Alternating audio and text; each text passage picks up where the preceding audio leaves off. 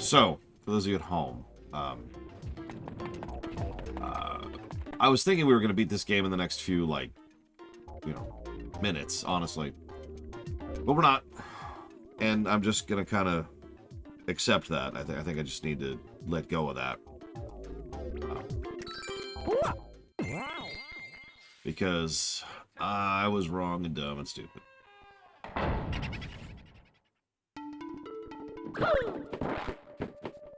Well, it might be a whole lot longer than 4 hours.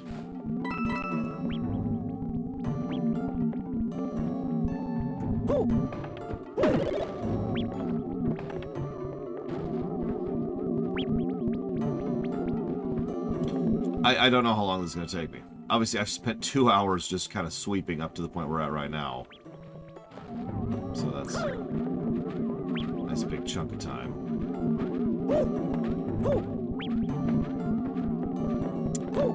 I'll explain why later.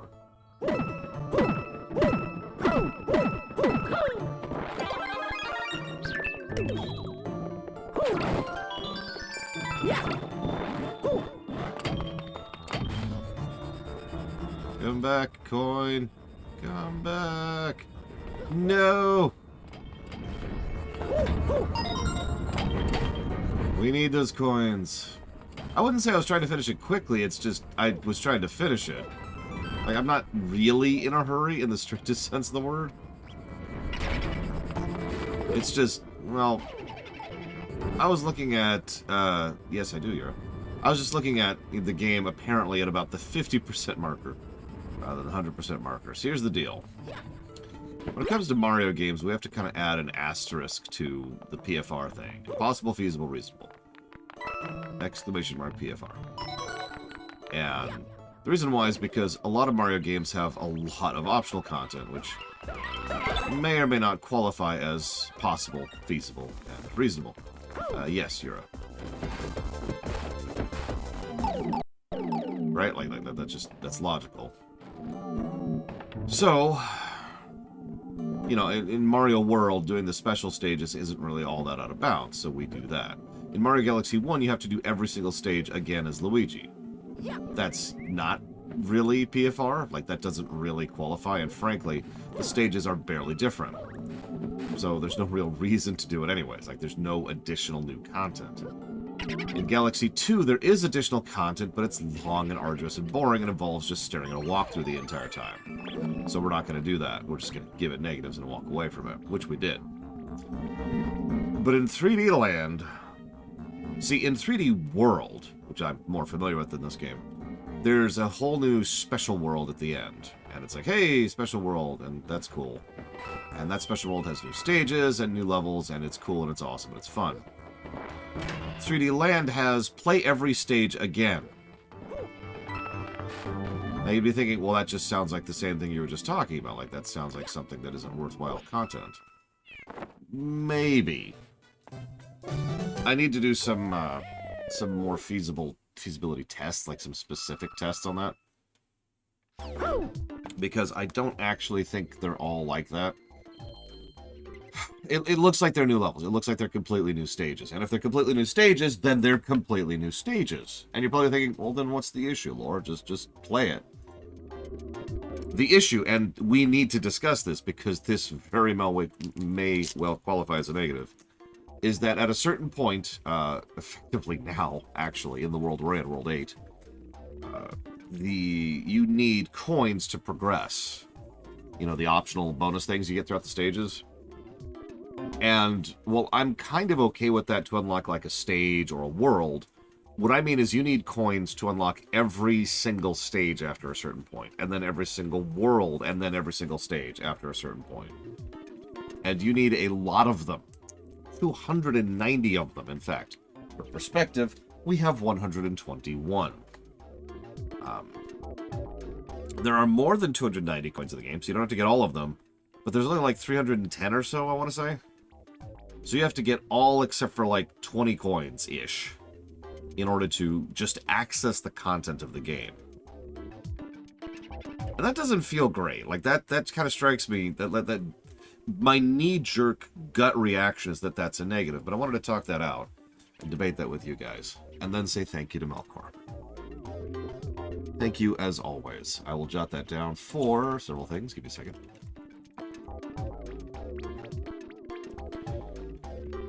Now, obviously, showing off those stages, cool. Obviously, this is a review and PFR and blah, blah, blah. This is what I was doing all morning. You probably can't tell. I can just demonstrate really quick here. You notice we have all the coins of World 1. And all the coins of World 2. And all the coins of World 3.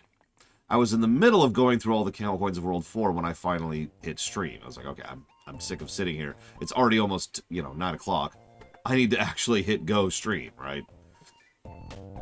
Sitting there with a walkthrough and still missing them occasion, having to go back to the stage again because I missed one. I couldn't find it.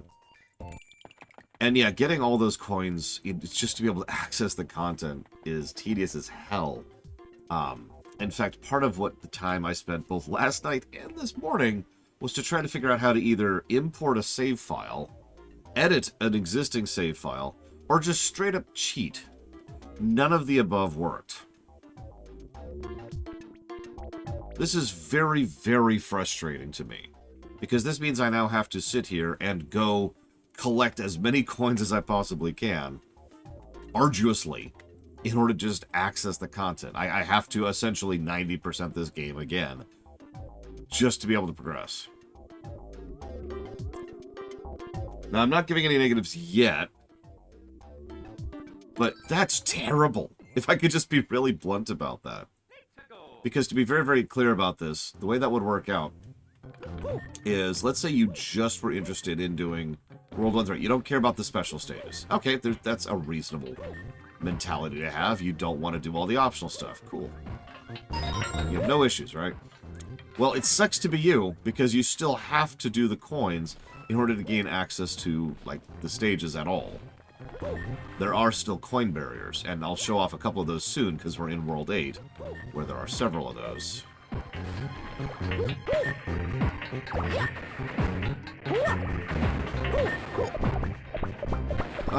But yeah, thoughts from anyone other than Yura? I'm sorry. For real, though. Anybody have any thoughts on the matter?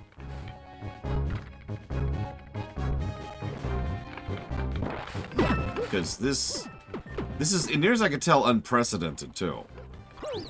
Like, Galaxy 2 certainly required some bullcrap to unlock its optional stuff. And it did.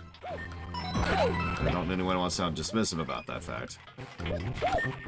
But even Galaxy 2 was not as bullcrappy as this is.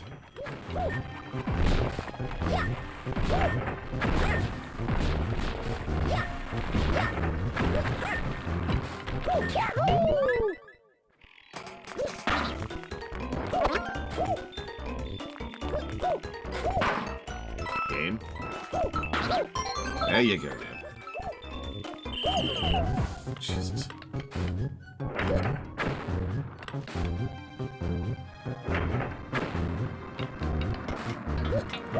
That's true. To quite a...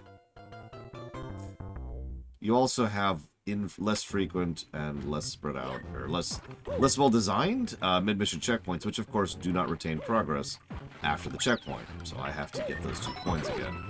And that, yeah. Hi, Warcraft Code.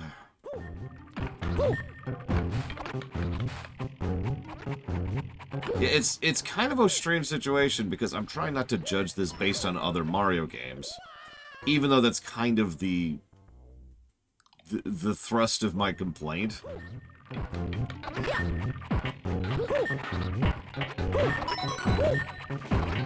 Oh,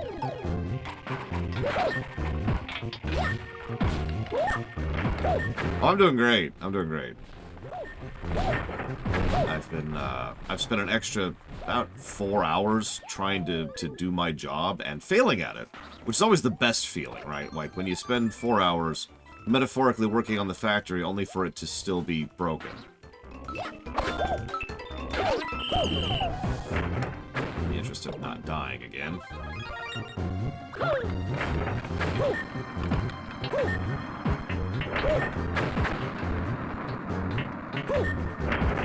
See, that's part of the problem, too, is getting the coins, if you don't get them the first time through, really is just tedious. Like, there's no ifs, ands, or buts about that. Like, let me try to explain my mentality and fail at it, because I'm terrible at explaining things. The fact that you get a bonus for getting the top of the flagpole in order to truly 100% the game, that doesn't really bother me. That's for flex points, right? That's just proving that you could do everything and do everything well. Or not dying too many times in a given level. You know, that's whatever. None of that particularly bothers me. But, like, we would need to gather 90 coins just to be able to progress through the game at all at this point. We would not be able to beat the game unless we had 90 coins. Now, we've been bothering to get them. You know, obviously, in fact, I spent several hours trying to get them. But the point is, that I can't math. That's, why can't I do this in my head? Come on, brain. Oh, right, I forgot to take my anti-allergy med. No wonder I'm so foggy-headed today. What's 90 divided by 3?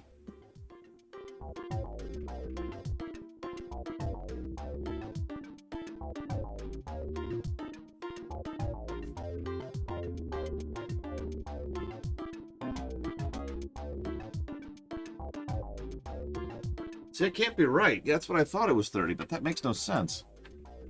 Because, like,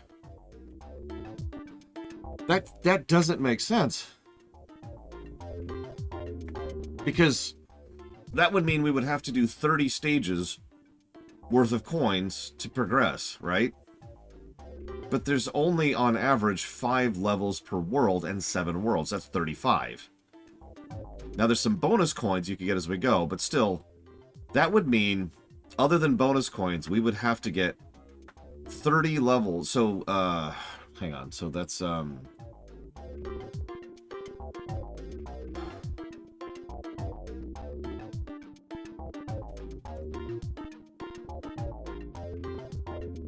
can't do math in my head. What is 7 times 5?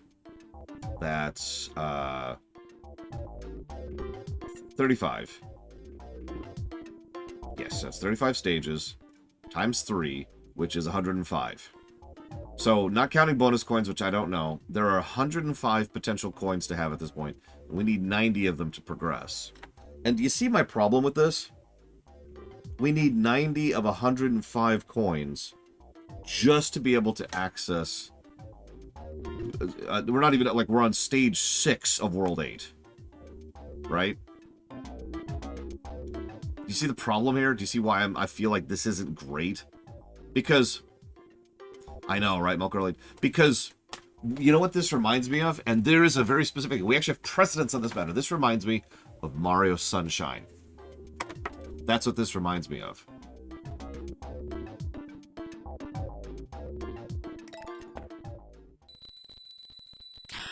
In fact, what's really funny is Mario 64, obviously only requires 70, but it lets you get all kinds. Like there's tons and tons and tons of stars you can get, and 70 is a fairly small portion of that. In Mario Galaxy 1, you only need 60, which is an even smaller portion of the available stars to you. But here you need 90. Do you see my problem with this? And of course, stars are mandatory progression. Coins are optional bonus content. And yet you need coins to progress. So this is actually worse than Sunshine. So I'm just kind of slowly talking myself into several negatives here, because I do feel like this is a multiple negative situation. And I'm just getting thrown by the stutters here, don't mind me. Yeah, no, there's a couple of loading screens here. Don't mind us. So accommodate that. How many coins are there total? 105 Super Banjo. At this point. 90 of 105. That's why I specifically called out the 70 of 120 and the 60 of 120. Like even some very, very basic math that I super can't do in my head right now would prove the variance of the ratios there. Yeah, exactly, Juju's. You have to get an average of 2 and like some change per level. in order to just be able to progress. And that's before we get to the special stages, by the way, which I keep pointing out, because that's its own problem, which is debatable, at least. I'll give you that. See, we've already missed a coin. We've already missed a coin.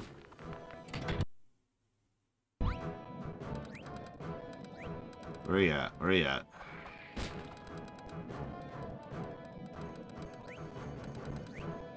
I don't see him.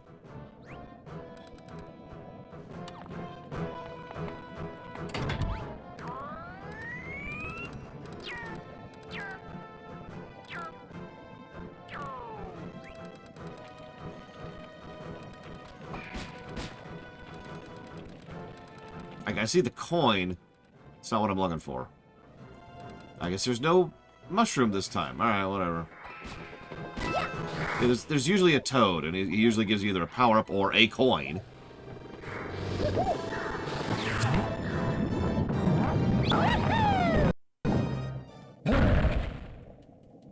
Did I mention that there's no mid-mission checkpoints on the boss levels?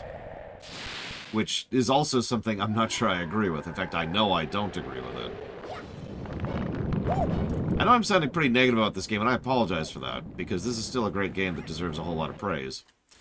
But, wow! This is aggravating, and not just for me. Oh, it actually has a mid-mission checkpoint. I'm apparently wrong. Oh no, I'm thinking of the airship levels, my bad. Alright, so...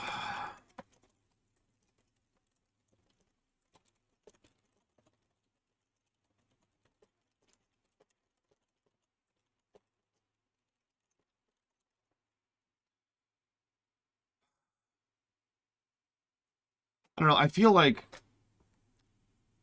Help me think this out, because something about...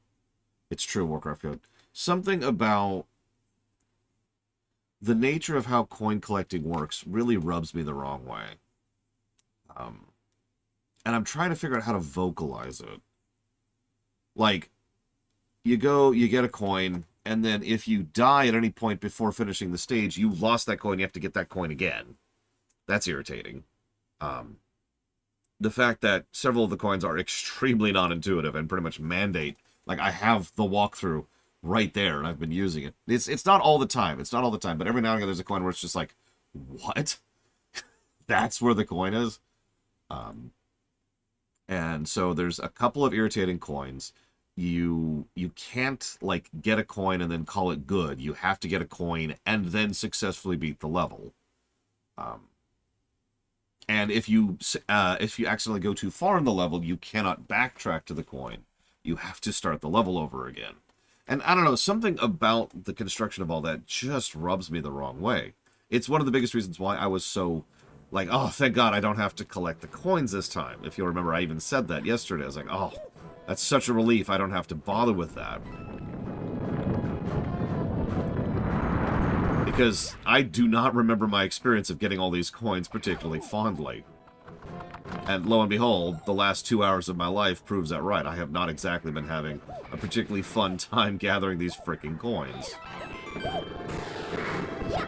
And even to contrast something like, say, the blue coins in Mario Sunshine, which the moment you pick up a blue coin, regardless of all other factors, that blue coin is now grabbed. In fact, you can usually save the moment you pick it up, because of the fact that you have... Nope.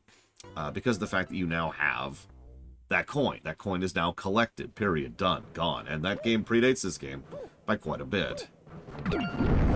Hell, and yeah, while we're on the subject, Banjo-Tooie, I think, was the one which allowed you to retain collectibles the moment you picked them up, regardless of other variables. Jesus Christ. I cannot dodge that boomerang, apparently. That boomerang is just not happening. You get to die now for that. Just enjoy that death. Where is... Whatever. You get to die too. Everyone gets a die! It's actually just dice. We're just playing D&D.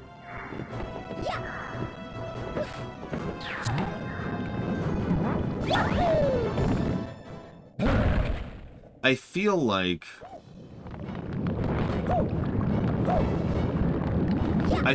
I'm going to give a negative just for the act of collecting the coins.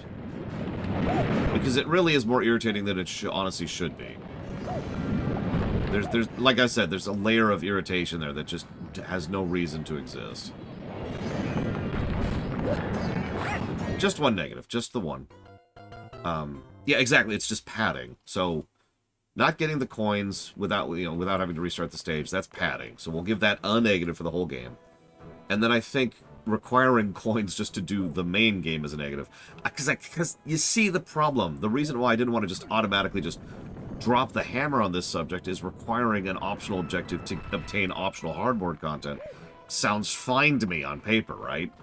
It's one of the reasons I want to kind of talk this out and figure out what the heck was bugging me so much about all this. Yeah, coins being tricky doesn't really bother me. And there, like I said earlier, there's really only a handful of coins that are walkthrough-y. There are a handful. I should probably mention one other small irritation of coins for me. I don't know if this warrants a negative, but it is something worth noting. Several coins require a power-up. And I do mean require. There's one in the desert stage, there's one in the underwater, the first underwater stage we did, for example.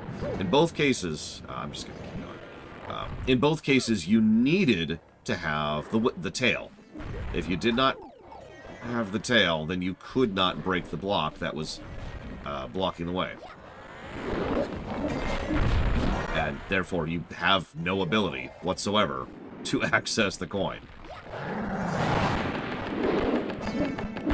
So, get to that part of the stage with a tail or a tail in tow, and then be ready to go for it.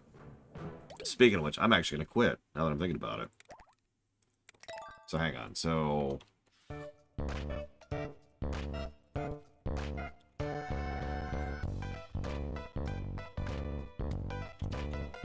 No, there's a reason for it, Warcraft Go. That's not rage quitting. That's not what rage quitting looks like.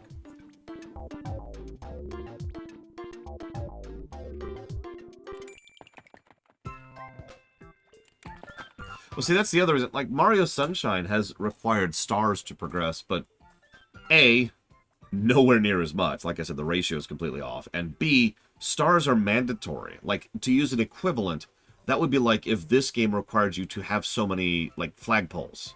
Or not the top of the flagpole, just have finished so many stages in order to progress, which, I mean, obviously would be nonsense, but you get my point, right? You kind of get stars. That's the primary vehicle of Mario 64. I have rage quit. I have put down several games. Mega Man 9, Mario Odyssey, and probably some others. Oh, Romance of the Three Kingdoms 14. That game was terrible. That was just such a boring game. Mummy Demastered. Yep, I know. There's like 5 or 6 at this point.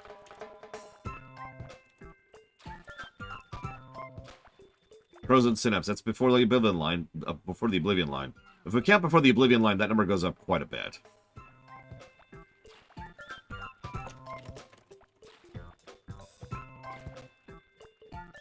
I don't know how much Bounty Hunter counts, because Bounty Hunter's a big asterisk there. But I did not physically play through the rest of Bounty Hunter, so... And I never will. Like, that's I even bothered to watch a walkthrough of the rest of that game just to be able to gauge it.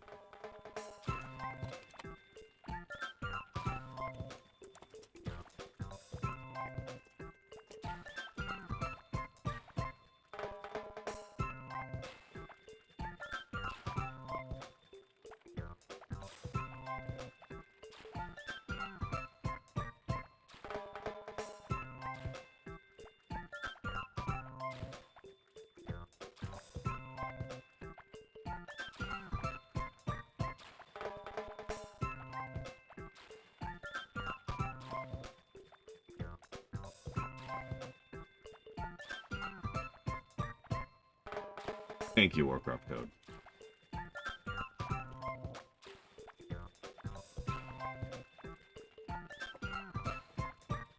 Okay, so yeah, let's refill our power-ups really quick. You know, I hate to continue to complain about this game, but I just realized... So I was complaining about how the coins don't stick until you collect them and then live and then beat the stage, right? How many of you have ever played a little-known game? It's not extremely well-known. It's called Super Mario World. It's a little indie title. Developed by a little indie company that makes cards for a living. And in Super Mario World, which, you know, could you do me a favor? Could you Google right now, when did Super Mario World come out? Just random question, really. I'm just bear with me for a second. 1991. Okay. And this game came out in 2011. Because it came out alongside Skyrim. For some reason, I did retain that fact. So that's actually a pretty even thing. That is 20-year gap, right? So for some reason, this game, which came out 20 years later, is lacking a feature that Mario World has.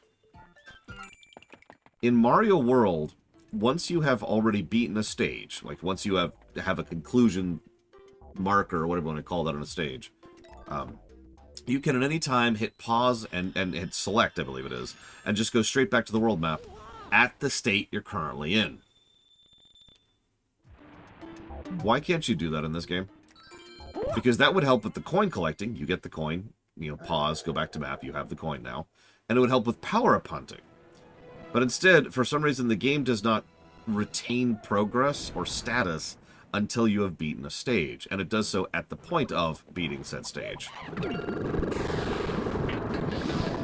Why?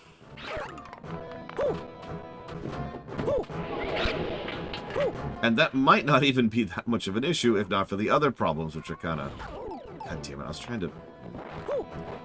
the other problems that are kind of walking into this situation. There's the coin. Okay, cool. So, found the coin.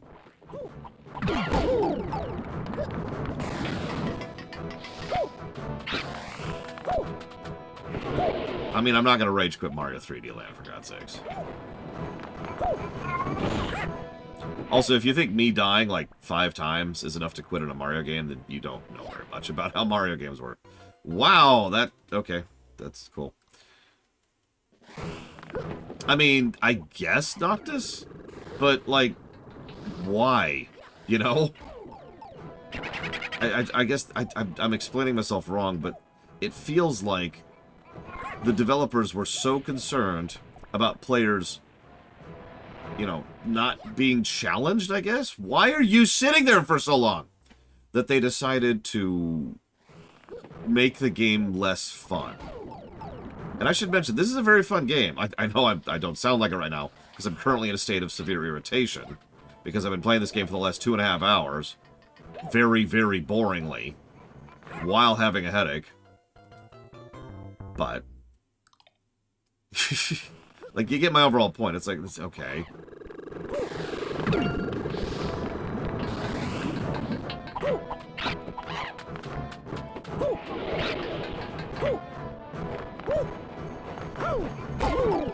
Bull crap! Alright, whatever. Come on. Thank you.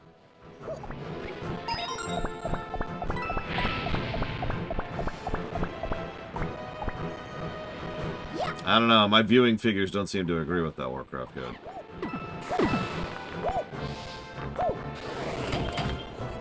What I find funniest, and I've already commented on this, is how many people complain about how easy this game is. I actually decided to go double check some of those reviews to see what they thought was so easy about it. You ready for this? Because this is funny. The thing they thought was so easy about this game was that you have a lot of lives. What?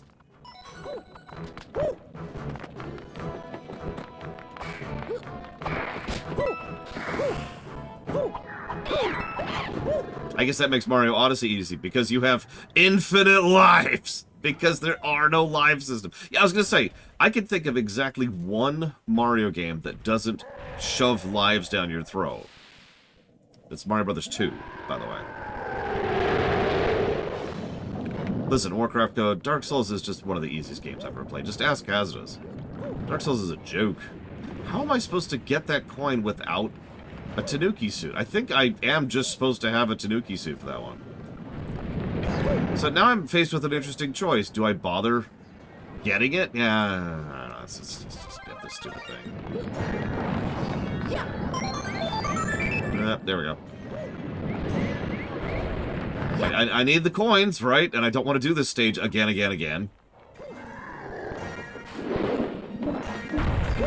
Remember the shockwave this time. So you're doing another shockwave in a second. So we're just going to do this, and we're going to try and prompt him to jump again. We're going to fail. Oh, there he goes. There we go. I barely made that timing, but that's okay. We're just going to jump over that. And win.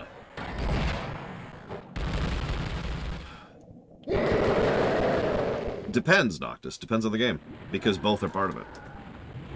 You know, I'm actually good at the game Warcraft Code. I just... irritable. Well, we did it. We beat the game. That's it. Game completed. We're definitely not under 50% of the way through the game.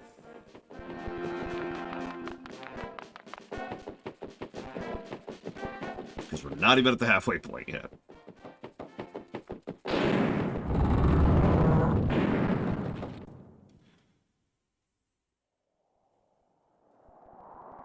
We did it. Oh my god, it's definitely Peach.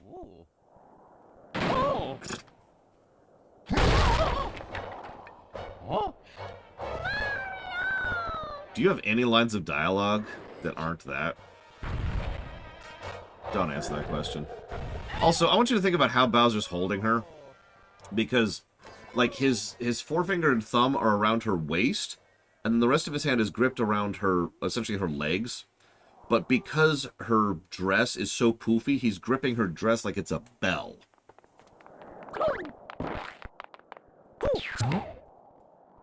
Now, just picture the physics of what I just described for a second.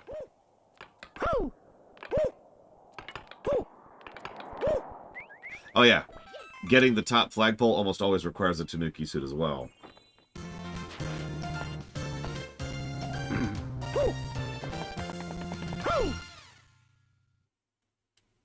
Oh, what do they call that? Yeah, there's a term for that. It's the little wireframe thing they would put in dresses to make them look like a bonnet, or like to make them poof out or whatever. Good morning, Eternus. So yeah, no, we're not even at the halfway point. We've still got 8-6 and then 8-7 and then I think 8-8. I forget how many. There's several more stages before we get to the end, and every single one of these is well, it's a thing. It's a thing.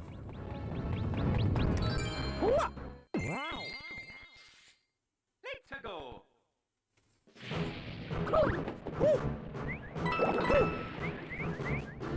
Remember, we need those coins.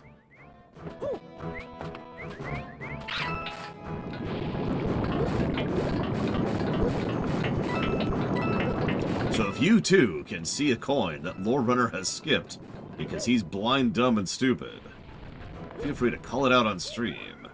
Spend $5. Don't do that. Come on. There you go.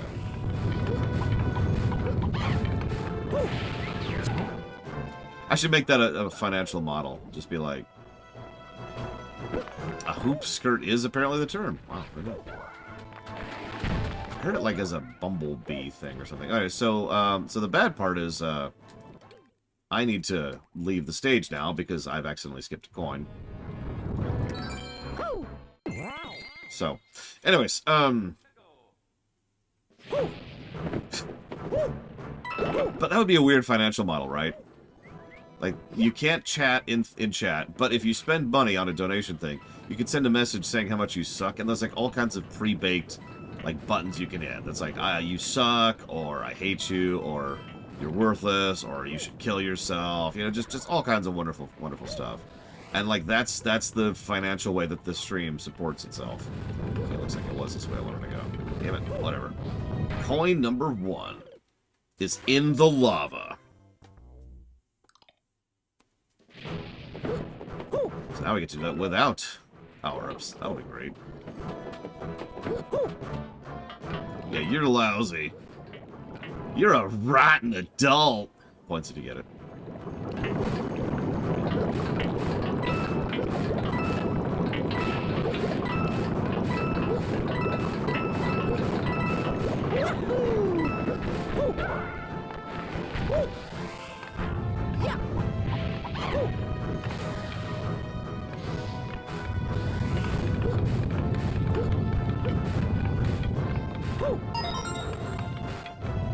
Thank you, Noctis.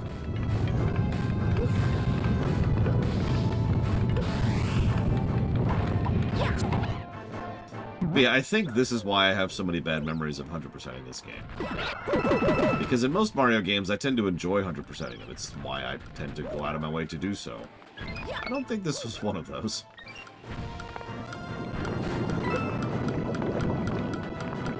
No, this way.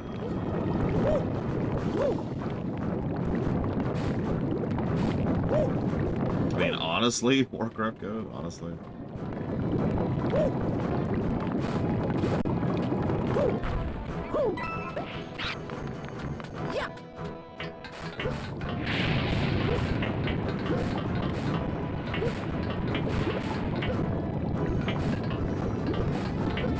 Yeah, it has actually been requested of me that I stop talking about how terrible vanilla was. Because people keep saying how it's the best thing in the universe. Which, sure, it's... At that point, there's no meaningful discourse to be had, so I'm just gonna... Alright, you win. Just not gonna talk about it. Wait, where was the coin? Sorry, where? What? Where was the coin? Where was the coin? Where was a coin?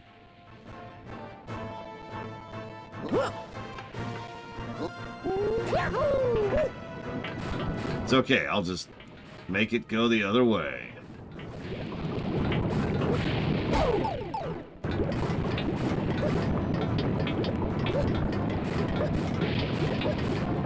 Oh, I see it now.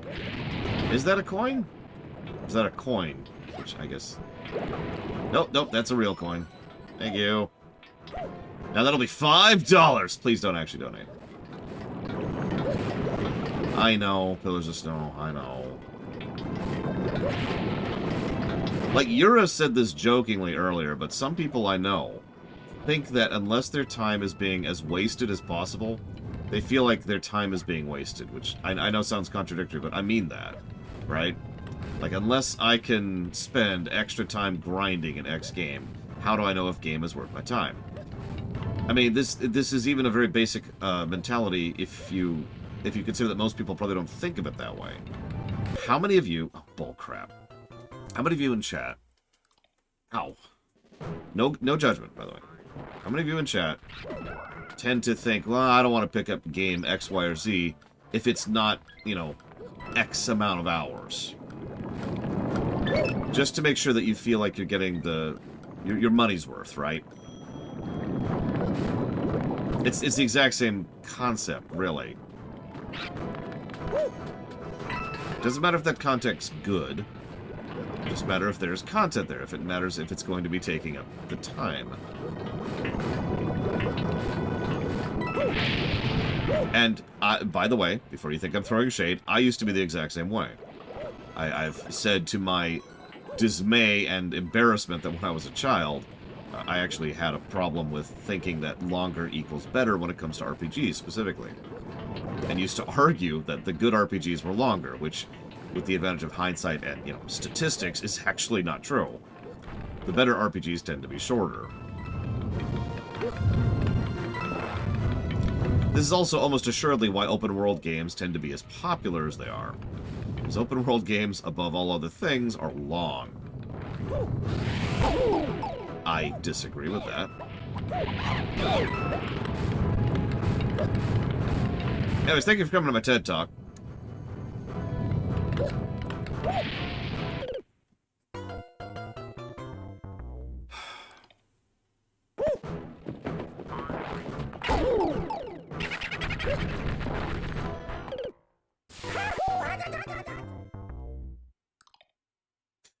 think of several open world games I enjoy. But in terms of, like, actual raw stats, I'm pretty sure those are the minority. Let's see, we've got Spider-Man for the PS4. We've got Oblivion, and only Oblivion. We've got, if you count them, Yakuza 0. And GTA 5.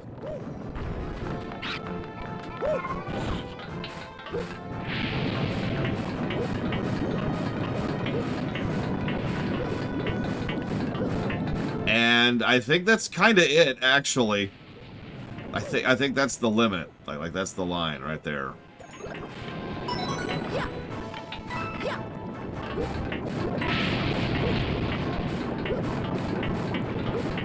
They were already thinking about Mario 3D World, obviously, Krenzler.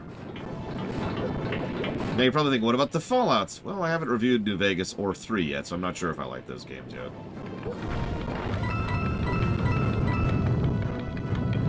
To find out, tune in for the BRPG block sometime a while from now. I got other stuff to do right now. That's going to be a nice, long block, and I'm in no hurry to get there.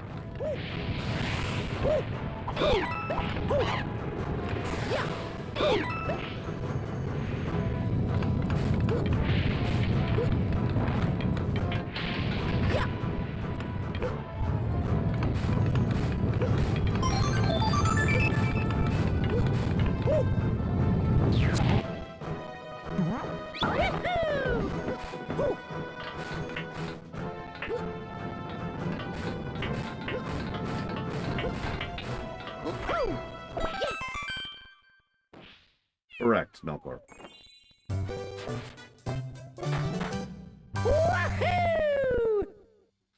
I guess I just don't understand, Blagefell. I apologize.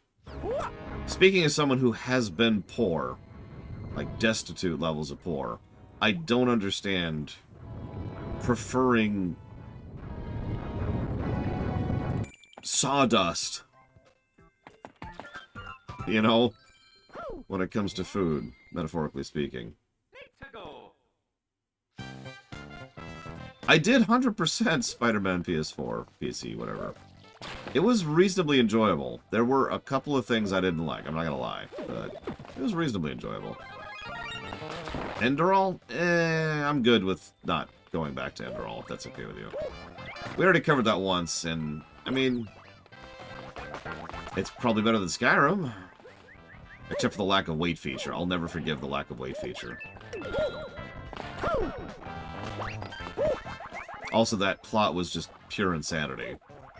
I won't spoil, but let's just say I stick with my ending choice. Screw it all. Yeah, like, imagine... that's actually a really good way to put that. If you had the choice, and I'm not trying to call you out here, Blagefell. I'm just trying to explain my side of things, right? If you had the choice between a pound of sawdust, or, you know, to eat, or one bite of a nice meal, which would you prefer? And, again, even from the perspective of being poor, right? Which, yeah, I get very, very well. How many coins am I missing? Just one. Speaking of which, yep, taking a drink.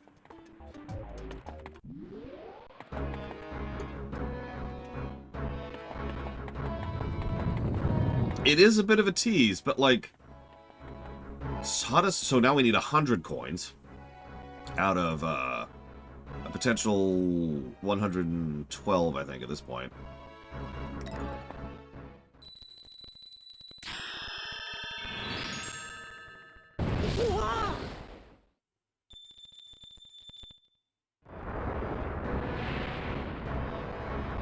I mean, I have no idea, Eternus.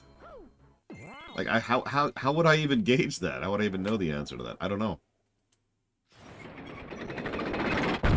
There's only one spoiler I even know about Starfield. I kind of wish I didn't know it, to be honest with you, but whatever.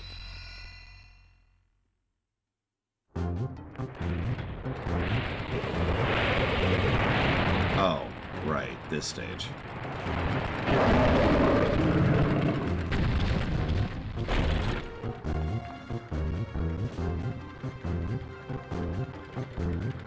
I suppose that's fair, Blade Javal. I admittedly don't understand the concept of being bored. Not in the manner that you describe, at least. Hang on, I actually need to pay attention, because this frickin' stage...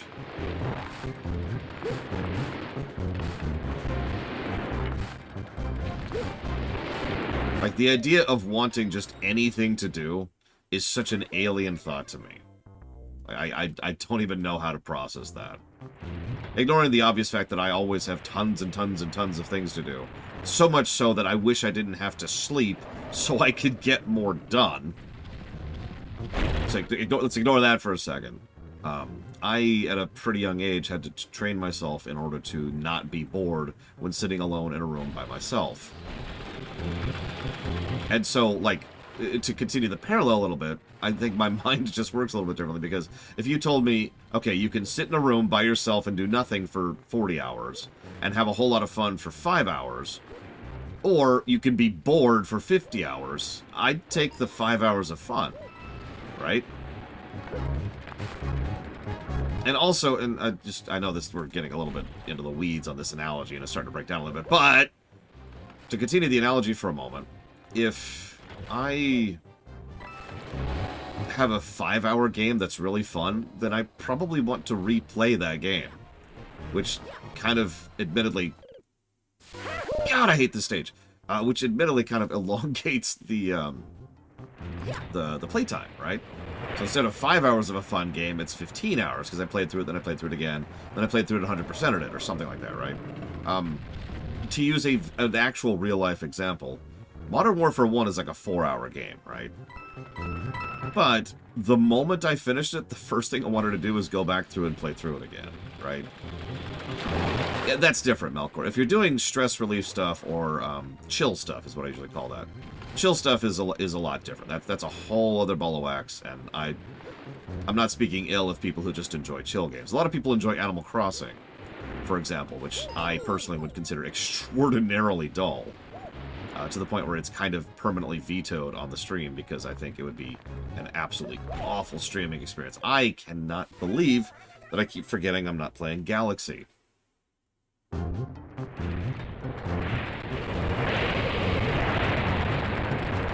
But yeah, no, again, I'm not trying to, like, attack you or anything, Blade Javal, or you, Umbral Magnus, or you know who you are. It's just, to me, I would much, much rather replay Mega Man 2 several times than be forced to play Quest 64, right? That's just my take on that. And that is a very specific mentality. And it does absolutely affect my review process, too. Oh, I used to replay games like that all the time back in the day. Usually the Mega Mans. But, you know, there are tons of circumstances, tons of games I can think of, usually shorter games, where I'm like, oh man, I want to replay that. I will admit, part of the mentality there, to just try to explain a little bit, is that I tend to enjoy it when a game is short enough to be kind of bite-sized, which is funny, because that's kind of the game I'm talking about right now. There we go. Still no mid-mission checkpoint, by the way. You know what? Yeah, I'd rather have Mega Man 2 on an abandoned island than Daggerfall. That is actually a really great way to phrase that.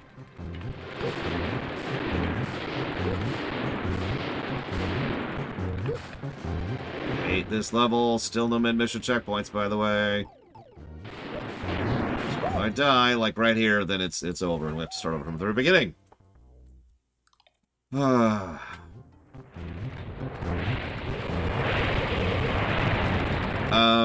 Okay, so let's try to think about a long, boring game that isn't total garbage. Because, yeah, Quest 64 came to mind because it is a pretty long game and it is total crap. So... Assassin's Creed Unity. A game that I will never stop making fun of because it scored a golden number of a 0. So, I would rather have Mega Man 2 than Assassin's Creed Unity. It's not like Unity is like the worst game ever. A 0 is still not a negative game. It's just the definition of mid. No power-ups either. Suikoden 1 also scored a 0, although that is a much shorter game. Much shorter. That was some interesting momentum. What about Oblivion, Pika? Like, I actually like Oblivion, so that's whatever. I am curious about how Morrowind will score, though.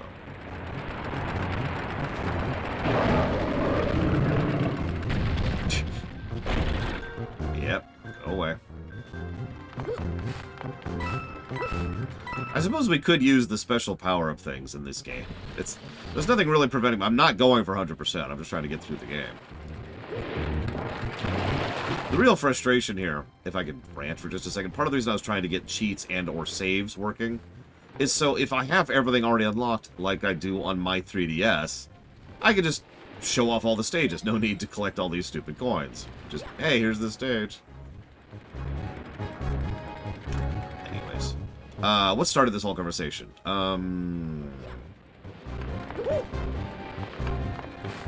Wait for the momentum. There we go. Yep, streaming 3DS continues to be the worst system to stream by a huge margin. Like, I used to think the N64 was the worst to stream. I have been proven wrong, as I often am. Now, in interest of fairness, Blade Chaval, if we cut out all the crap...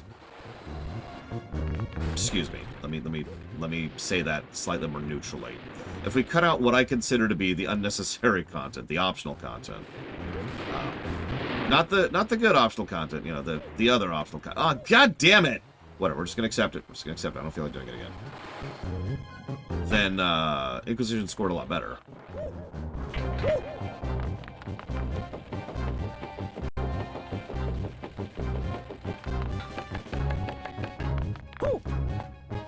Still no checkpoints, by the way.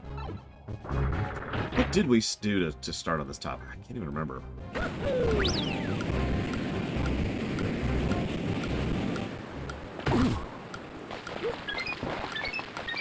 I mean, I'll take Ori 2 over Hollow Knight 10 times out of 10.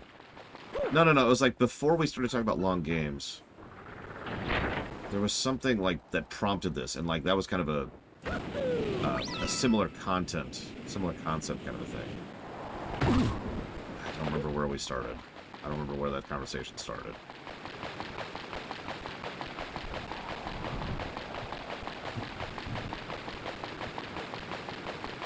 By the way, still no mid-mission checkpoints.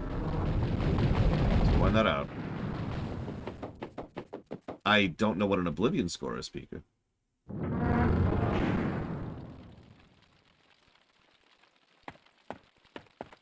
Thinking about it, Eternus.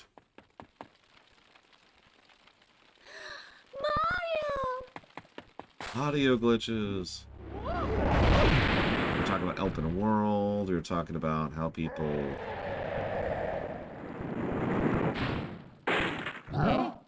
love vanilla. We were talking about how people love WoW vanilla.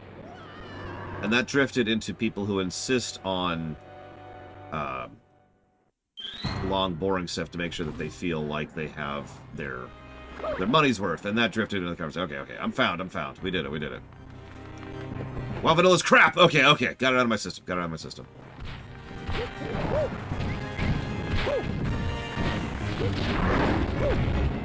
I would rather replay Quest 64 than play WoW vanilla. That is not a joke. I love the fact that people love it. That is awesome. No, thank you.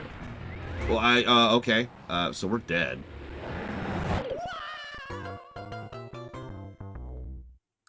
That was it. Right, yeah. It was WoW vanilla specifically into FF14. God, I don't even understand that one, Blade Traval. No offense, really. Like, in the back of my mind, what I'm thinking is, it's okay. FF11's a lot better than it was when you played it. But then, every time I look into it, that doesn't... Like, obviously that's true, but very few of the complaints I have about FF11 have actually been removed from the board, except for the fact that they kind of got rid of the party wall. The group wall, excuse me. Please, there you go.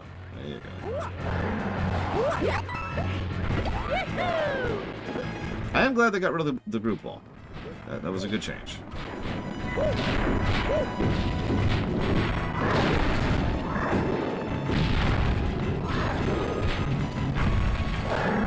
speak positively about the game I'm playing right now. I actually really like these platforming bosses over, like, your traditional boss fights.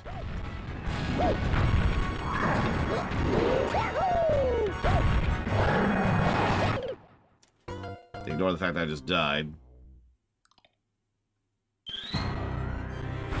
Oh yeah, mid-mission checkpoint during the boss fight. Thank God for that.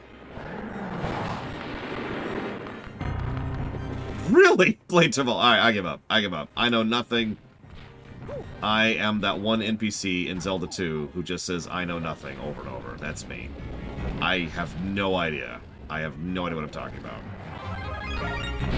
Yeah, we're playing on Citra. Citra?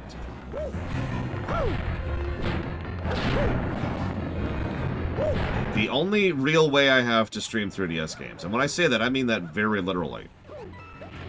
Yes, I am on the nightly build. I really mean that literally. I do not have the ability to stream the 3DS unless I'm streaming it on Citra. That's not hyperbole. The router method does not work with my current setup and cannot work with my current setup.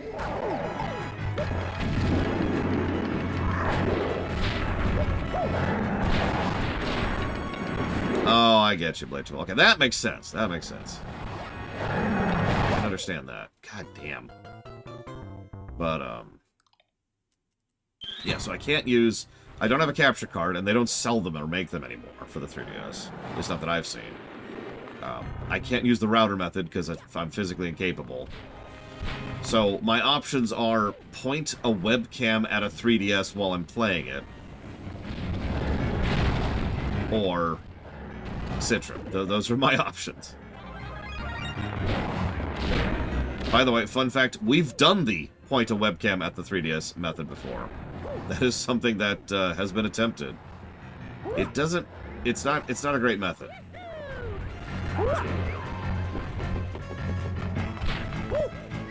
Yeah, that does make sense, Blade Jamal. Unfortunately. I will admit, in the interest of fairness, it's harder than it sounds to make a game that supports co-op without mandating it, you know?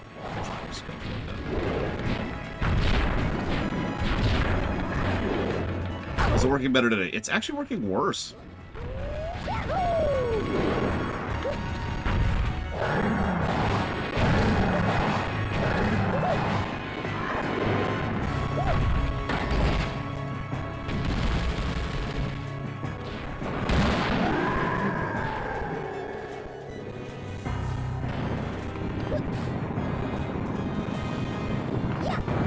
So I apologize, because we have at least one more 3DS game on this block alone. And at least, like, 5 more 3DS games on the list in general. Like, we've got, Zelda game I can't think of the name of right now. By the way, imagine doing this entire boss fight over again because you missed a coin. Just saying. Anyways, so we got that Zelda game I can never think of the name of. Link Between Worlds. We've got New Super Mario Bros. 2, hopefully in the future, someday. We've got Mario Kart 7. And...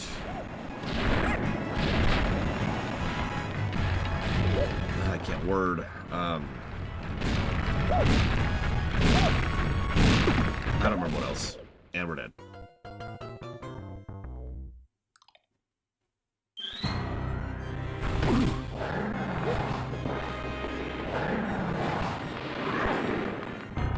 Congrats, Act. And yeah, Siege Tanks continue to be awesome. Yeah, no, this game is easy.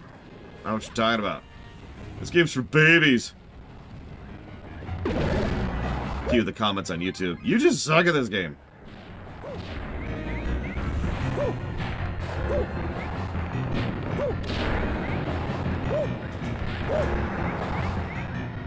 Yep, nope, we're dead. Because, see, we can't... Well, maybe we can recover. Holy crap. Okay. Because we had the leaf, we could recover from that. Do you want to actually get on the thing this time? There you go. Or just... Sure, that's exactly what I wanted to happen. Thank you, game. Thank you. Appreciate that.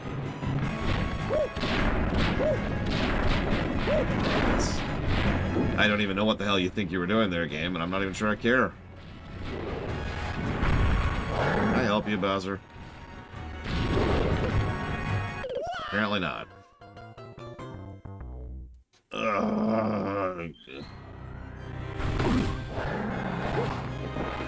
have a headache. Good morning, Bregman.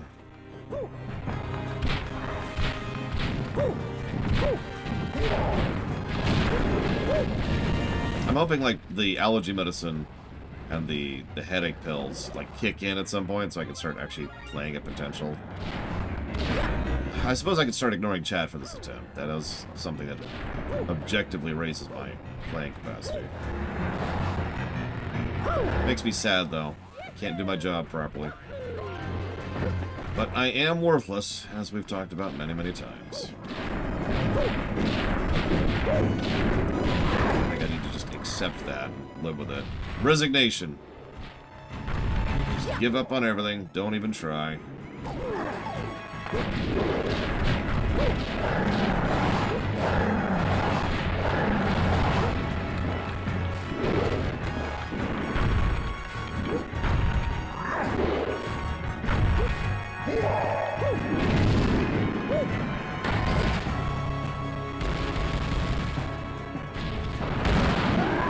No save states either, because save states don't really work on Citra. That's not even an option, even if I wanted to cheat.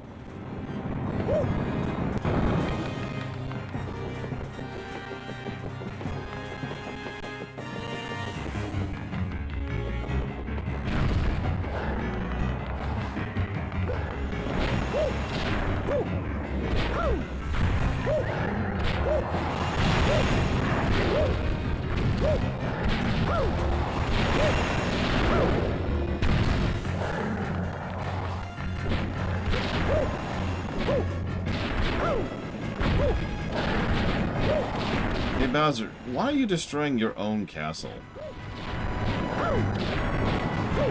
Are you just trying to generate jobs? Is that what this is? Is this part of your new, like, campaign? Bowser means jobs.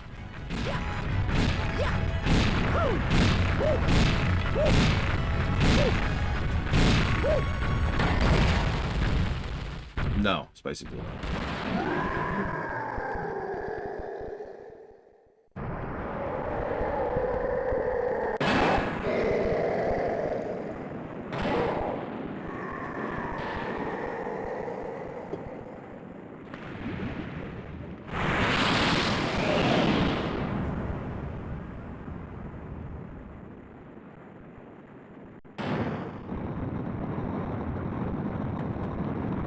So, funny thing about save states. If you do a save state, the whole game kind of stutters and may crash. If you do a load state, you get an error message saying, hey, load states are not intended to be leaned on and they can cause crashes, and occasionally they crash things. I actually have had a crash of load stating, like, yesterday when I was doing tech tests.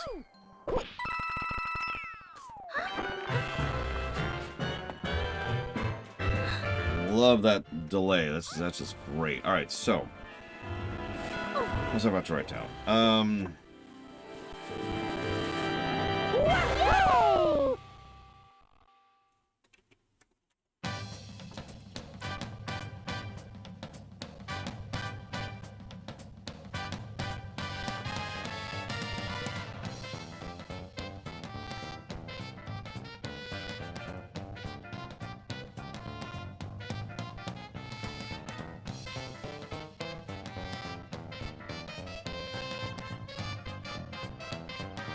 Oh, and we have now officially hit the 50% marker of the game.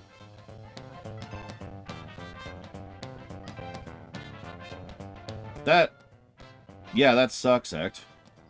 I mean, I shouldn't say it sucks. I'm happy for people, but, like, that's, unless they have a turn-in program, I'm probably not buying that. I've already bought a Steam Deck. I'm not made of money.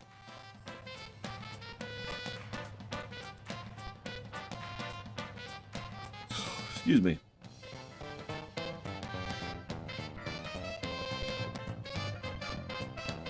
We also missed a coin on that stage.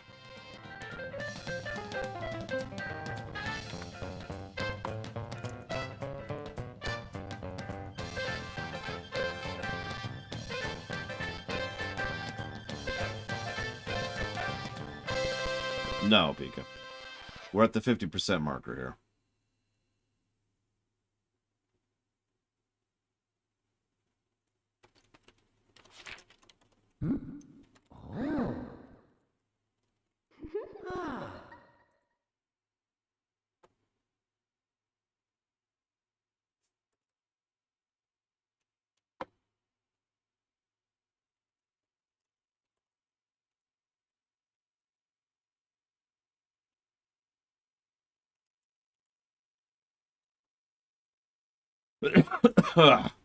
Yeah, no, they just banged. Which is funny, because that means Mario's cheating on Pauline.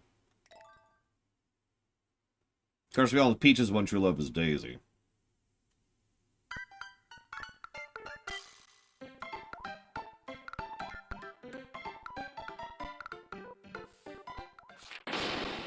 Help me. Nah.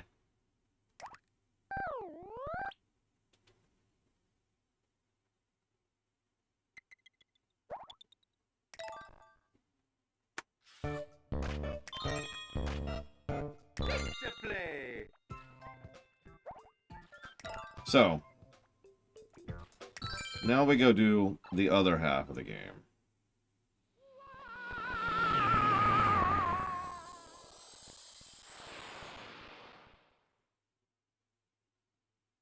Not really, Mr. Red, no. She hasn't been developed at all.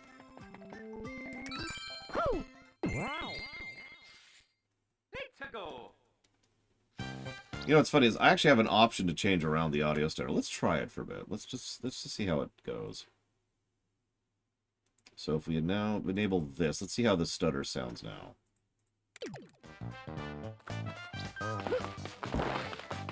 So the thing here,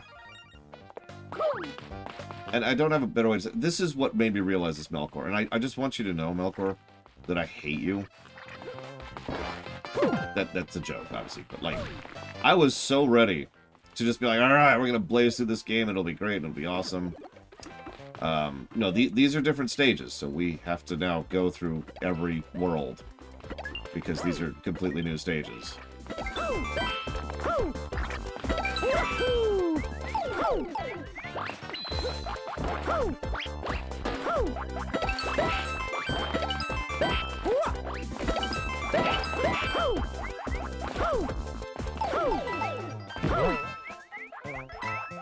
And, of course, the coin issue, but that's not your fault.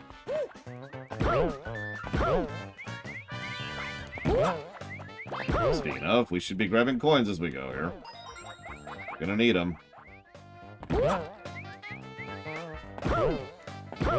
We're officially at the point where you want a Tanuki suit for every level. Like, just all of them. So we're gonna try to make that a thing, too. Yeah, whatever.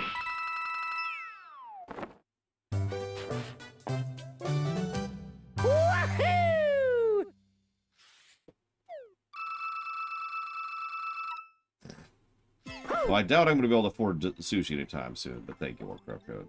Have a good one.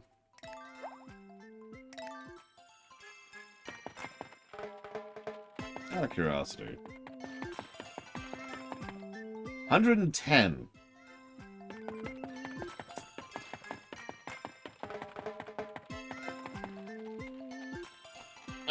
Let me look at the document here really quick. Sushi fund. No. We might not, Melkor Blade. We'll see. The coin problem, it's going to be a real one, I think. What I probably need to do is I need to figure out... Like, what I'm going to do is I'm just going to kind of play through the game until we run into the wall on coins, which will happen at some point. And I'm going to try to get coins as we go. You know, I'm never going to deliberately skip a coin. Yeah, it's okay, Act. I prefer sushi, though. So, when we run into that wall, then we'll go back and we'll start grinding.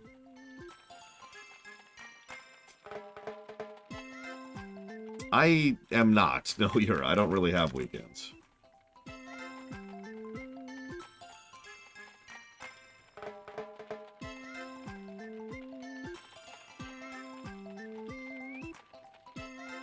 Sushi review stream. As you can see, the palette has clearly been improved by the addition of the Zemvlas Vibetito, Bojdiam. Blah, blah, blah, blah, blah. Anyways, alright, so, despite my complaints, I know I sound like I'm in a bad mood, but I should probably mention that the score of the game is pretty positive. So we've got 3 pluses to story, 1 negative to story, 37 pluses to gameplay, and 7 negatives to gameplay. And that's where we're actually at right now. That's a good question, Fife. I hadn't thought about that. Let's try cheat engineering this. See if we can do that. I kind of doubt it, but you never know. Now, thankfully, Krenzler would never, ever give me Raspberry. I mean, a donation.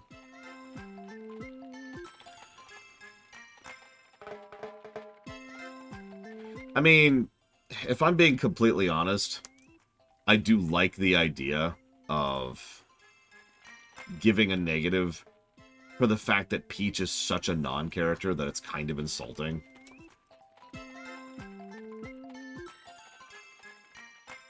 Like, and in fact, let's discuss that for a minute. What do you guys think? Because she really is an utter non-character. Actually, no. In fact, she's not a non-character. She's worse than that. A non-character is like Mario 1, right? She has 1 line of dialogue in the entire game, which is when you rescue her. In this game, her character is Mario! And that's it. And she shows up every world. And she's just, help! Yeah, you know what? I think I could buy that. I think, because we actually do have precedence for that. It's called Mario Sunshine. Yeah, the Peach game for Switch is coming out next year. I'm pretty sure. Someone double check me on that. So, yeah. I'm going to borrow Pillars of Snow's comment there.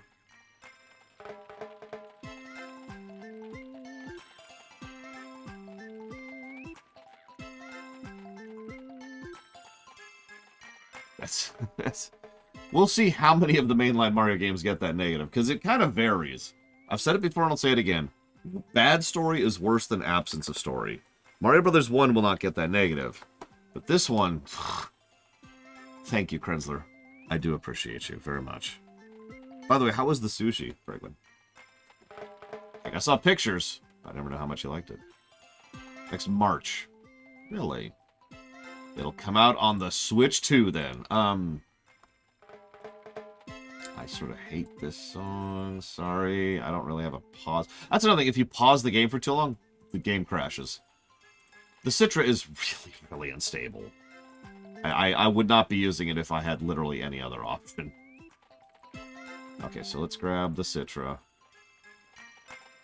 Like, no offense to the people who made this work. I think there's just something about the 3DS which just makes it a nightmare to emulate, because it has always and ever been just a terrible, terrible system for emulation.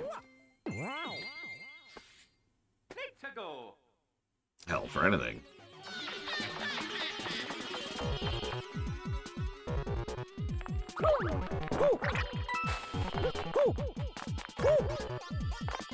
Same exact song from Galaxy 2, I just realized.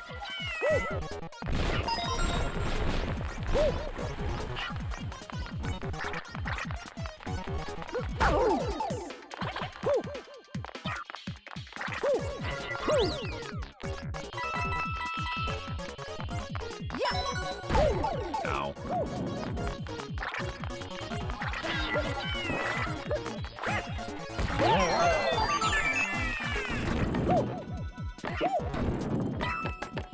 Thought that would hit me. Game, camera, camera, camera? Camera? Okay.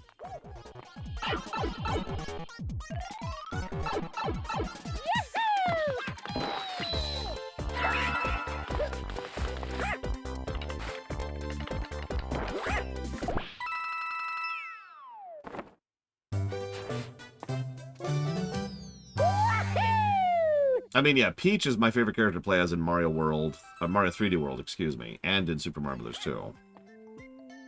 Okay, so now we have 136.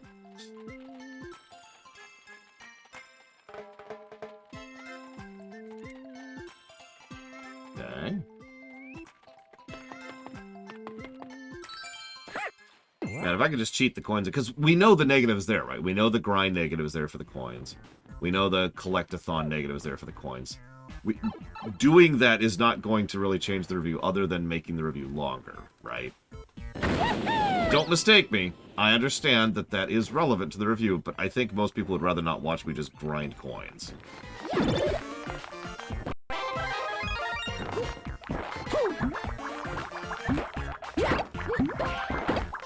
don't know, maybe I'm wrong.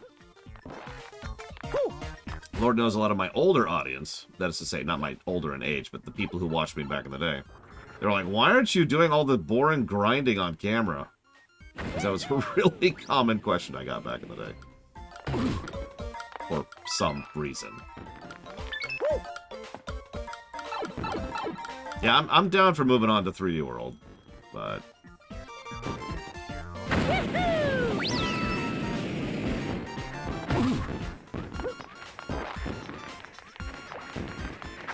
Like, if it was just one or two people, it wouldn't surprise me that much, because there's all kinds of folks, right? But the sheer number of comments I got like that back in the day always just weirded me out.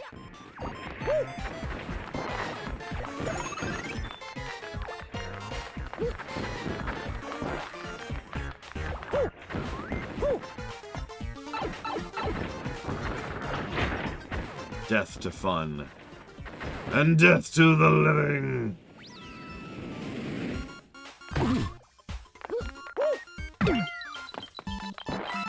You know, that would make sense, Pillars of Snow.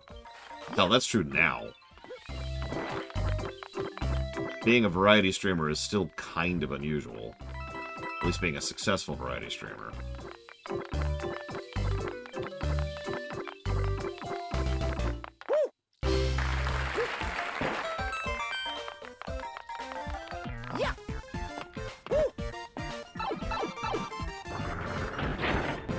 Oh, that could be Zelda. I don't know. I know nothing, as we established earlier.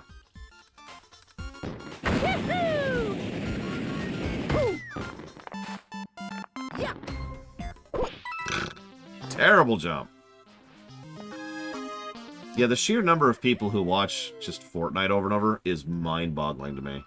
Like, I like Formula 1, but the idea of watching a Formula 1 race every day is kind of insane to me. Okay, so I think I found the address. Let's find out. This is how many coins are in the game? Can someone Google that real quick? Like, how many total are in the game? I'll just keep playing while someone looks at it, please. I mean, hell, I like FF6, but if you made me play that game every day, we'd probably have issues.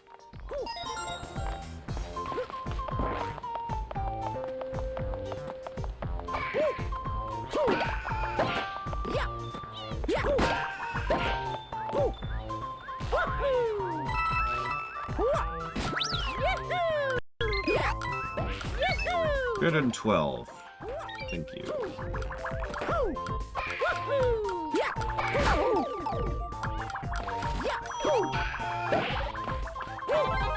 I'll take my power up back. Thank you very much. And getting coins just in case the cheats don't work. You never know.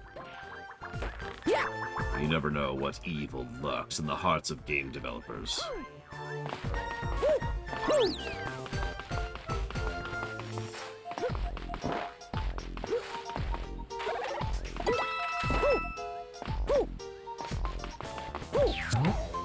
I have used wine in cooking all the time. Yeah. Almost always a red wine, specifically.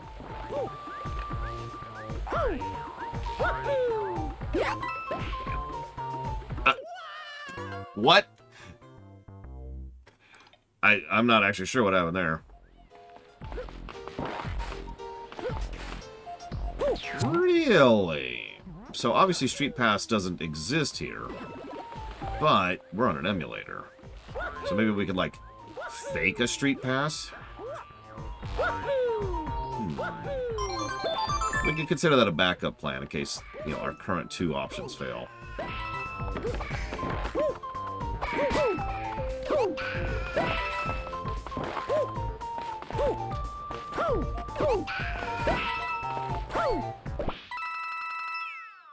Yes, Umbral Magnus. That's the whole point. Only the flavor goes through. The alcohol burns out during the cooking. At least if you do it right. You can soak to try and do that, but generally speaking, you're going to get rid of the alcohol in the cooking process.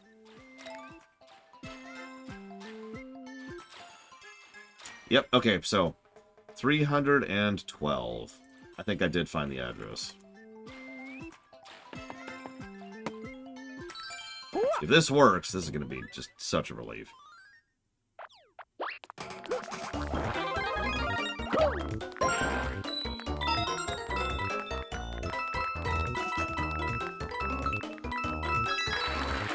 Good afternoon, Kieran Elior.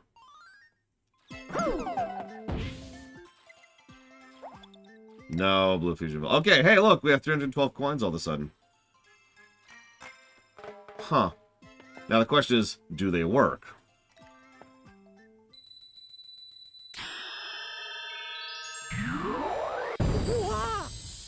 Let's find out.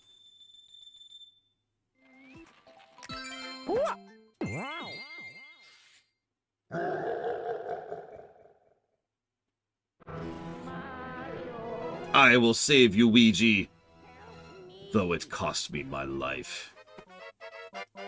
Oh, Jesus Christ. Okay, go!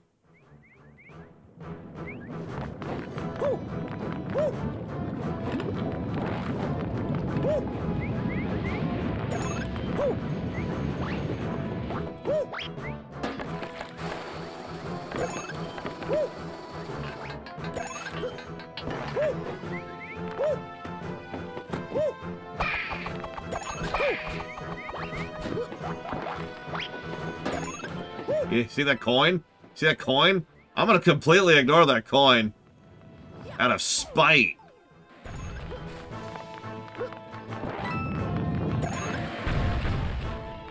Yeah, actually, in all honesty, I'm gonna kind of try to deliberately avoid coins, because I don't want to mess with it now that we have 312, and I don't want to find out what happens if we get 313. You know? In fact, maybe I should just give myself 290, because that's how much you need.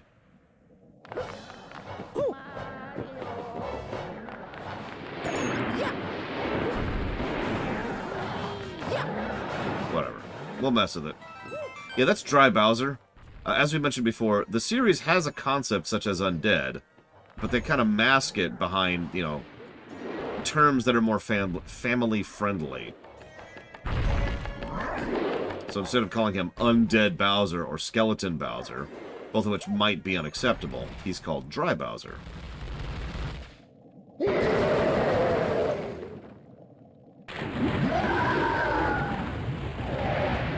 Dry Bowser was actually added in New Super Mario Bros. 1 on the DS, which we're not at yet, but we'll talk about when we get there.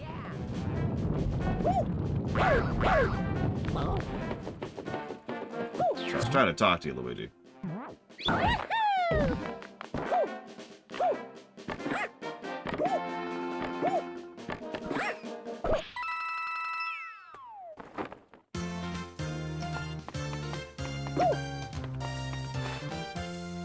I was trying to talk to him, Frisco Born.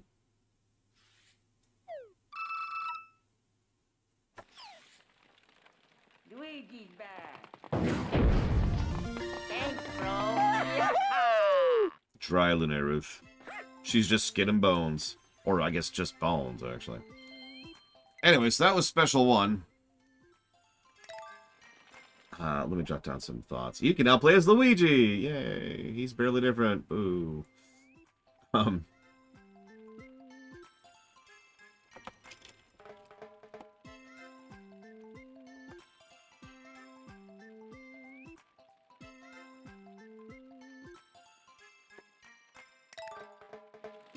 let me double check my thoughts here. So that's 4, that's 3, that's 2, and that's 1. Yep, nope, I'm right. But yes, we can now play as the superior brother. Luigi. Whoa-ho!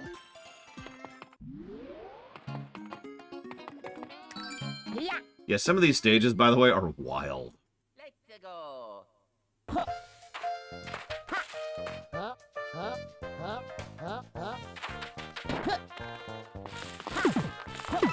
I mean, we're in the special stages, but, you know. Oh, a coin! Everyone look at the coin. Everyone appreciate the coin. I wanted to get my mushroom back.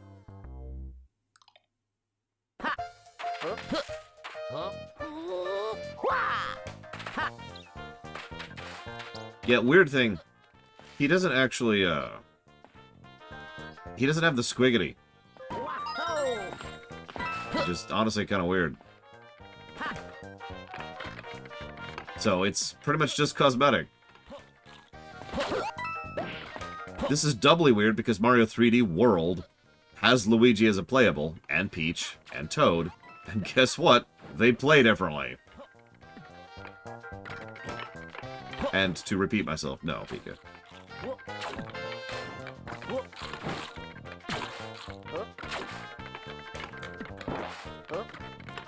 So hey, Melkor, I got a question for you. You've 100% of this game, right? And Yura, I think you have too. By memory, what was the single hardest coin, well, leveled to 100%, you know, so you have to get the coins, and you have to get the flagpole. Or maybe you didn't get the flagpole, but that's acceptable. I'm not here to judge. I don't play Dark Souls.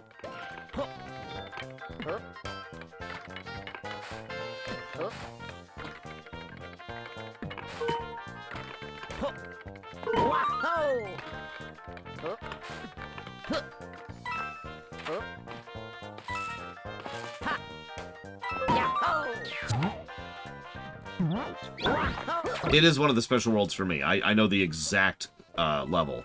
I'll point it out when we get there. But I don't remember which level it. Like I don't remember the number, but I will recognize it when I see it. And that's why I'm asking now, because I don't know how far in it's going to be. Knowing me, it's probably on special 8, but you know, whatever. Hey, we have 313. Yay! It didn't break the game. I think. I know. Let's go.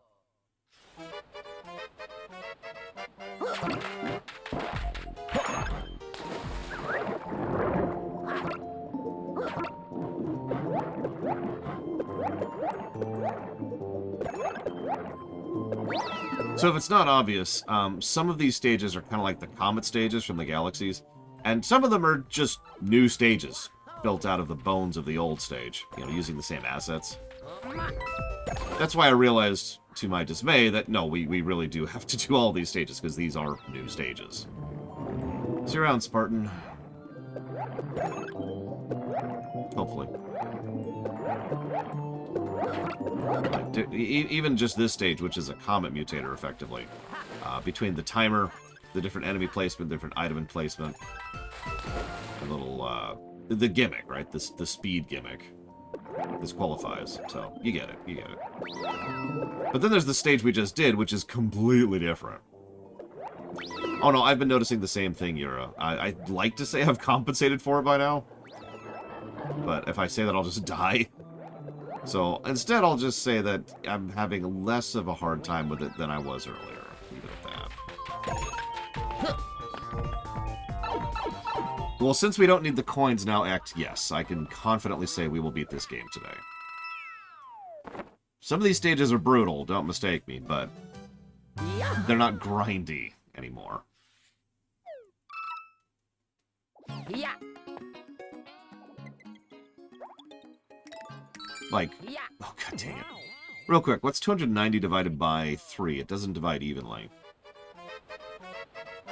But what's that divide into, rounded down?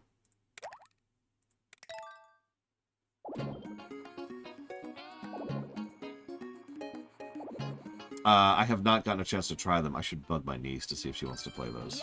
Because I do have that pack, yeah. Let's go. 96. So that means you need to get 3 coins in 96 stages. Thank you, Linnea. I'll actually take that as quite a compliment. Now I'm gonna die now that you've complimented me, Linnea, because that's how that works. But yeah, 96 stages, we'd have to get 3 coins in. Now let's figure out how many stages there are. Unfortunately, I don't have information on that. I kind of want that leaf. So I'm gonna die and reset here. Try to go get that leaf. Gotta seed the RNG. So, someone who has some time, do me a favor, pull up the Mario Wiki, and guess, or not guess, tell me how many stages there are up until, or I guess, not counting the last one. See, I told you, Linnea. See you around, Act. You got this. Congrats, by the way. I guess I didn't say it earlier, for managing that on the dig.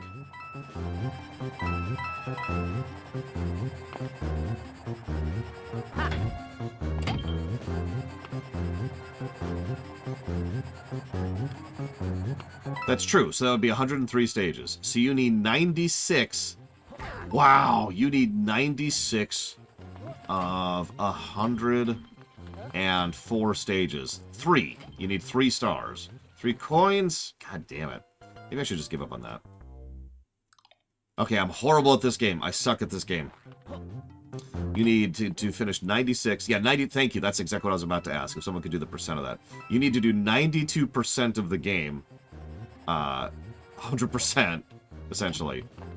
In order to access the final stage. Now, that's still pretty bad, if we're being honest. But I think that's less bad, and we actually already have precedence on that matter because we've already reviewed Galaxy 2. Galaxy 2 required you to do about the same general quality, or quantity, excuse me, of the stage in order to do that. Why am I dying so much on this stage? I've just lost focus or something.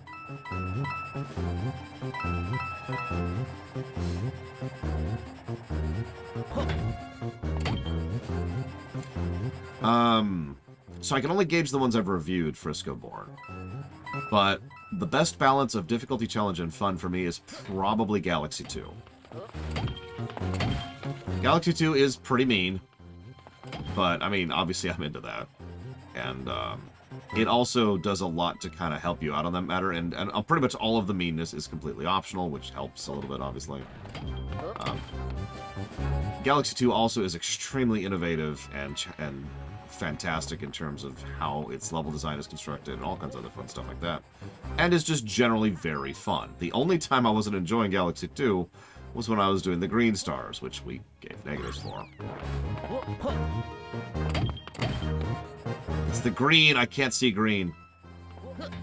Like, you know, some people can't see black, I can't see green.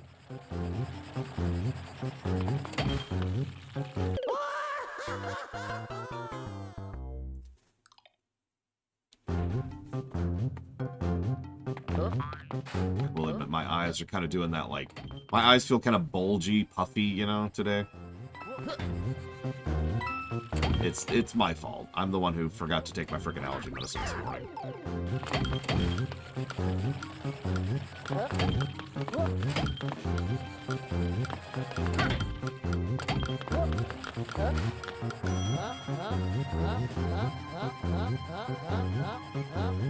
I remember having to redo this section several times to get the coin. That's just true for a lot of these stages, honestly, like that coin right there.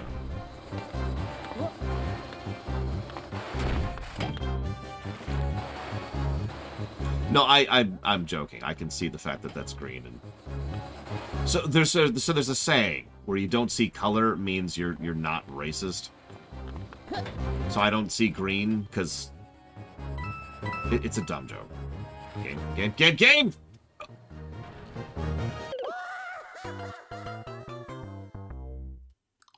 There was no water jet.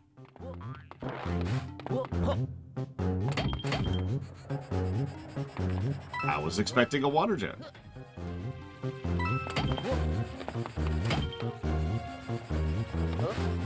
I mean, that actually might be causing me issues, because I am having a hell of a time on this stage.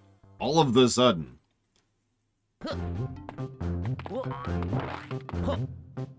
Oh, right, sorry. Apparently I'm super racist.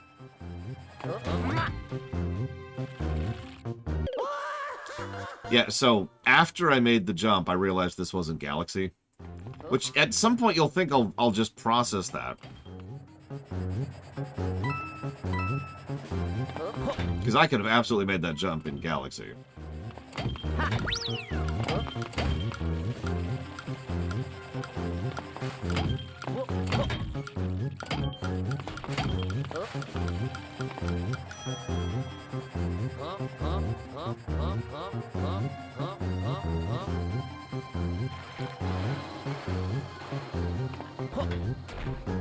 I mean, I have been accused of being racist before. Come on. Okay. Yes, really.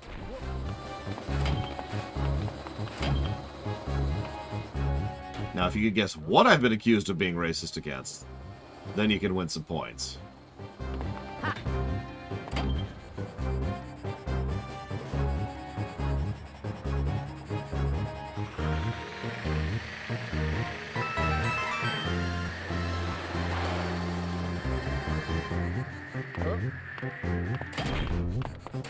Ewoks! Yes! No. No. Against white people is one of them, yes. I have been accused of being racist against white people before. More than once, actually.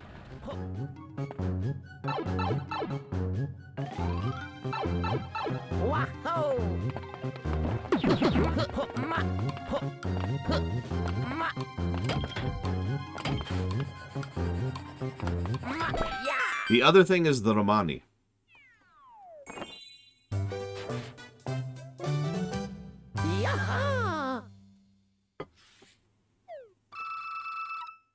Yeah, some of you probably get that one.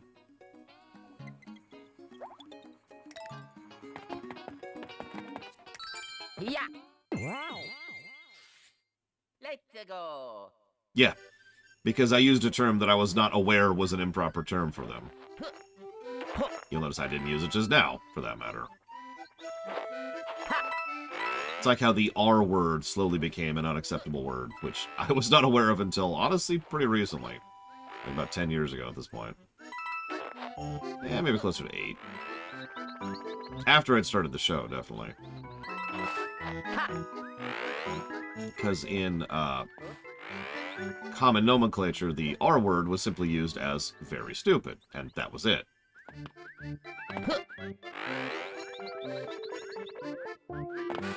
And then someone, informed me, hey. I was like, oh, okay, sure. I stopped using it.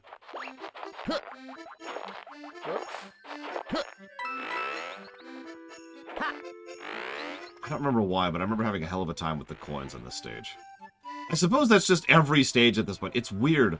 I haven't played this game in 5 years. I have a timestamp. I know exactly how long it's been. And yet, I have memories of individual stages in this game.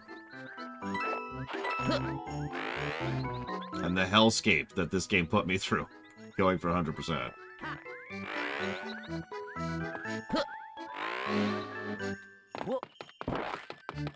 Aw. They're all fake. Except that one. Woo!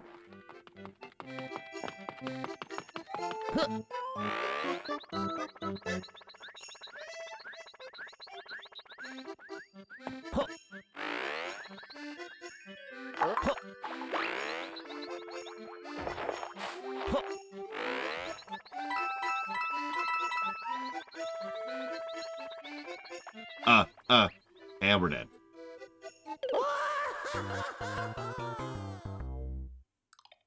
I suppose that's fair, Zelda.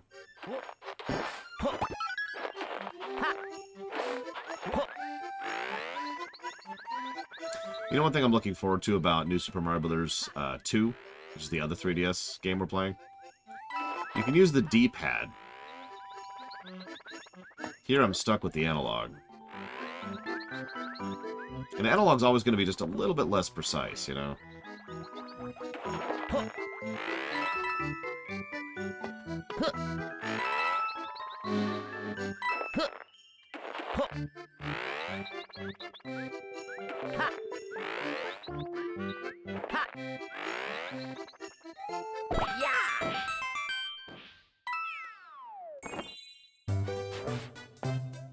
I can't even imagine playing Mega Man with an analog. My hat off to you. Not that I have one. Hey, let me invent a hat and then take it off to you, Yura. Yes, we are doing New Super Mario Bros. 1 and 2.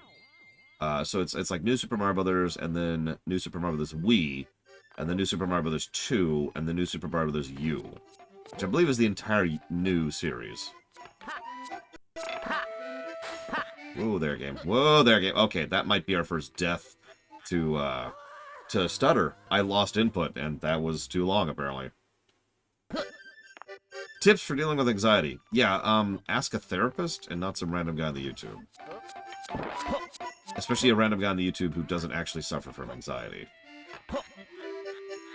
I can tell you what people I know who suffer from anxiety go through, but I am not one of those people. So I cannot speak from personal experience.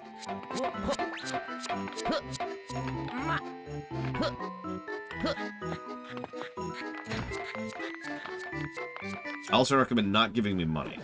Don't listen to Nightwing over there. He's doing some things.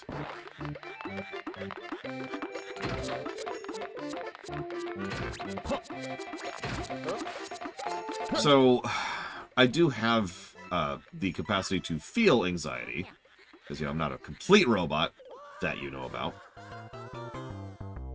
But, like, if you're just nervous about something, just listen to me. If you're nervous about something, there are two techniques I have used when it comes to stuff like that, especially when it comes to medical appointments. Technique number one is to just kind of do something mindless, but accomplishing. Chores or dishes, for example. You know, just get some cleaning done, right?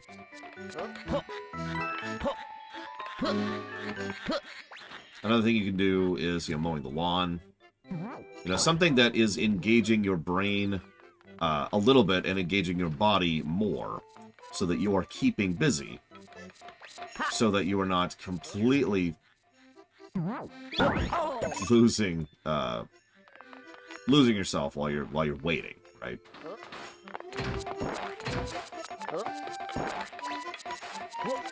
Now, I'm weird, but some people I know will do something they like to do while they're waiting, to take their mind off things. I can't do that, or rather, I don't do that. Yeah, no, it was the top one. Thanks, game. As I've said before, I don't like to taint good things with memories and association of bad things. So if I'm in a bad mood, I generally won't play something I like. I'll play something that, you know, is whatever.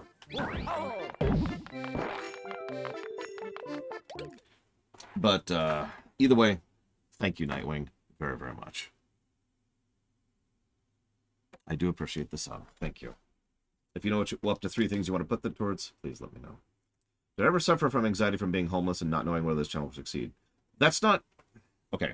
I don't have chemical anxiety. I don't have the mental health issue that is associated with anxiety. Obviously, I have felt anxiety in my life. Like I said, I suffer from fear, but I don't think that really counts. There we go.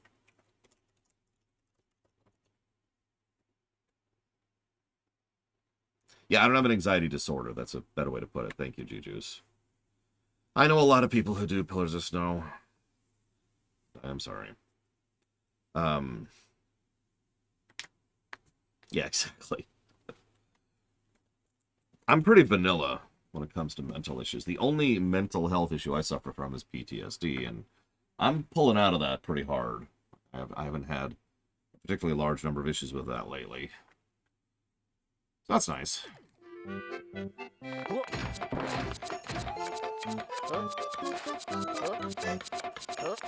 No, I'm trapped. Oops.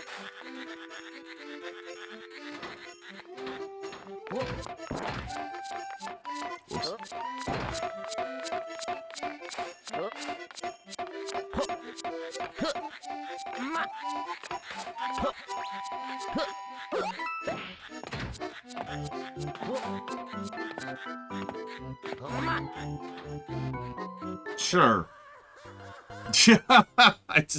That was pretty much a straight blind jump. Like, I could not tell what I was jumping at, and the angle was really bad for that. Oh god, I just realized we're green on green again. Hang on, let me scroll up, Ghost Rider. Give me a second. Okay, so, do anyone have issues with WoW where certain quests that display the 3D model where it's like, you've got to kill them. They're secretly evil. Where the 3D model doesn't show the full description of the mob because the text doesn't fit. Yes, that has to do with UI scale. What should happen is you should be able to like mouse over it for a moment or something, and it will then, you know, scroll down a little bit and you can see the rest of the text. At least that's what I do.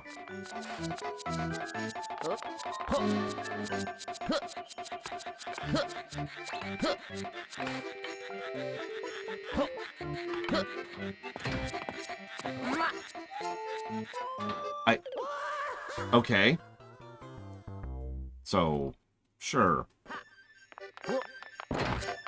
I actually have a very, very mild form of colorblindness, but I'm trying to do precise platforming at an isometric angle with someone who is green on top of something who is nearly the same shade of green. So, I don't think I need to be colorblind to be having issues with this. I should probably switch off of Luigi, since that keeps causing me problems. It is purely cosmetic. There's no reason. Like, it's mostly doing it for the sound being different, because it's a different acting. Let's see what this leads to. That's what I thought. This just resets you. You just have to make the jump.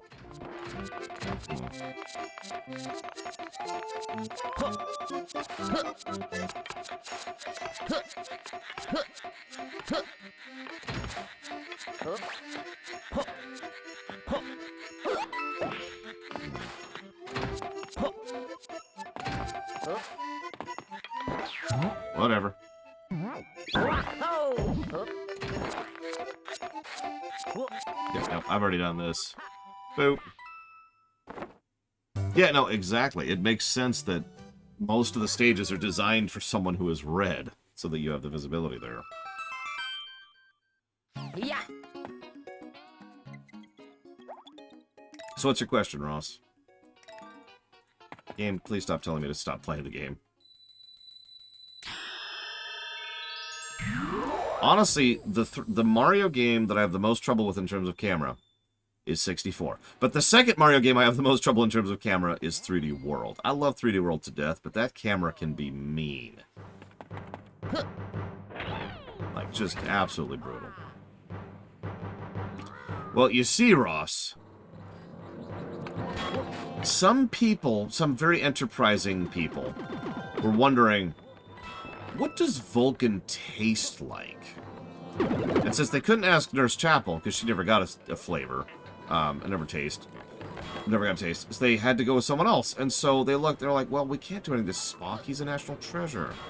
Then they're like, wait, I've got it, we've got a spare Spock.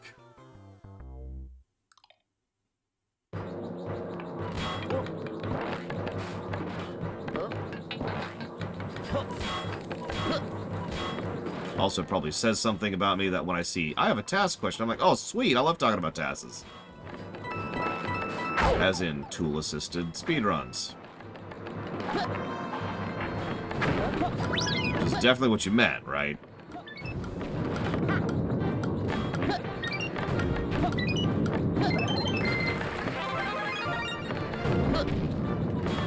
Oh my god, look at Luigi. What? Hey, you guys. I'm getting spam again. Gotta get that spam. Very important.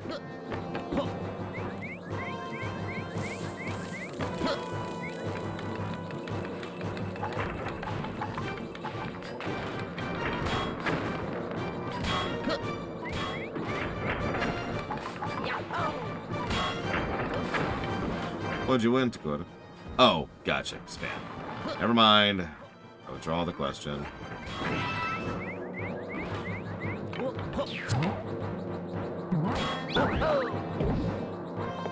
Yeah, I was really excited. I was like, oh man, I love talking about tasks.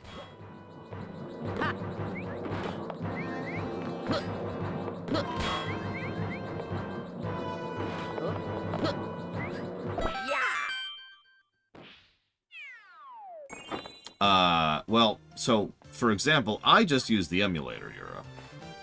Most people use Lua scripting and custom-crafted programs that they make for that game to do things like design predictive models.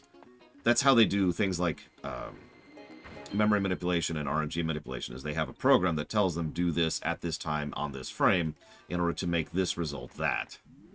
I don't like doing that, personally.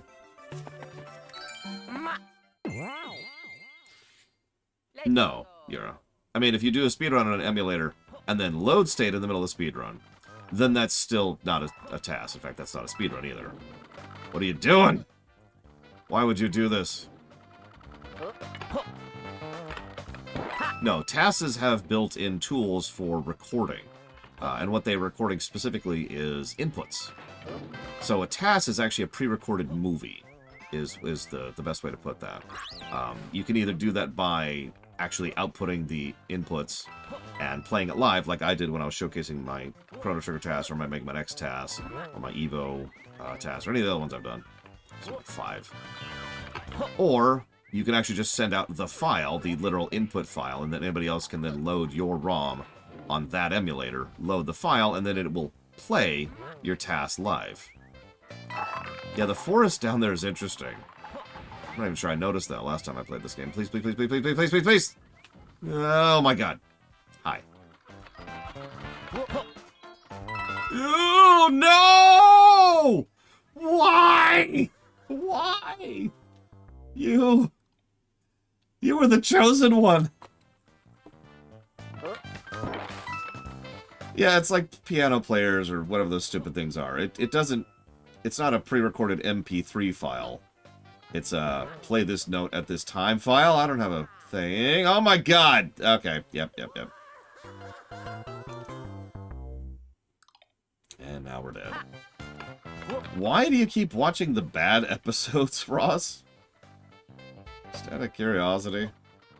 Like, nothing personal, really. I'm just wondering.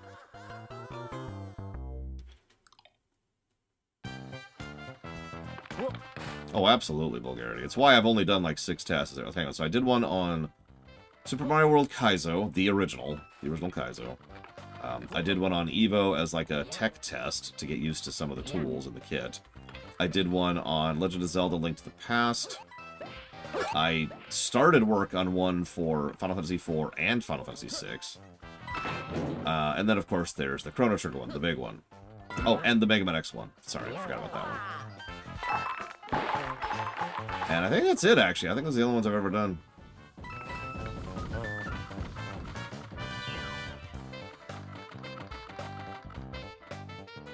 So it's on the SNES block, I'm pretty sure you're... No, but it's not. It will be, because... Duh, I suppose.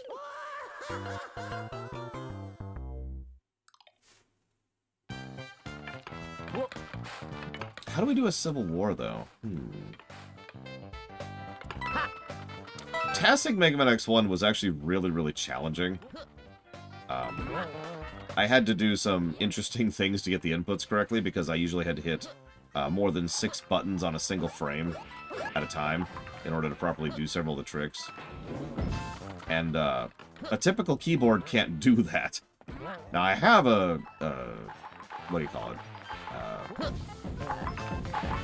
Keyboard that can do that. Oh my god. Mechanical. I have a mechanical keyboard, so I had to hook up my mechanical keyboard to actually do some of the inputs. I don't know how to do this without the feather. It's over, Lunaruth! I've got the high ground!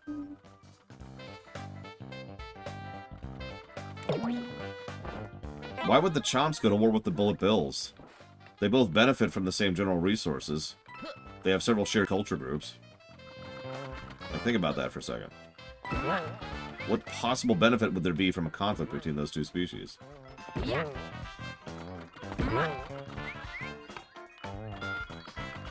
Oh my god, Luigi's a Dragoon. It makes so much sense!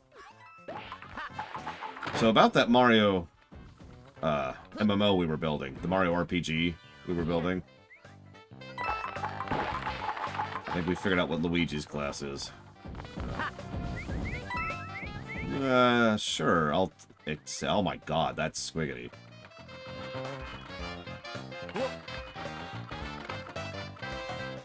The Koopas could benefit. So maybe the Koopas actually...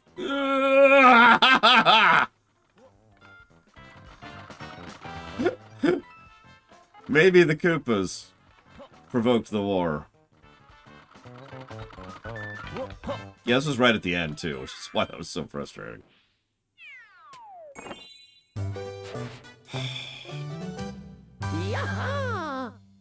Wait, why would... Oh, no, Daisy doesn't want to be in charge of the Kingdom, Federation Builder. In fact, she actually can't be. But who could it be instead of Peach? Let's see. Let's go. It actually is vulgar. It's one of the reasons why the 4X has been fascinating to me for so many years, is because there's actually a lot you can pull from. There's a lot of cultures and setting and characters and modes and gameplay to the Mario verse. And so there's actually a tremendous amount of material to pull from for designing something like a 4X. Like, a lot of people think I'm joking when I say, when they first hear that I've been working on a Mario 4X for a while. And then I start really going into it, and they're like, well, yeah, actually, that sounds cool. And then people actually think about it like, wait, but why not this thing or that thing? Because there's just so much to pull from. Sorry, anyways.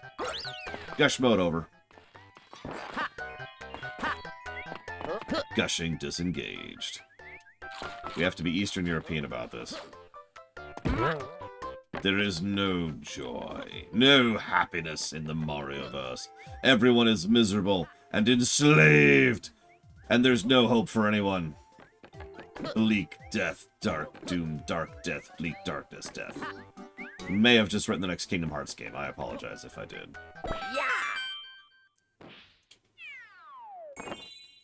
I mean, when was the last time you saw someone French be depressing? Critics, yeah. Yes, this is secretly a Pokemon game now.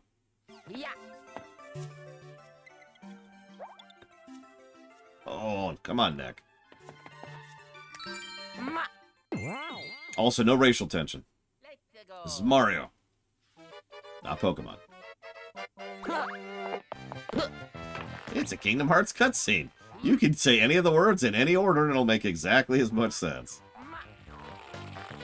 I'm just repeating the joke there, but damn it.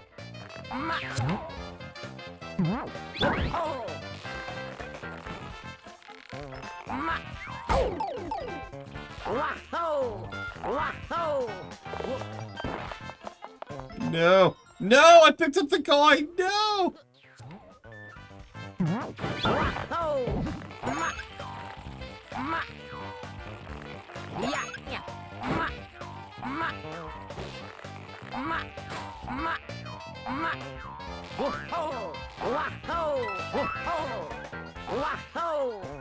Come on. There you go. Yep, if you could go quicker, please. Quicker. Quicker. Quicker. And you're dead.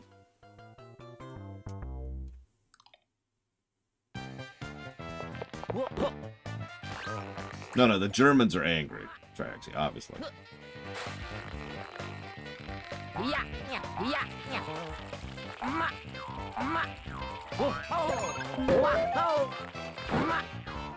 Yeah, by the way, getting the coins on this level is just a nightmare. Okay, so the mobile game story. So it exists, it's dumb, it's worthless, it's stupid, and it's literally Hitler. Any questions? Oh, god dang it. Perspectives.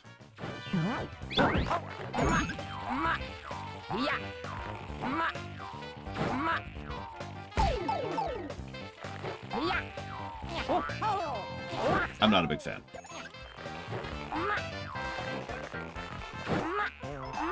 Like, I don't know. I don't find anything particularly engaging about the mobile story so far. And then there's the new mobile game, which isn't out yet, I think. Which also is not something I particularly am interested in. While we're on the subject.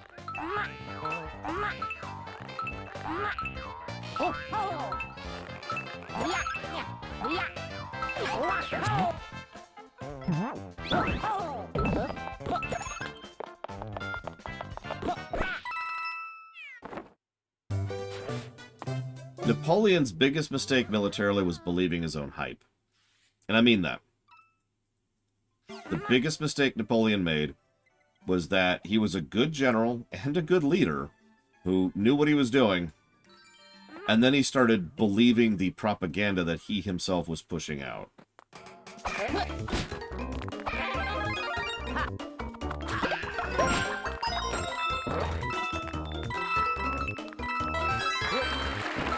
My opinion.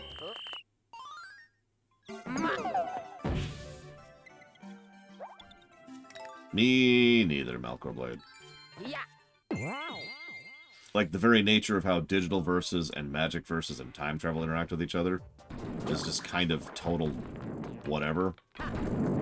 But almost universally comes from the mobile games.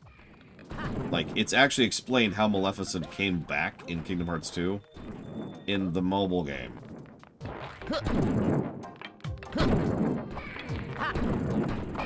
Explain that one to me. Don't actually do it. I don't want you to. No!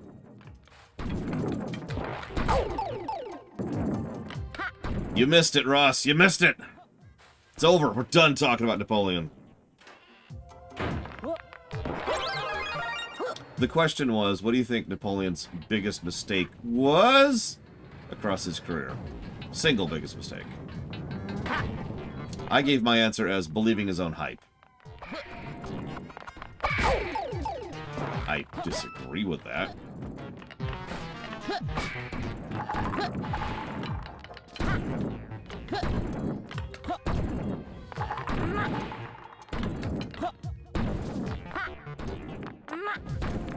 Trying to starve Britain. As a curiosity, what alternative do you think there was there? Like, Britain was kind of being Britain at that point. I think you're right, Melkor.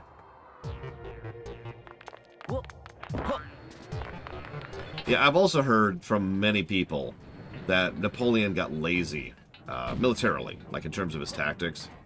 That rather than using tactics, he used, you know, A moves. And A moving can work, but, you know...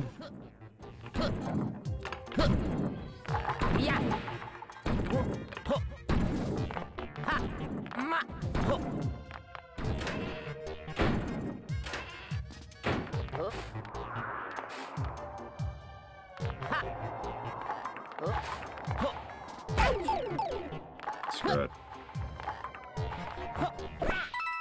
Caesar's biggest mistake. Crossing the Rubicon. No, yeah, the timing on this level is bizarre. I'm just gonna take that win and move on. And imagine trying to get through that and retaining your power up so you can actually get the cap at the end. Oh god, Spain. Yeah, Napoleon should have walked away from Spain the moment it became too much of an issue. Okay, so S33.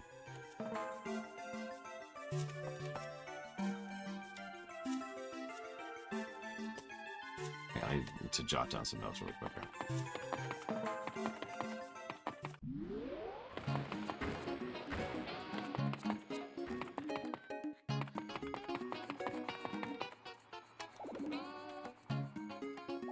S22. Oh no, that's right, that's right.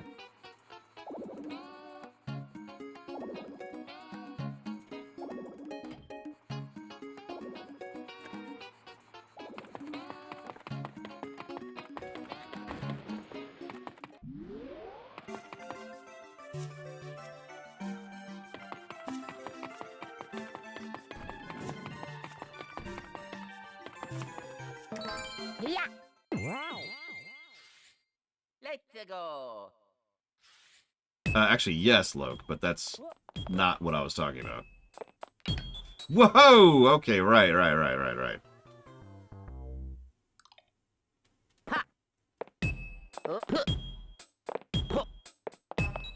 Well, obviously, Friscoborn, the answer is me. In all of them.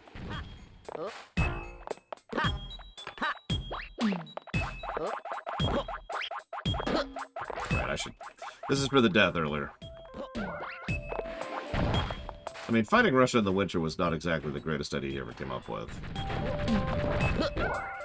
But, honestly, it's not as big of a mistake as it looked like.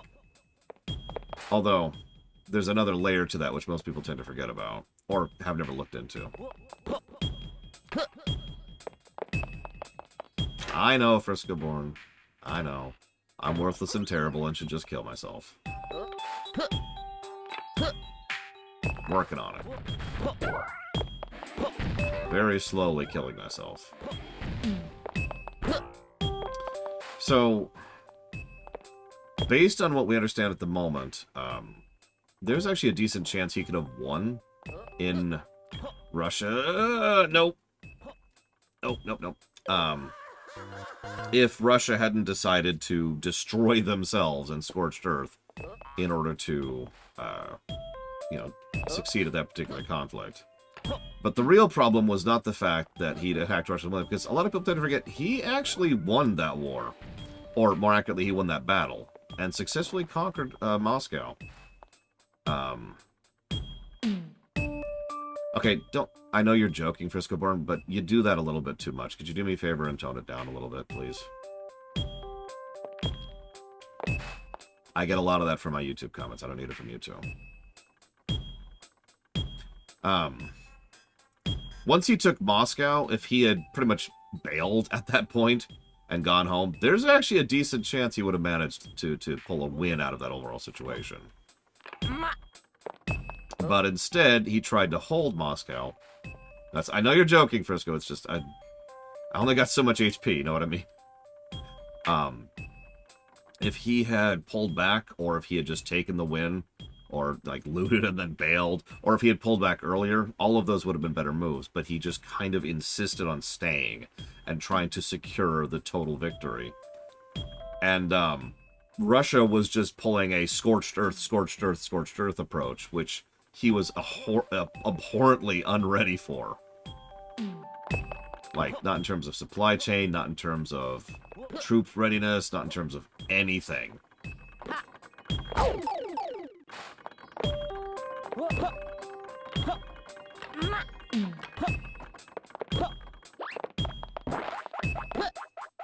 God, I hate this level.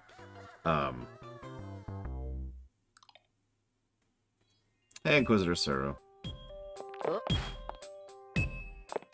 I'm not sure that I approve of the idea of having a slave, but, you know, it's cool, it's cool.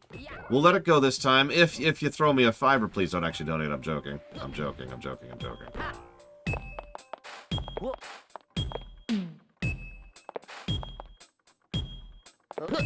You know, this level is actually quite mean. It's kind of counterintuitive to what a player is used to in this kind of a game. Because you want to jump when the platform's there.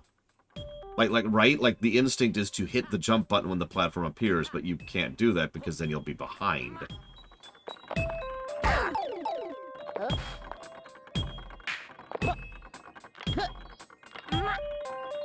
Oh, there is a little bit of coyote time wiggle room there, thankfully.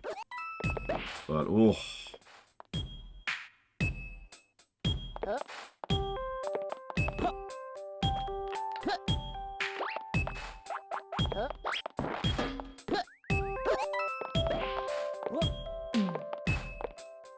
World War II I find fascinating from an economic, industry, and military perspective. World War I find fascinating from a political perspective and a historical perspective.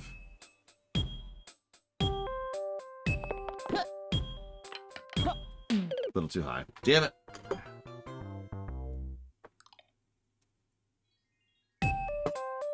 Yeah, to answer you, Trihexia.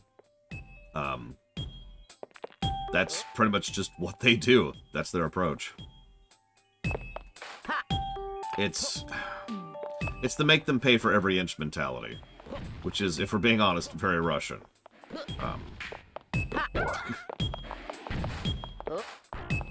I don't know.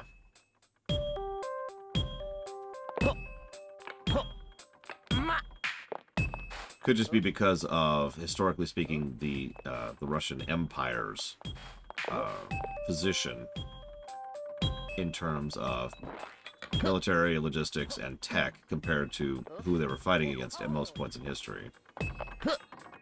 I mean, the Great Northern War is a good example of that, right? They were pretty much pound for pound outgunned and out-professionaled by Sweden.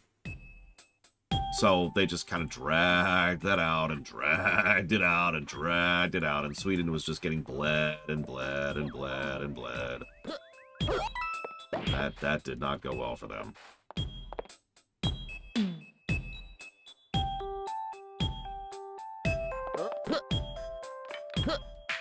Ooh. I was actually a little too slow there. That's on me. Or the suckitude. Still got the flagpole. Holy crap. They couldn't even take Finland.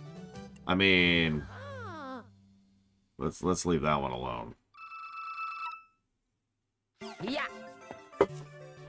Oh, okay.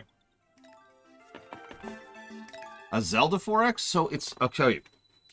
So every time I bring up the Mario 4X, that's almost always one of the first questions people ask is, why not do a Zelda 4X? I legitimately believe that Zelda doesn't have enough meat on its bones to qualify for a 4X. Or at least not of the depth and level that I would like. I suppose that's a better way to put it. You could obviously make a 4X game based in Zelda. I think something more like an RTS game, or maybe a tactical game like of the XCOM or Tactics variety would work better in something like Zelda. Because, you know, you've got your major races, which is the Gorons, the Gerudo, the Zoras, the Hylians, and then you've got your middling races, which, you know, there's a few of those. Jesus, this is a lot faster.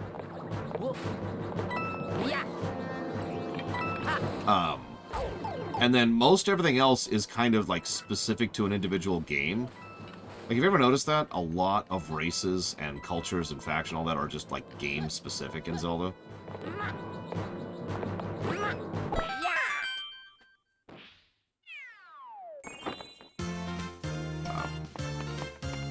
Oh, stretch. Why? I listen, Yura. Listen. If it makes you feel any better, Takoda, I have no better information on that. I've actually tried to look that up myself. Because, you know, me and war and history. And the answer has just basically been,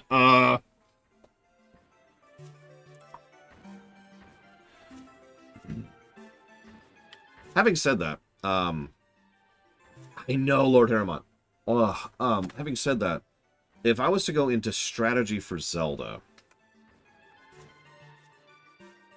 Oh god, is that the level I think it is, Milka?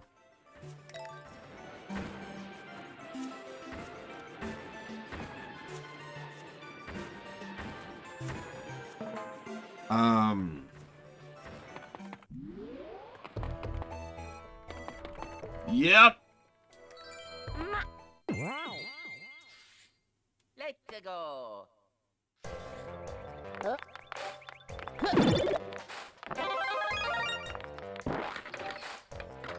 Cool.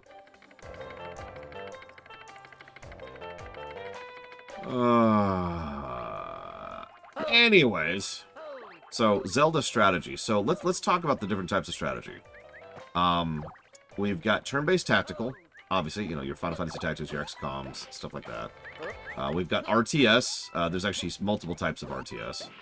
So we could have squad-based RTS, like, say, Dawn of War 2, or we could have, you know, more macros-approached RTS, like, say, StarCraft 2.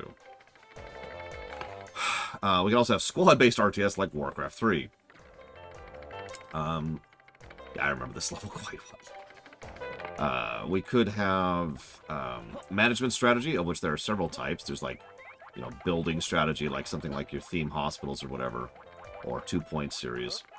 You could also have city builders, you know, the kind of, that kind of a thing. And there's also, arguably, logistics. There's also logistics strategy, which at that point is pretty much just things like, Factorio. But also there's things like RimWorld. And yeah, I was actually just thinking, like, resource management and base building doesn't feel like it would be a very Zelda thing. So if we were going to do an RTS, it would feel more squad-based, which we could do. But having said all of that, granted, I am obviously very biased, as I always am. But I feel like something along the lines of a management sim might actually work better for something like Zelda. You know, the flavor and the tone of the different factions being sufficiently distinct to each other to allow for a lot of varied gameplay. Yep, this is my life right now.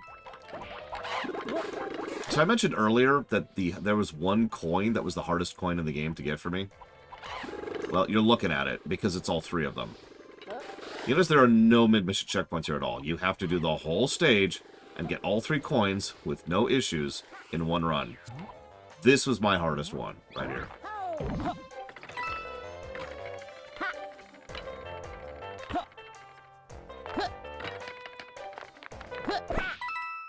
Yeah.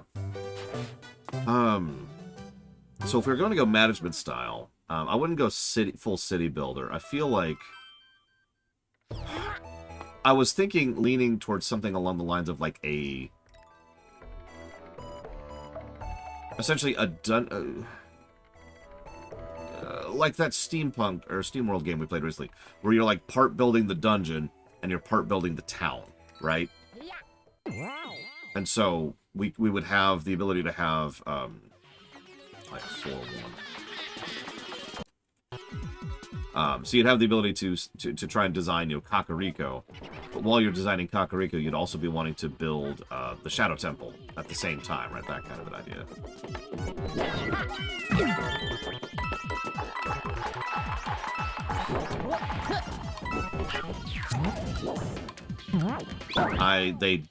Yeah, like Surviving Mars.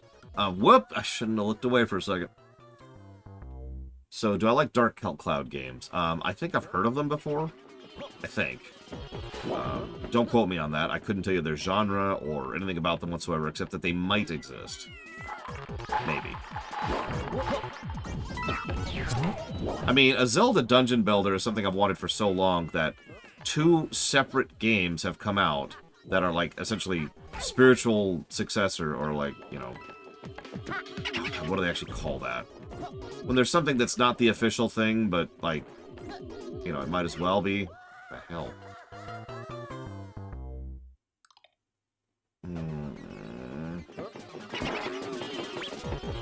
It's totally not Castlevania.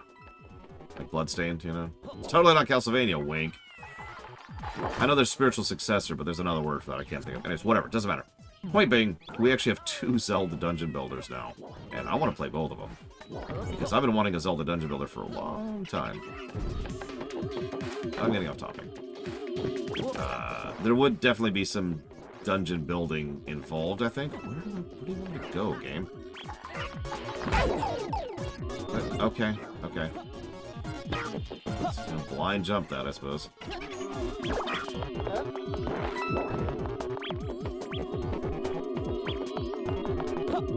Hey, you see that coin, Yura? I'm not getting that coin. And I'm not getting that coin just for you. No, not bootleg. Bootleg means crap. That's the definition of bootleg. Bootleg is, we have such and such at home.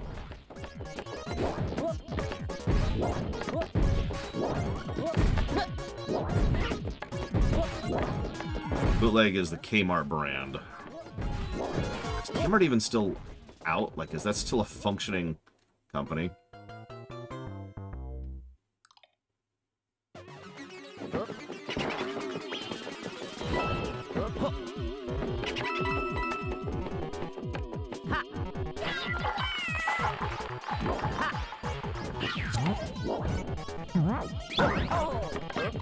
The last Kmart I was aware of shut down before I moved out of Kansas, which was in 2012. That was when I was going to go get, to move in with my sister to get that surgery I needed, the life-saving surgery on my kidney.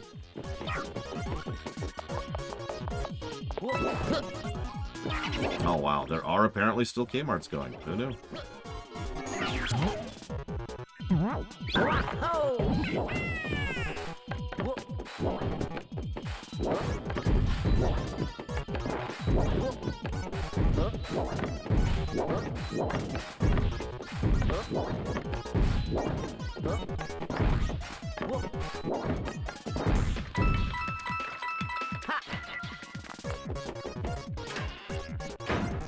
Imagine Walmart, but, like, worse, and that's a Kmart. Like, the context of the conversation should get it across. It is the off-brand crap knockoff. Yeah.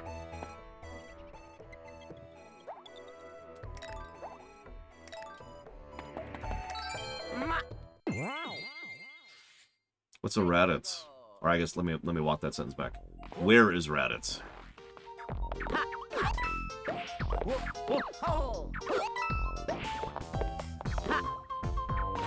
God, Sears. I know people who are actually nostalgic for the Sears catalog. Which I guess I shouldn't say so negatively. It's just, it's amusing me to think about that.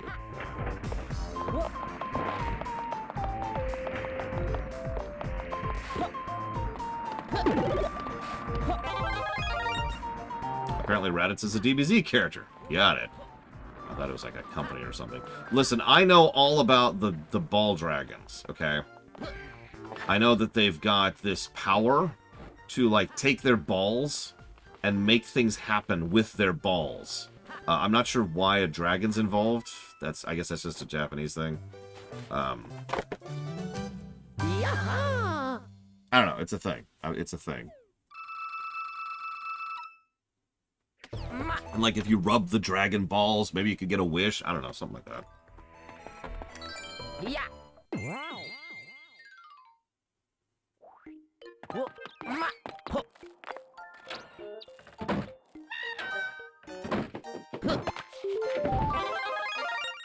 Oh, he disperses their balls. Does he use a knife?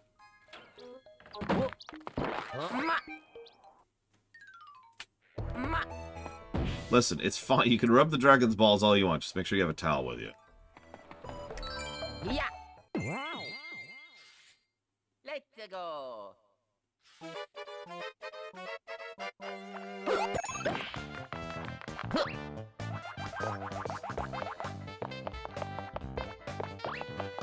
This is for you, Europe. This is for you. Ugh. Last minute swerve.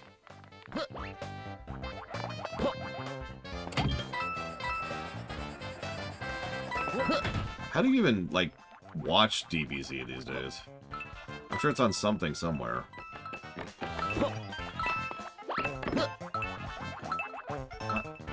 But you get the boomerang, which is exactly what it sounds like. Oh, I'm stupid.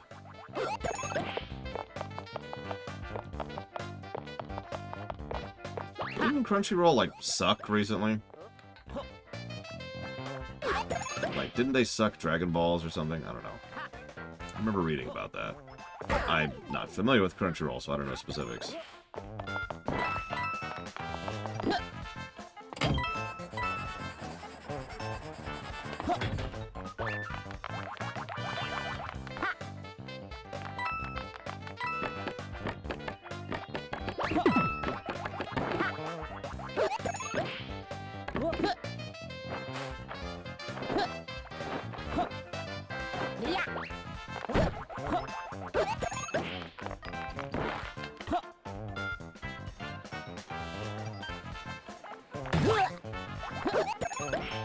That was actually really close.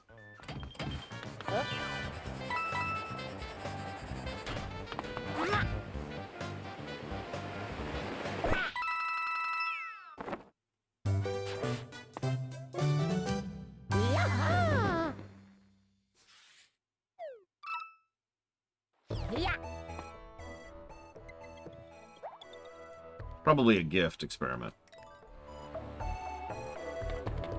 Oh, I need to write that one down. So that was 4-4.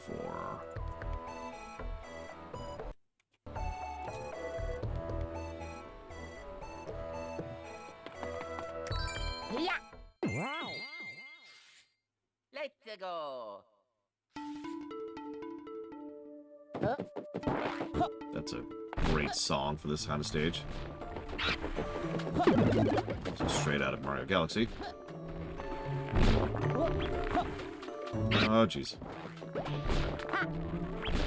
So, I've actually been doing, in order to not bog the stream down, I've been kind of doing a very shorthand version of notes on the side. A lot of these levels are actually very, very inventive, fun, interesting, engaging, etc., blah, blah, blah, and positive-worthy. I have a really vague idea in my head of what a single positive level is, and I've been applying that pretty linearly. So I write down any stage that is not worthy of a positive. Then I write down any stage that is worthy of more than one a positive. Everything else, I'll rapid fire later.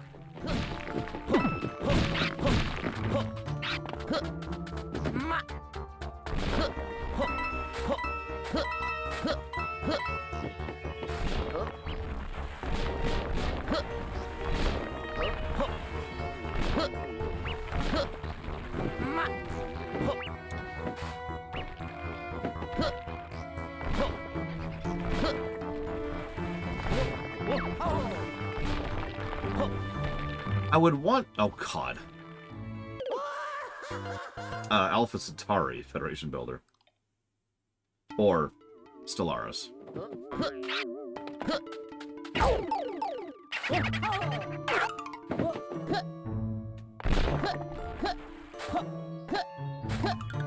I'm sure there's others. See around, Crescent. But honestly, those are probably the big ones right there.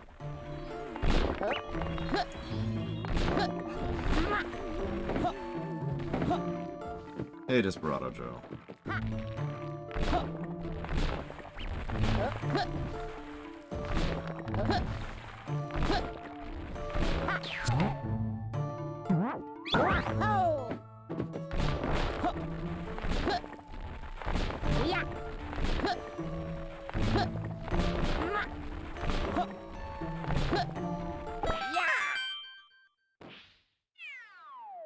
Yes, I know exactly when they changed. It was the exact patch.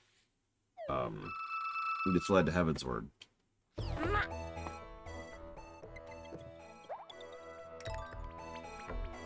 Well, they're very Mario-y Federation built, and they're definitely not non-Mario related at all.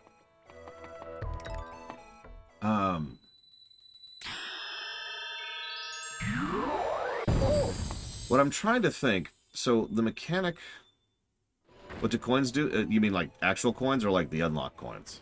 'Cause the unlock coins are the unlock coins. Other coins, to my knowledge, just give you lives. It's the standard Mario Brothers 1 thing. They do nothing other than give you lives.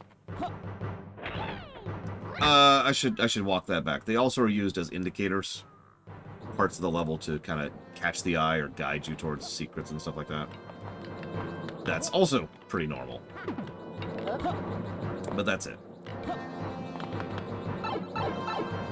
I do hope you have fun then, Desperado Joe. And we're dead. I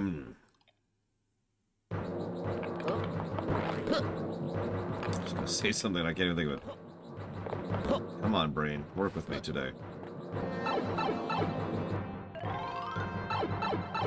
A mechanic I would love to have in like a Zelda town/dungeon builder, and I don't know how to implement this, which is why I'm saying it out loud to horribly steal your ideas, is I wonder if there's a way we could do... Like, imagine you build the fire temple from Ocarina, right? But you don't want to build it as a dungeon because that's obviously detrimental, so what you want to do is you want to build it as a temple, which then benefits your team or your side or whatever objectives you're going for. You know, maybe whatever campaign stuff you're trying to develop. But then there would have to be like another layer to that mechanic when it does actually get infested by enemies. And the enemy's like, whoa, this is our temple now. And at that point, like, I'm trying to think of how to implement a mechanic where you could design it to try and be good for both, or try to design it so it's a good dungeon but not a good temple, and vice versa. I don't know. Wow!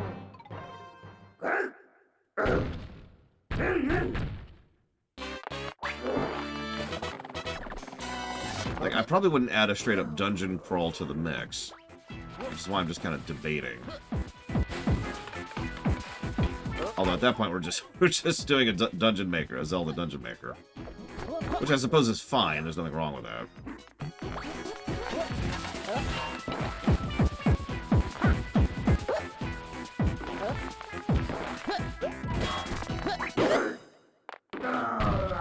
I did not see that, Ross, no. I don't think it really matters, Experiment, because the idea here would be that this is just its own thing, so it doesn't have to be adhered to 2D or 3D.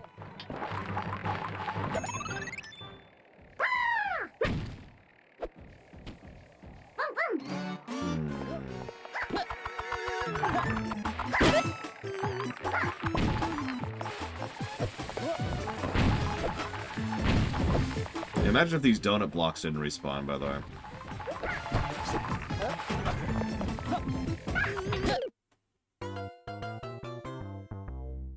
A Japanese game for we build it and protect it. I do, but I don't know the name of it.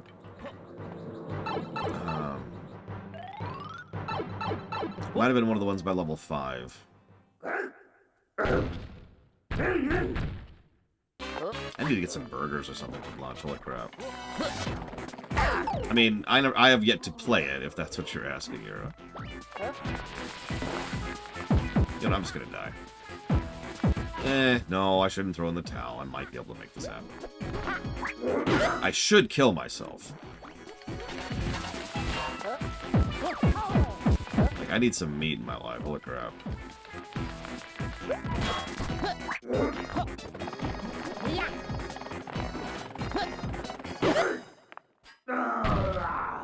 That's because you had McDonald's, Yura. Like, I feel like you answered the statement right there in the question. Or, you know what I mean.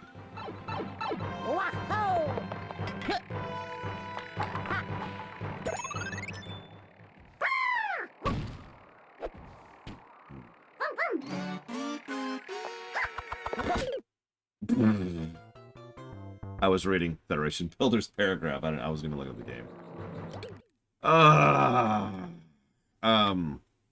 In and Out is pretty good. It's overhyped, but it's still good. I do like that idea. So I feel like there needs to be a third mechanism there. So you've got your temple, and if you the more benefits it adds to your town, the more those become detriments when the monsters inevitably take over. But, and that's a good mechanic, and I like that, but there needs to be like a Link gets involved mechanic.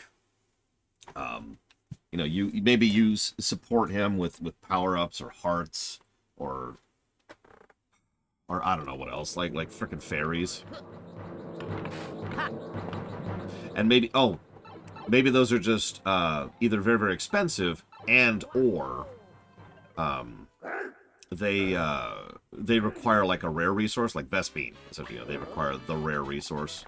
Alloys and Stellaris. Oh, Jesus. Oh, Jesus. Yep, there's no avoiding that. That's just life.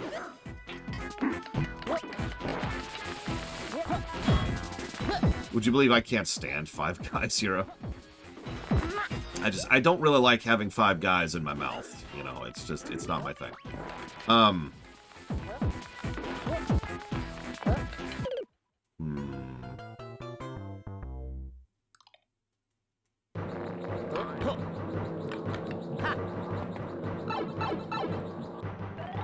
Yeah, Five Guys is perfectly acceptable. I'm just not a huge fan of theirs.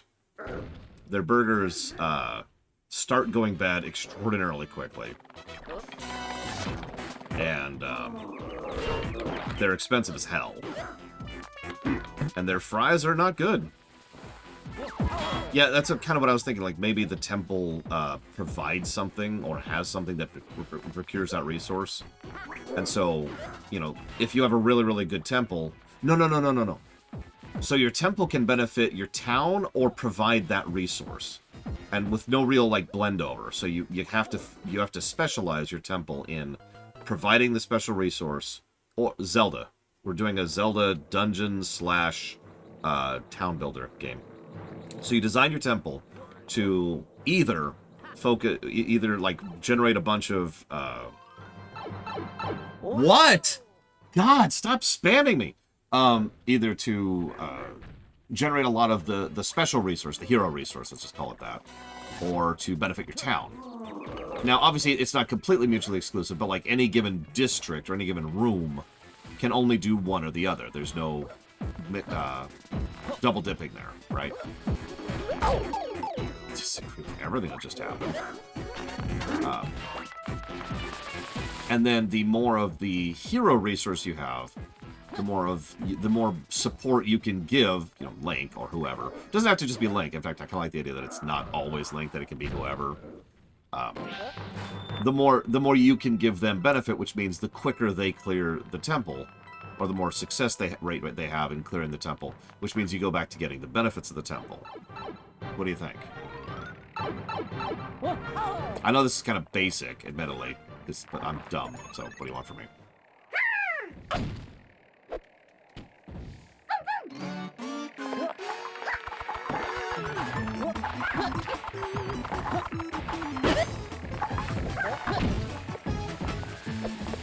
I have not applied for credit recently that I'm aware of, but yeah, I've just been getting spammed lately.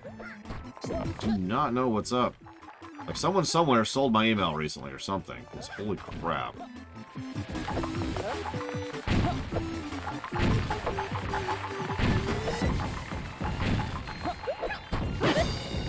That was actually really close.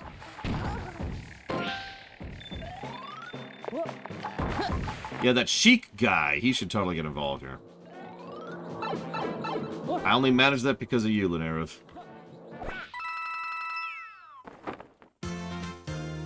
But yeah, for real, what is with the spam? And it's irritating because what happens is my phone is right here for a good reason. It's here specifically so that, you know, if something that matters happens, if something that I need to respond to happens, I can respond to it even while working.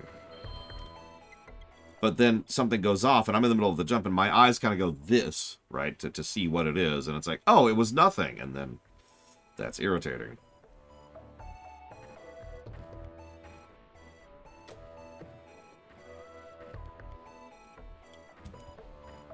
Yeah, I miss when McDonald's fries were good. I could just get McDonald's today. It's not terrible.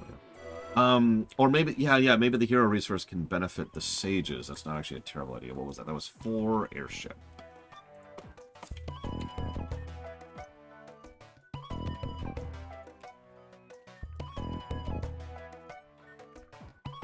Don't do it.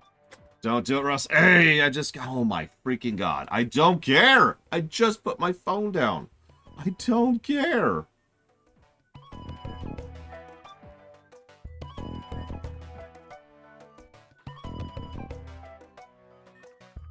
I remember. Oh man, I remember when I liked Red Robin. They used to have this, I don't remember what it was called, but it was like, what do you call like roast beef stew? There's like a word. I'm trying to think of it.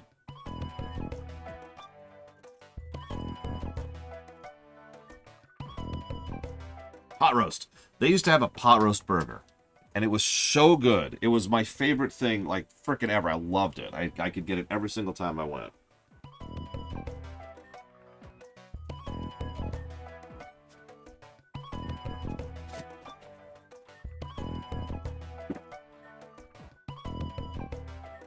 I know what you're thinking. You're thinking, hang on, don't they still have a pot roast burger? It's different. Now, I actually don't know if they still have it or not. I had to quit Red Robin after the second time they gave me food poisoning. But I never looked, Ross. But the pot roast burger, it was just like a really, really melted pot roast on a burger with some horseradish. And that was kind of it. Like, you could get it with a couple other things, like some onions or jalapenos or whatever. It was so good. It was amazing. And then they replaced it with a burger that kind of looked like a pot roast, but wasn't actually. And had coleslaw on it. Now, I don't know about you guys, but I hate coleslaw. Like, I cannot stand coleslaw. Cannot eat it at all.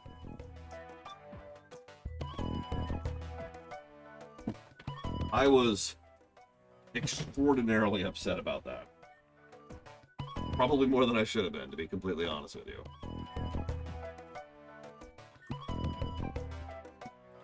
Because I was going through a rough time in my life. A friend of mine offered to take me to Red Robin to cheer me up. I said thank you, and we went. I got my pot roast burger. I got a coleslaw burger instead. And I was not happy. Alright, hang on. So we got all kinds of stuff, none of which are Genesis. Or is it?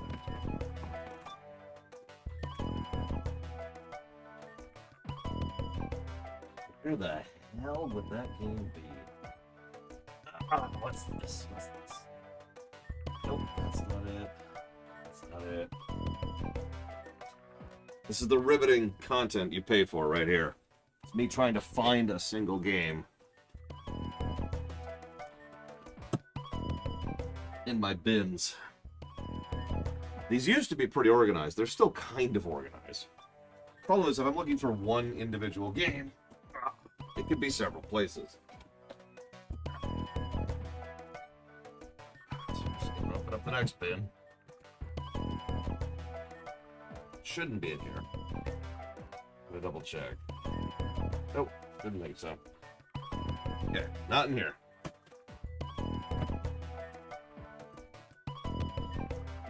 Ugh.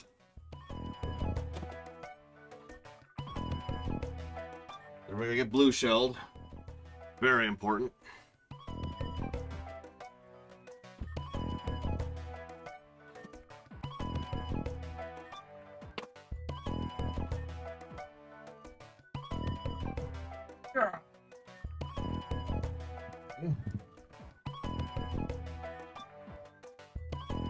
Hey, there's Pokemon Arceus. I suppose I should pull this out. Oh, right. Sorry, I forgot the music's still going. The best part is I can't really fix that except by just muting it. But I can do that. Sorry. I blame Ross. This is all Ross's fault. It's definitely not my fault for being too busy trying to get the goddamn game working. I can do my job. It's not my fault. Definitely. Please don't kill me. Hey, there it is. Ugh. It's not here. But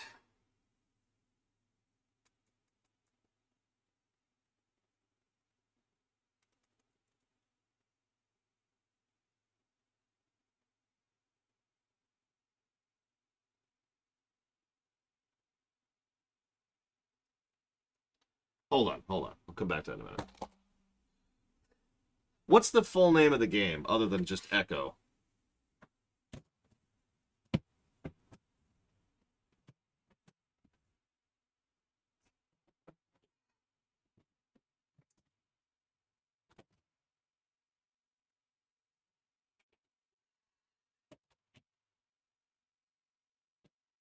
Oh, so it does start with E?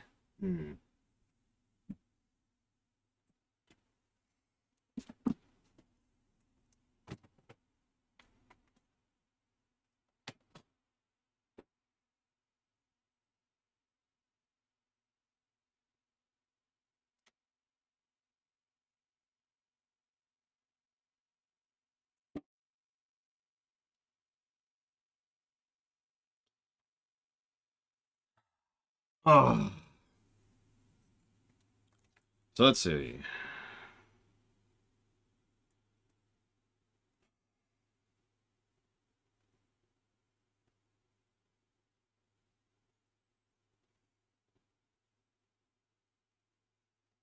Yeah, I don't see it.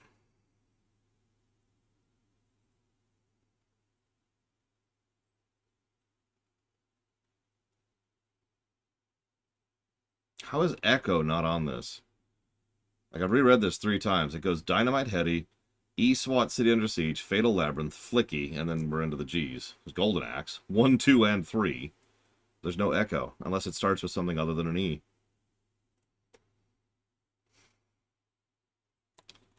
So I don't own Echo. So that leaves me with a bit of a problem. So let's continue to not answer your question, Ross. How's that sound? Because now, obviously I could go buy the Steam version, but I absolutely refuse to play that game without cheats. Like, I will veto the crap out of that without cheats. So, we need to look into cheats.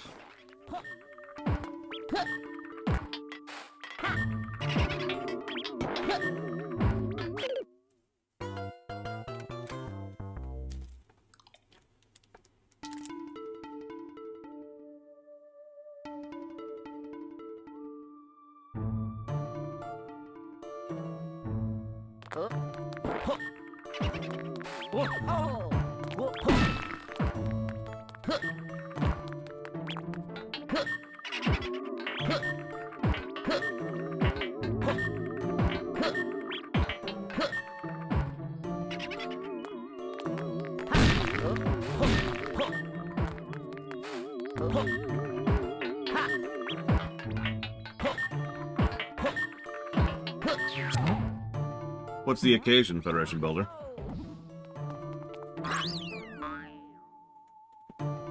And I never played Dynamite Eddie. I don't know what it is.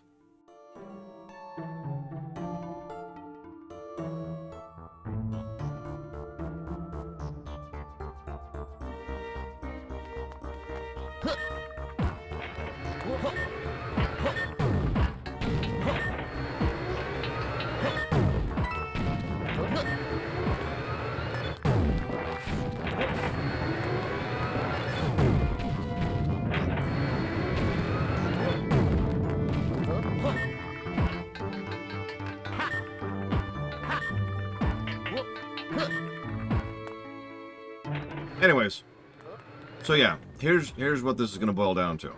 I've never emulated a Genesis game in my life. I don't know what a Genesis emulator is, and I have no Genesis ROMs. So all of those need to be solved problems before I say yes to Echo.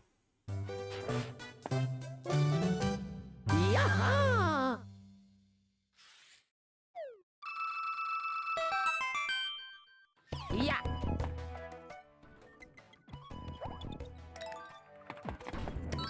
Yeah. Let's go.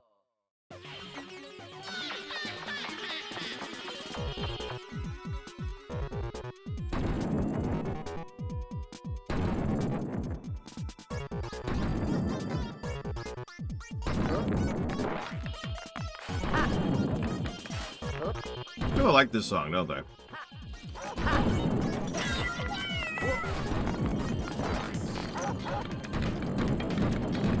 I meant what I said. I will not play Echo without cheats. I have played Echo without cheats. I'm never doing that again. No offense. That is not happening.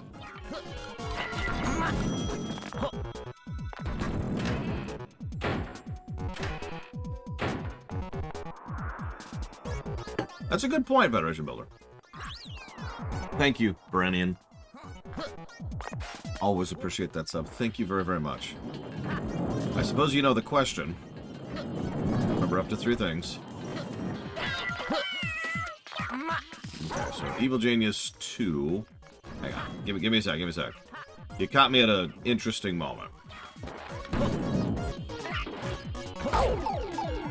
Okay, that threw me hard. Okay.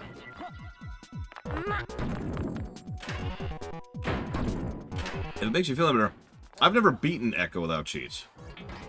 But I have reached the machine. And honestly, enough said.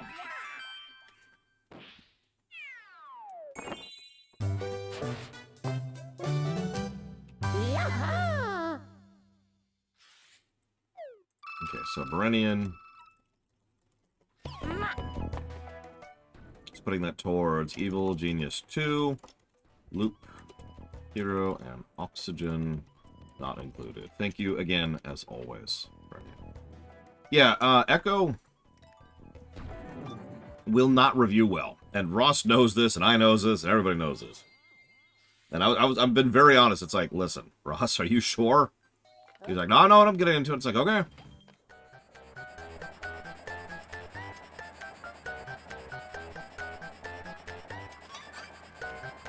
Really? Game?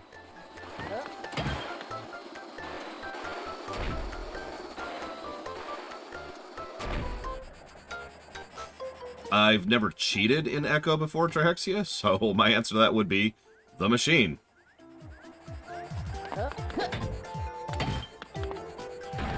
Which, for context, for those of you not aware, is the final stage.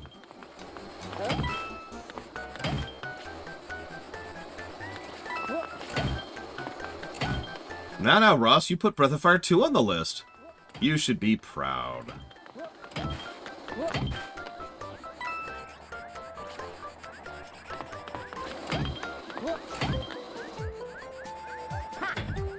Now, see, if I was being mean, I'd say you put Breath of Fire 3 on the list, but I don't feel like being a dick today.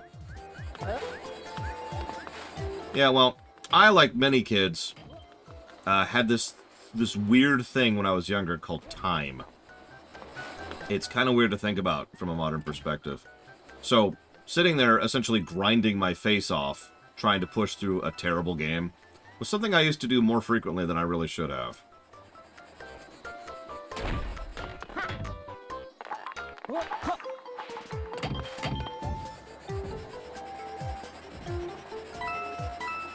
Yeah, Echo is actually a pretty short game. When I say cheats, we're probably just going to use save states. Just, listen to me. And, a map. You know, a walkthrough, in other words.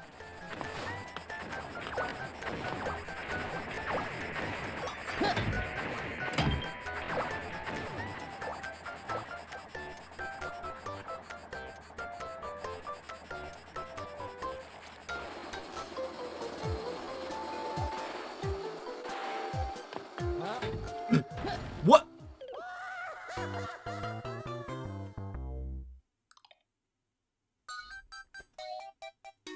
Well, time to do the entire stage over again because it literally glitched out. And did... Okay. That's cool. I like having my time that I don't have being wasted. We might not finish this game today. Or miraculously, we might finish this game today and not start 3D World.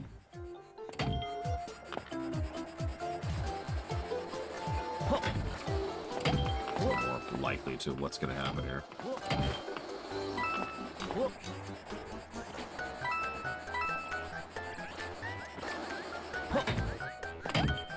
I mean, honestly, Echo is a classic.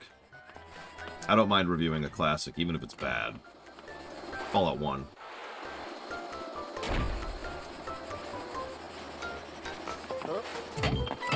You heard me.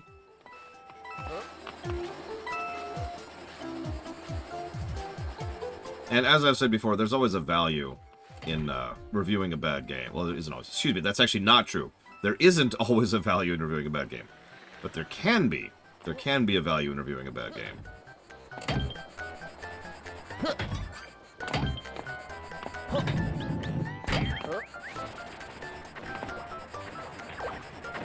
And, yeah.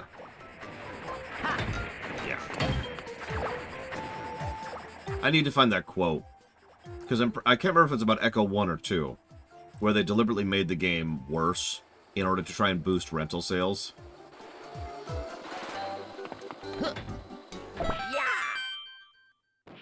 A bad game I have reviewed that did not have value. Hey, I got a comment from Ross.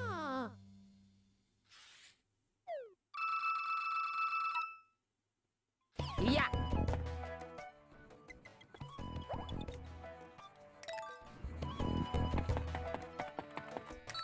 Yeah. Wow. Let's go. Whoa, Jesus. To be continued.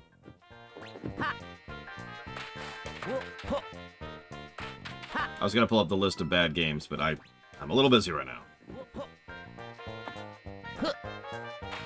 Although that is an interesting question. Did King's Field 4 have value as a review?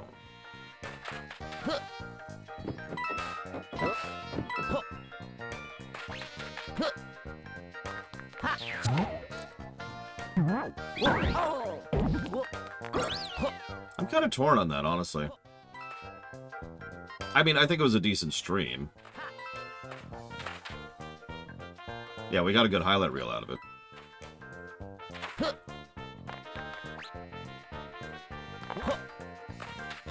The reason I'm hesitant on the review side of the equation is because, I mean, honestly, it's Dark Souls but worse is a pretty good summary of King's Field 4.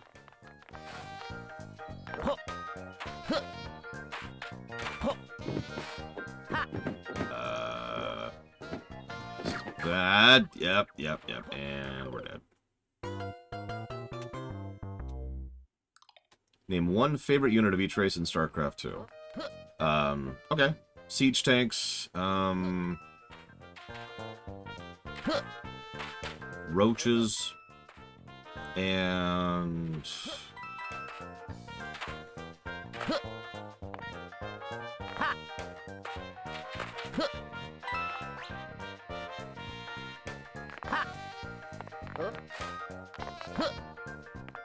I'm actually torn on toss.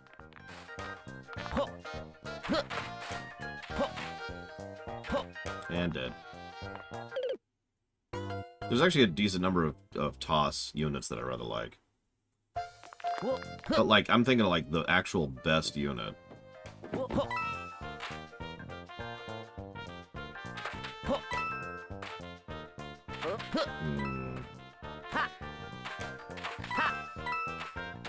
Honestly, this is cheating, but I'm gonna go with 3 units. Excuse me. Or even just 2. The Stalker, Dragoon, and the Adept. You know, that line.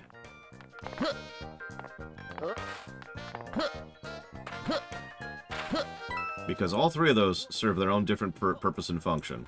All of them are, you know, good, depending on your playstyle, and all of them can fit a lot of other different options. It's a really good line. Oh, absolutely, Blade Jamal.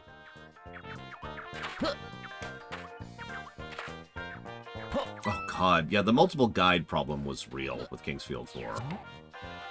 And I apologize for the frustration there, Mr. Red. I know I was part of that frustration, because Lord knows I was really not in a good mood while playing that game.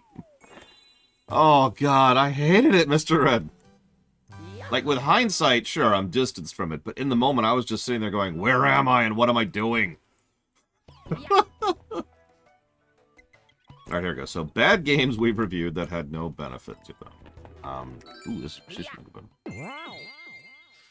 I know, I got back from the nightmare apartment situation, so I was kind of in a bad headspace to begin with. And I came back to King's Field 4. Oh, man. Yeah, honestly, I was thinking Wolfenstein Youngblood. Most of the bottom 5 games have a point and a purpose to them. And there's a value in saying, this is crap and this is why. Wolfenstein Youngblood is just crap. Yeah, we didn't learn anything. It was awkward and honestly cringe, and I hate to use that word because I think it's massively overused. But if I ever needed to look up the definition of the word cringe, it is Wolfenstein Youngblood. Actually, I was thinking of Just Cause 4 as well, for pretty much the same reason. The biggest benefit that Just Cause 4 gave us is it's one of the best examples of bad storyboarding we've ever had. Like, we started actually watching for storyboarding and cutscenes because Just Cause 4 did it so terribly. So no, that one still had a benefit and a purpose to it.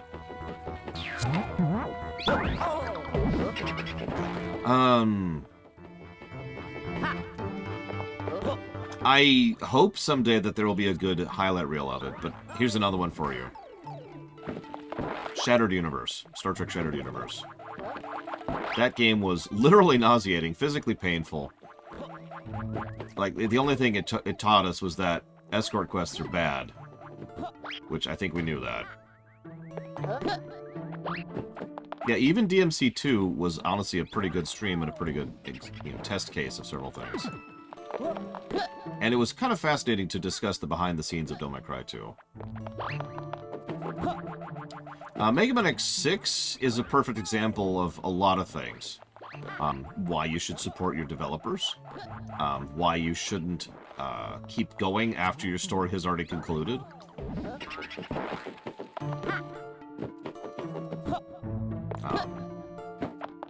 Whoa! And how to completely mess up Mega Man while still on a 2D plane. X7's worth is being one of the worst games we've ever covered. And being a good highlight into exactly how to completely fail at making the transition to 3D.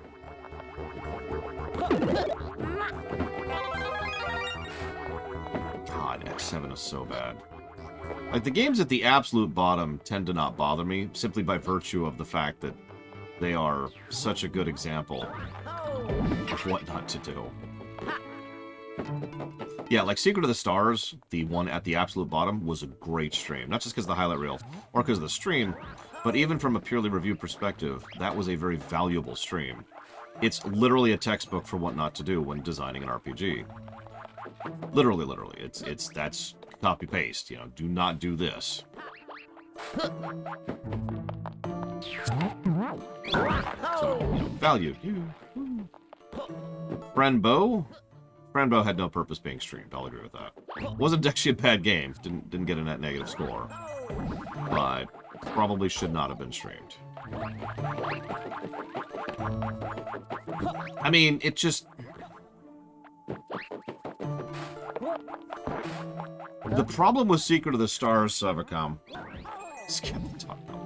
was that at first, I have this tendency to compare against ceilings and floors. You know, the best and the worst, right? And I tend to do that because I feel like it's a good way to gauge the range, where you sit on that range.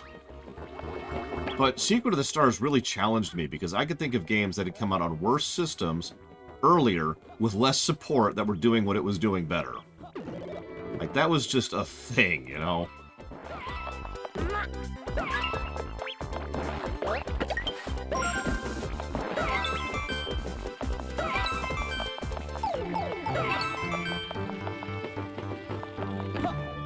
Thank you, Retries. DMC5 is awesome, so that probably helps. Yeah, no, there are probably worse RPGs than Secret of the Stars. There's a lot of games out there. We may never find one. Let's see. So let's look at the rest of the bottom list here.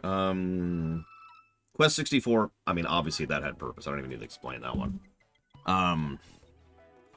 Also taught me to never not use emulation, believe it or not.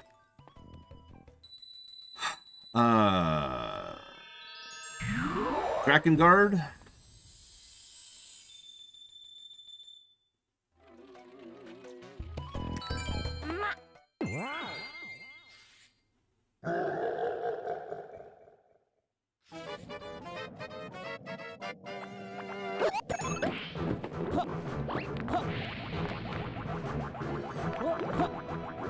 Yes, but it's kind of your decision, Lord Haramont. You must decide, Lord Haramont. Only you can prevent forest lores. Or whatever. Ah!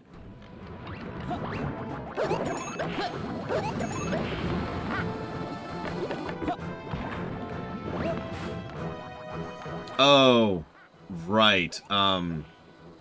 Hoshi no Wiro. I can never remember the name of the damn thing. It starts with Hoshi. And that's how I usually find it whenever I'm looking for it.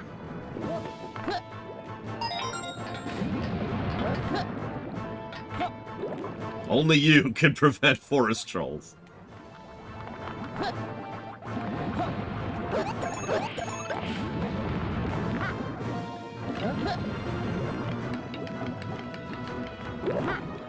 I hated getting the coins on this level. You notice there's no mid-mission checkpoints in a lengthy timed mission, and yeah, there's the boss. What else we got down there? Shantae 1? Honestly, Shantae 1 was kind of an eye-opener. I don't mind having streamed that one, because that... Now we gotta do the whole stage all over again. That said a lot about early Game Boy games, or I'm saying that wrong. Game Boy games that didn't know what they were doing. Games like Shantae 1 are why I tend to think about the Game Boy so negatively. Because when I think of Game Boy games, that's what I think of. Games that are just kind of awkward and weird and control badly and don't know what to do with their camera and were clearly not actually designed for the system in question.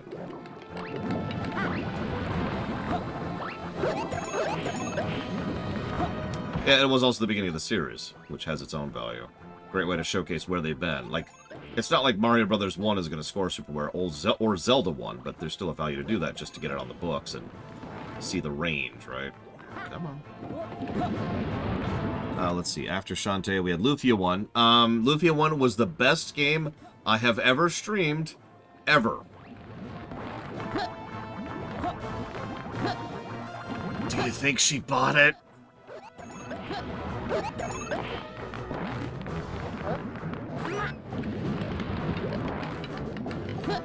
Oh my god, she's gonna karate chop me. Please don't kill me! Please don't kill me, Lufia.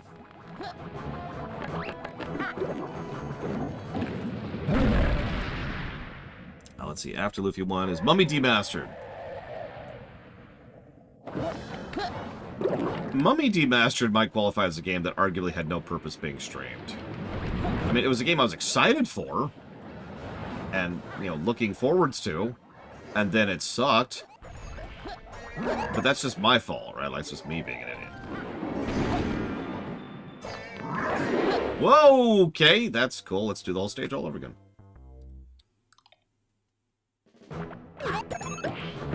Yeah, Mummy Demastered was just, what in God's name?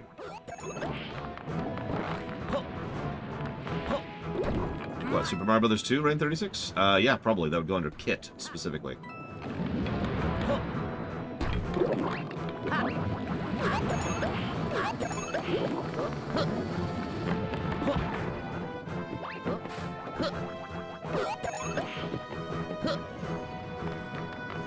Let's see, what's above that? Bard's Tale.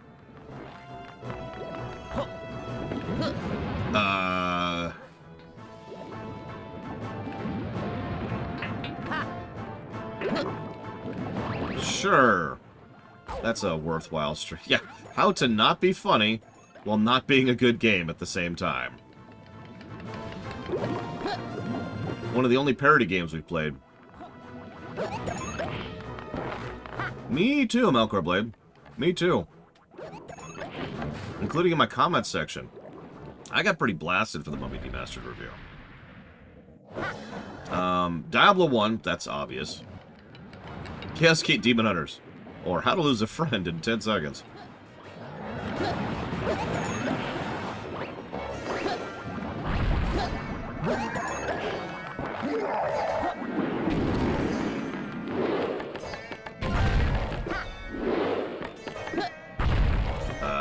Oh, Jesus.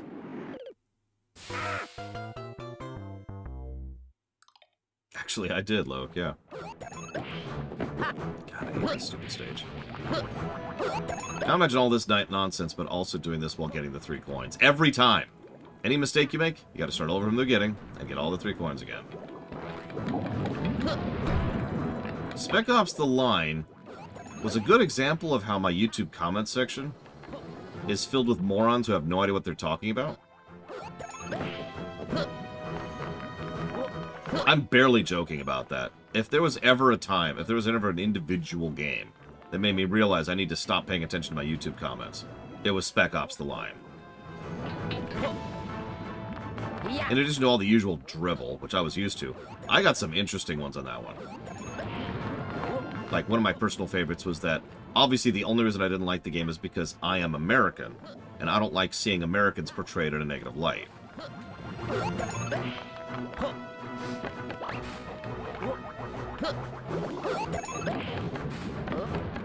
So.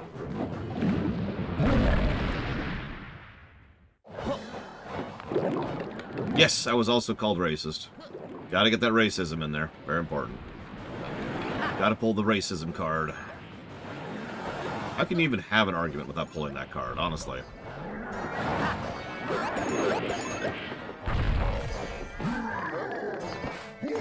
like, move, Bowser? Please? Please? Please? Please? Or, okay, you could move worse. I suppose that answers me.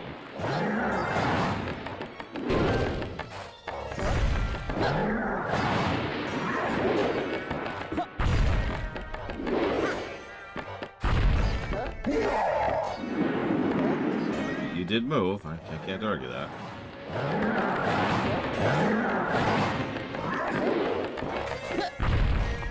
Thanks, Bowser. Correct. Rain 36. Willie Pete. Willie Pete. Let's see, what else is at the bottom here? There's Magnetic 6. There's Fallout 1. Yep, nope.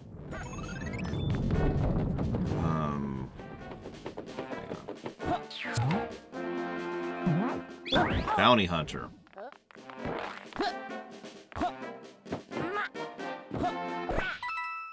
I guess Bounty Hunter didn't have a lot of reason to exist. That review. Oh yeah, Romance of the Three Kingdoms 14. Oh, that was good, that was good.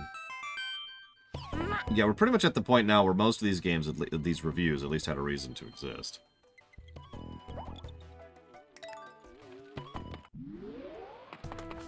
Alright, hang on. So that was 5 Castle.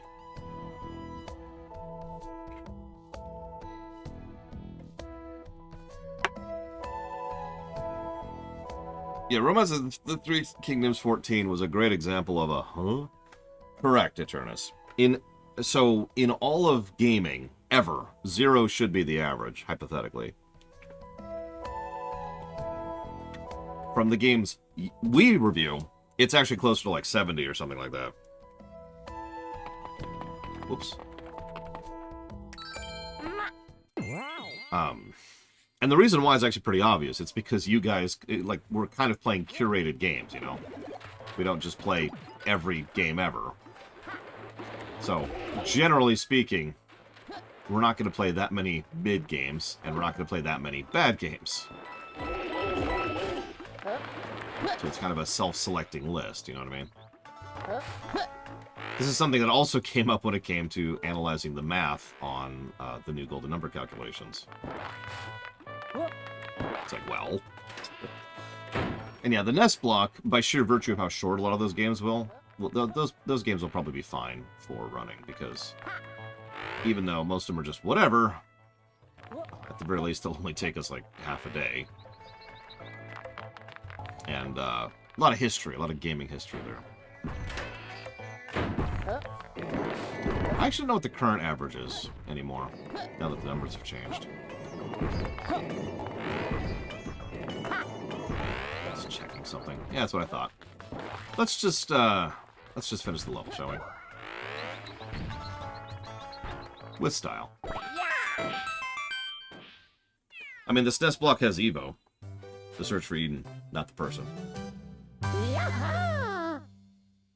If it had Evo the person, it would go up substantially. Oh, neck.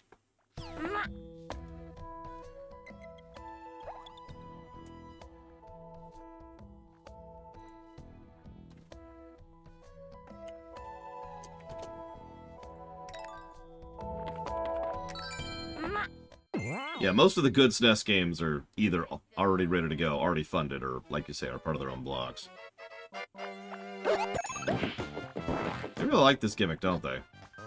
The kill enemies to gain time gimmick.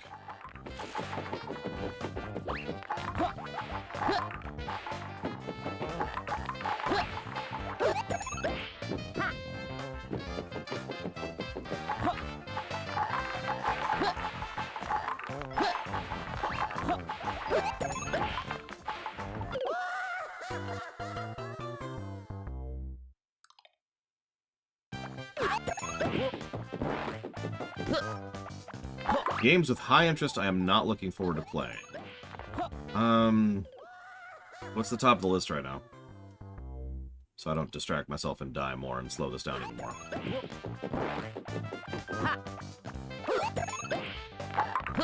I should say Pokemon Arceus just to troll.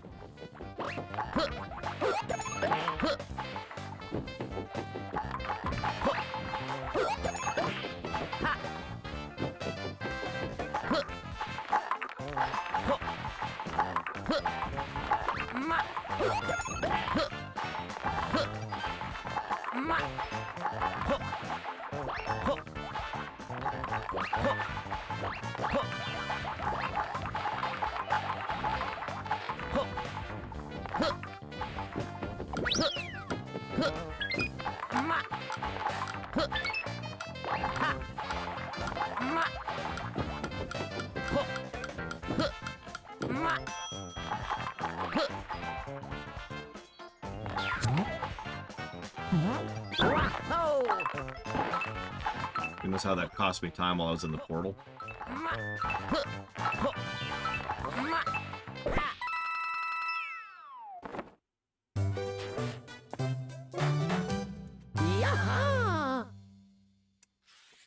Ahem. Shadows of Loathing, Zelda blocks, Starfield, Arceus. I'm looking forward to all those. What was that? That was 6-2. I already wrote that down. No, I didn't write down 6-2.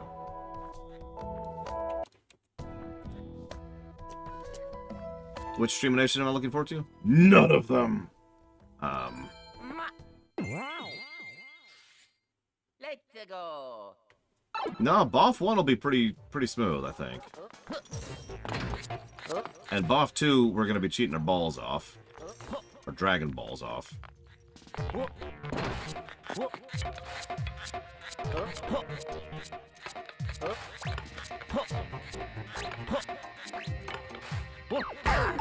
Sure.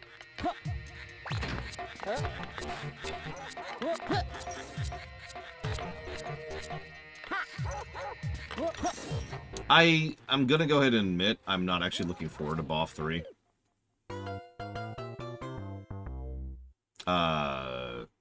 What do you mean, Eternus? I'm looking forward to Wildermyth just because I'm very curious if, I mean, so Venters has been a supporter of my show for a long time. And he's an awesome dude. But by what I can only refer to as coincidence, every game he's put onto the books has been a game that I have given a net negative score. Or at the very least, have not enjoyed. So, Wildermyth is like, is this also a game that I don't like?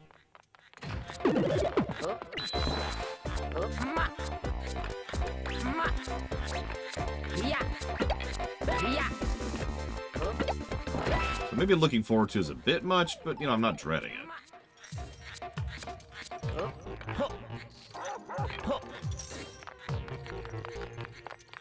No, so, I've told you this before, Ross. We've talked about this. Boff 3 has several moments in the game that just kind of made me quit the game. And, that's what I tend to remember when I think of Boff 3. What the...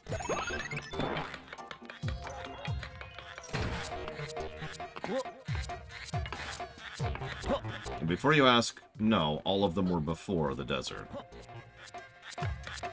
By the time I got to the desert, I was officially committed to actually beating the game. So I didn't put the game down at that point. Or ever again, actually, from that point onwards. Oh, shoot, oh, shoot, oh, shoot, oh, shoot, shoot. No! Go, go, go, go, go, go, go. Okay. Yeah, Gar and the horses, actually. And that stupid house, the haunted house. And there was an ocean battle. No. There was this one part of the game where you have to take Momo into this, like, dungeon where the plants are going wild. And I don't remember why exactly, but something about that boss just beat the brakes off of me. I don't remember the specifics, but I remember being stuck there for a while and just being really pissed off about it.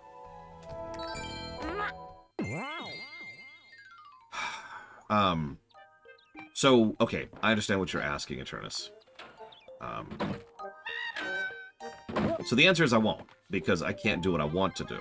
What I would love to do to review movies is to review them pretty much exactly how I have been lore running Star Trek recently. I've got the video there, I've got me, I've got the pause button, which I can just mash space really quick there to pause. Yeah. and we discuss and we talk and we give points as we go through the film. That's what I would love to do. Obviously, that's not possible. 6-4. There are ways to kind of emulate that, but there's no way to actually do that properly.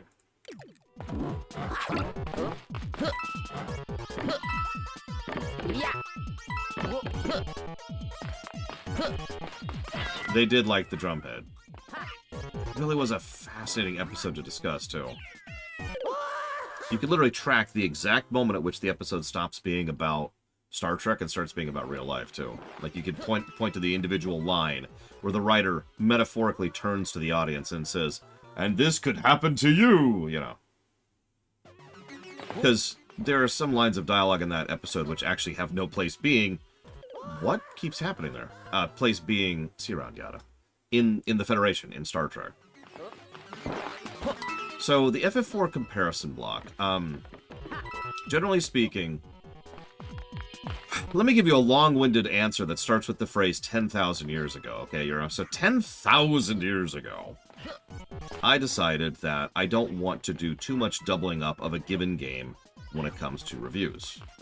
So, if there's a game and there's another version of the game which is slightly different, which will change the score, but it's not sufficiently different, then I say no. We're going to review this exact version of the game. That's the one we reviewed, or the one that was selected, and we don't review the other one. Make sense? However, in some cases, there are sufficiently different versions, usually in the cases of remakes, where it is worth actually going through and analyzing the variances. We just did this last week, excuse me, with Super Mario Bros. 64, which is a noticeably and functionally different game than the original, and the score showed that. The review was quite different. So, FF4 has a lot of different versions of the game. Like 7, I want to say. There's quite a few. That was 6. 6? No, it was 6-4. Okay, cool. But most of those versions can all be hinged around 3. There's the original SNES, there's the 3D one, and then there's, for lack of a better way to put it, the remastered version, which is like the PS1, or sorry, PSP, and the Pixel remaster version, right? Each of those versions is not just different, but substantially different in terms of dialogue, in terms of how bosses work, in terms of that Boo getting me killed, in terms of pretty much everything, top to bottom. They're very, very different versions. So, what I wanted to do was actually just play FF4 3 times back-to-back and compare the versions side by side. It was actually something I originally wanted to do with Final Fantasy 1, which we also have the FF1 comparison block on the books, where I want to compare FF1, the original, versus FF1, you know, the remaster, the remake. There's only the 2 versions there, but you get the point. Because a lot of this, not that I would like to think that my dinky little irrelevance will ever last historically, but in many ways a lot of this is for my own historical curiosity.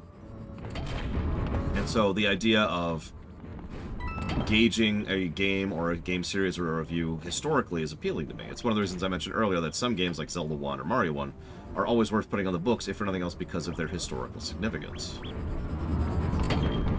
Sense me?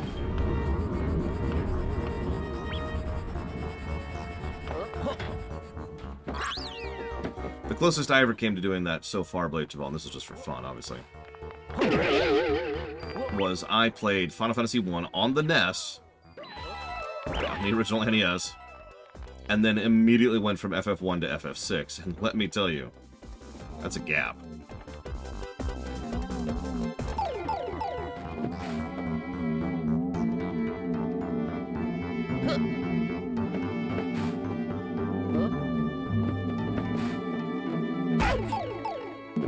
Hi, Raven, again.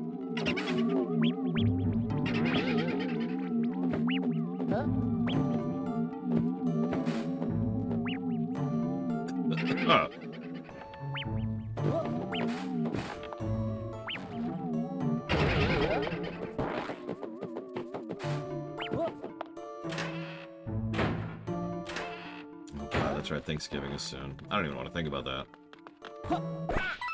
I don't have it in me right now.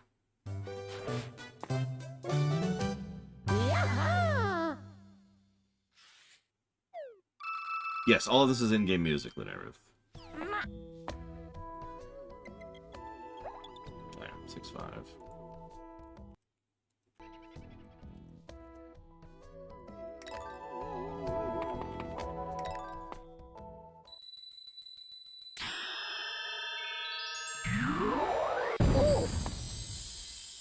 The steepest and most frustrating learning curve that I still find the most fun to play. Crusader King... No, actually, honestly, Crusader Kings 3 might not be a bad answer for that. Europa Universalis 4 would be another good answer to that.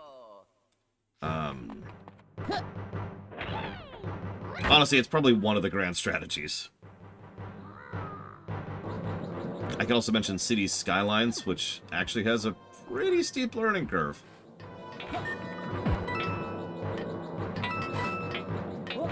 I mean, I'm glad to have a real family to have Thanksgiving with, and I understand how fortunate I am to have that. But...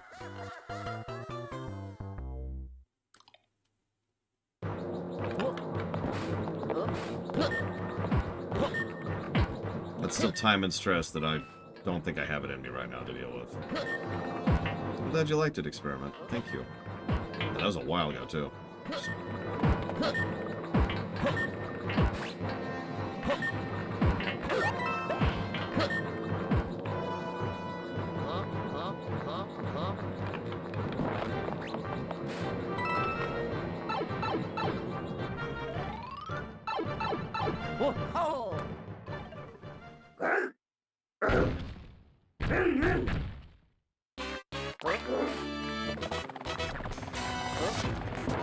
Yeah, it's interesting you say that, Bamber. I've tried to get into the X series several times, and each time I failed at it. Oh, excuse me. No, you can make turkey subs, Savicom.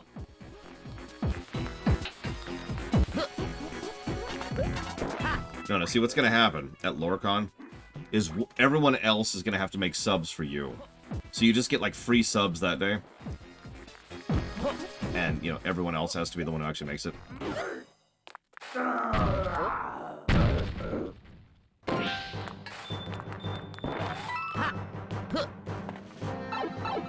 So...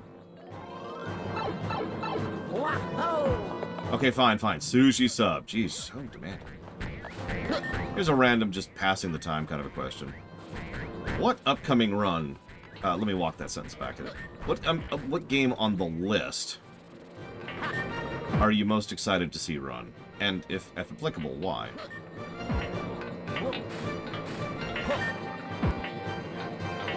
Okay, this bee has killed me.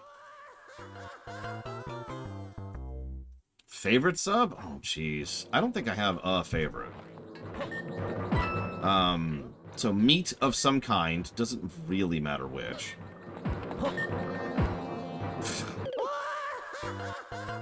Meat.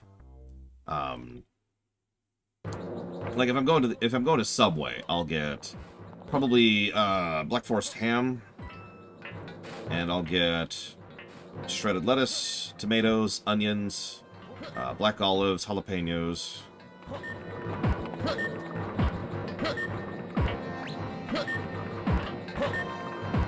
And is there anything? I guess that's actually it. So no, that's it. And you say you're bad at making subs, Savicom. Cool.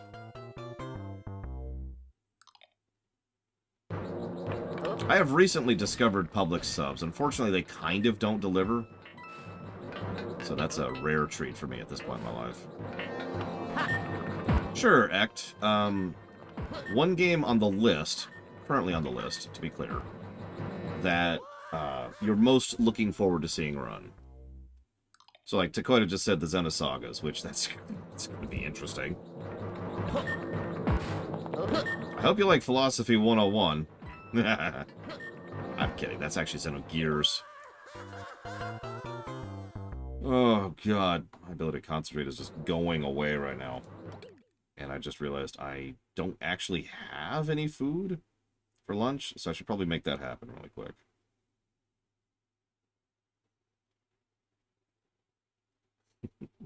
No, no, no. It's totally a big philosophical game. That's what everyone tells me. To go to the Resident Evil block. That'll be interesting. 13 Sentinels. That's an interesting pick. Not what I was expecting.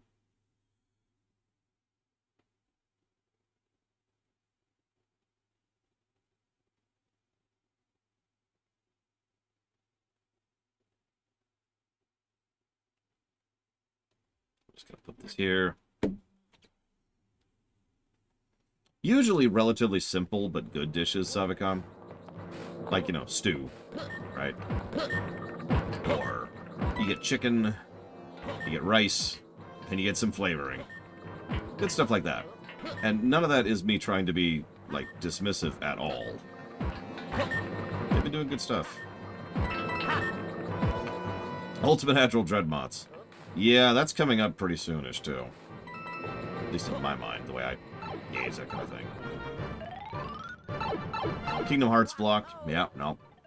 That's one of those I can't believe we haven't reviewed it before games for me. I asked that question yesterday.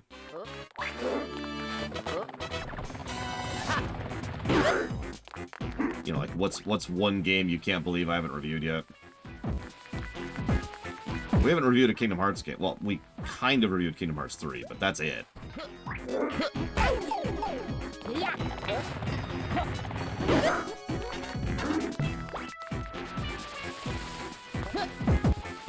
How was it, Yura? Like, how'd it turn out?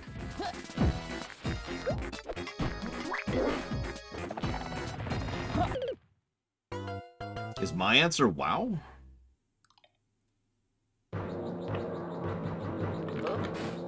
I haven't thought about that, to be totally honest with you.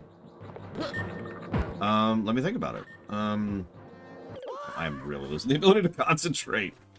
Oh my god, this friggin' game. Alright, that's okay, that's okay. I got this. So just bleed out lives on this level. Killed by a bee. It's pretty much like the second to last jump, and then a bee killed me. See, I'm gonna put the controller down. I didn't even see what I did wrong there. And when you can't tell the mistake you made, something's wrong, in my experience. Let me order lunch really quick. Actually, okay. So this is a cheat, so this doesn't count. But the game I most want to review is Chrono Trigger by a huge margin. Problem is that's sort of sitting there. That's you know, funded, ready to go, but I'm waiting on something before I actually do that particular review. So what I want is for that thing to happen so I can review Chrono Trigger. It'll also be the first time I've played Chrono Trigger since the lore run. It's like a decade ago.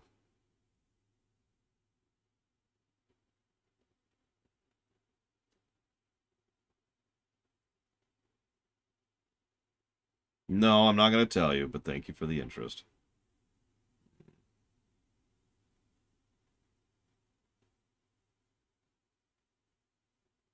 Sorry, give me 1 second.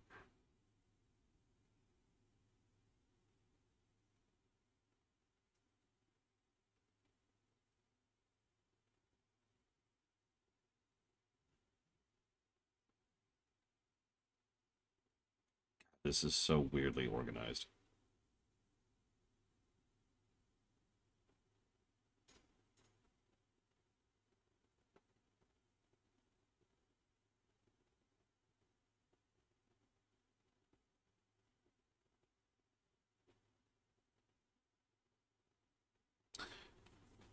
Chrono Cross. Oh man. Oh man. God, I'm dreading the Chrono Cross review. And you know why? Because it's not going to review well. Yes, Blade Ball. And so I'm dreading the comment section of that.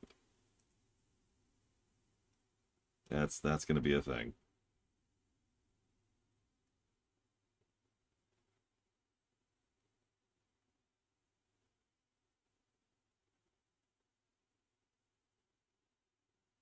Okay.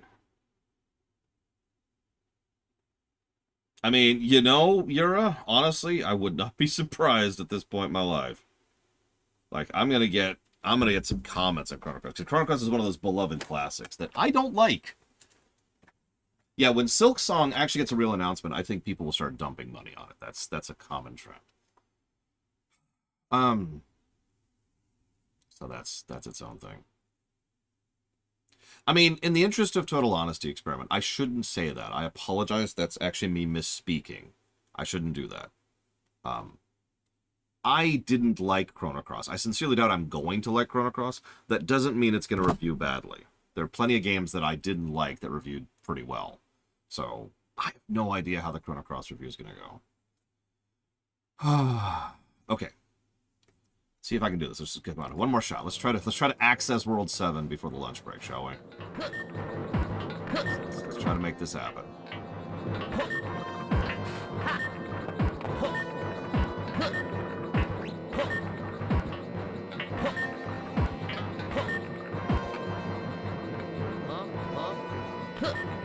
That's revenge for earlier. Gotta get that revenge in. I need my Jonesing. I'm jonesing. Probably Pillars of Snow. Do me a favor, Pillars of Snow. Don't be here during the FF7 review either. Because that game scored pretty well the last time we did it. Granted, different system. And that system is not always indicative. Like, if you ever wondered why the Oblivion line had to happen, while some games just kind of change some of the nuances and specifics of the review, other games change completely. God damn you, Boom Boom. For example, Dragon Age Origins was one of the top games on the list last time. This time, it's pretty high up there, but it's like in the number 20 slot or something like that. And that is indicative. That's indicative of how the system has grown and moved and evolved, and how much more precise it is, and how much more effort we put into it, and yada, yada, yada. So, when it comes to the FFs, I'm not sure if the order of them, in terms of quality or in terms of review, is going to change. Because in the old system, I'm pretty sure it was 6, 7... I'm not sure what else, actually. Shoot. Can someone go check the archive really quick? And then sort? And then tell me what the order was, because I don't remember, because I'm stupid and I'm trying to pay attention to this.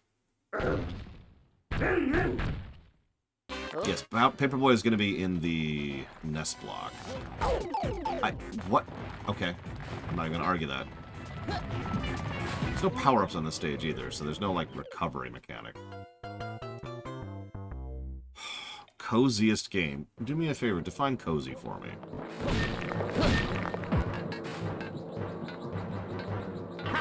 Yes, that's another perfect example. Galaxy 2 actually outscored Galaxy 1 in the old system, and underscored Galaxy 1 in the new system. Makes me feel at home and relaxed. Wow. WoW is my home. Was my home.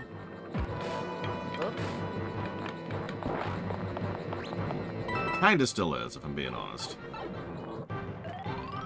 So FF2 was the lowest. That's not a surprise. I mean, that's probably going to retain. It's very unlikely any FF is going to score worse than FF2.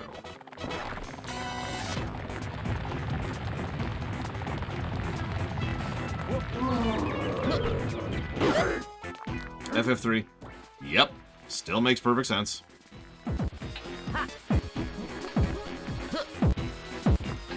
Well, I hope you like our FF2. So, no. Then FF1. Yeah. Then FF15. Yeah.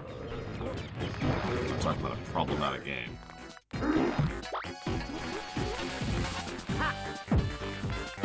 Completely slow-moding this just to not take any damage.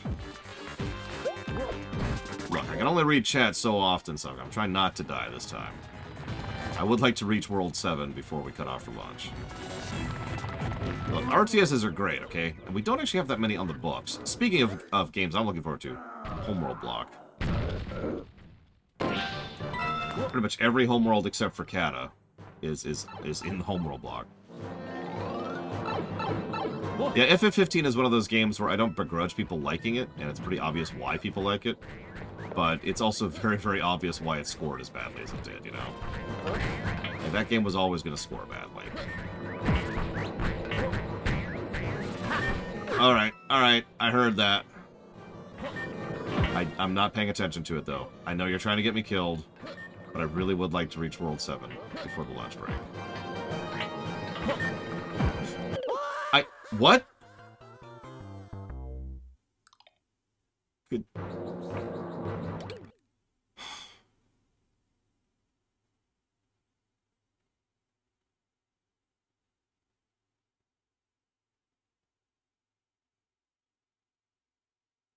I don't know what happened there.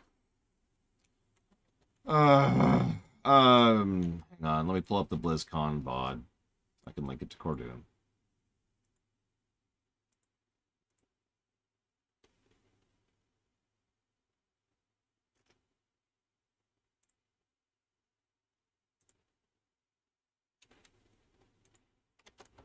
There you go.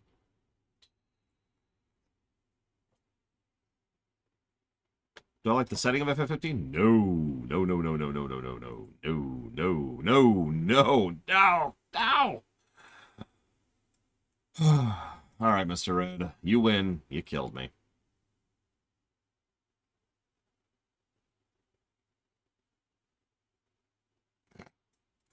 Thank you. Yeah! Thank you very, very much, Mr. Red.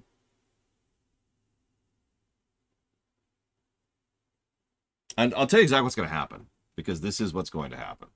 I am going to cut off, having not reached... Well, no, I guess I got like 20 minutes.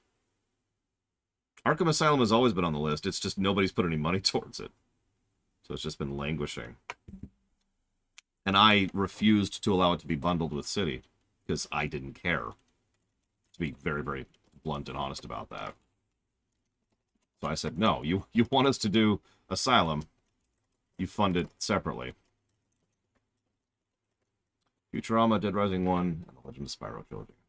Thank you, Mr. Red. And lo and behold, guess what hasn't been funded? Okay. So the old order was 6, 7, 9, 5... I should probably not be reading that while I'm doing this, given how many issues I've been having.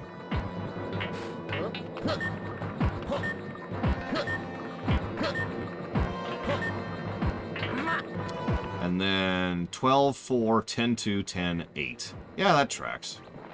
I'm pretty sure most of those were net positive. In fact, I think all of them are net positive except for 2 and 3. So around Mr. Red. Well, we already did Dead Space 2 act, so... I've actually been thinking about a Cordoon, because this stage is... Like, it should be a good stage, and it isn't, because you have to redo huge swaths of it over and over and over again, every time you screw up. And that's a mid-mission checkpoint negative right there. Got plenty of precedence for that. However, in the interest of fairness, I am actually having trouble playing correctly. I have a headache, and I'm tired, and I'm hungry. So, it's entirely possible the only reason I'm getting hit by stupid things like that should not have hit me, is because of me and not the stage. So instead, we'll probably just give the mid-mission checkpoint negative, which, as it happens, I already have. And then we'll just move on with our lives.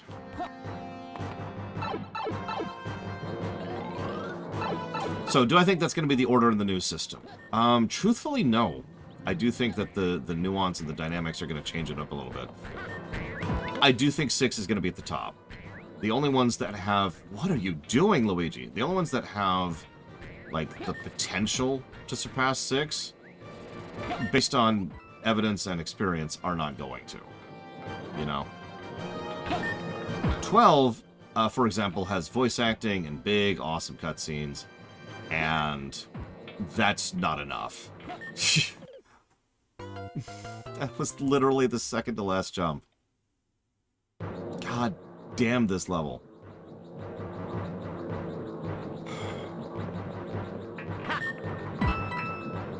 And now we gotta do the whole stage again.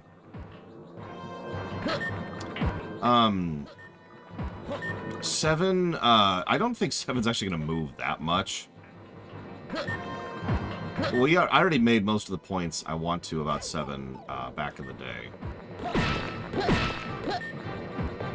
You know, about how its characters actually aren't all that good, honestly. And about how its dialogue is legitimately terrible.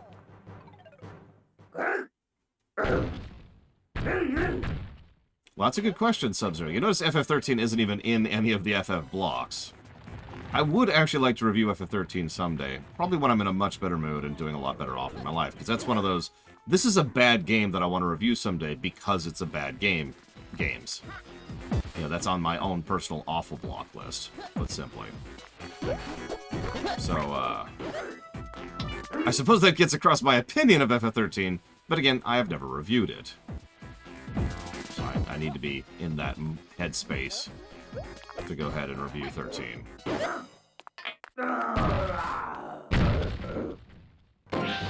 I've also never beaten 13 without cheating, and I may never. That may never happen. Oops. Game. This is strange.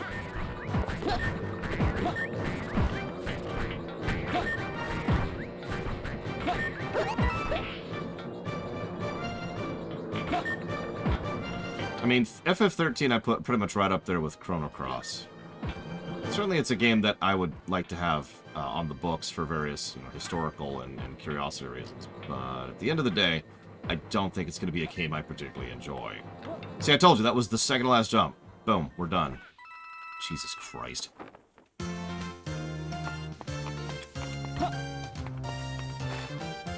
Where's my food? Okay, you got a couple minutes.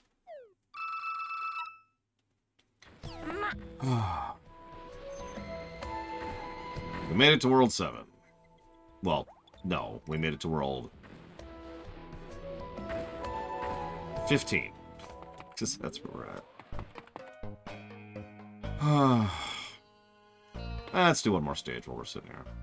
Oh, I do need to write down, in case I didn't already, that that stage does not get a positive. Where's my list? Where's my list? There you are.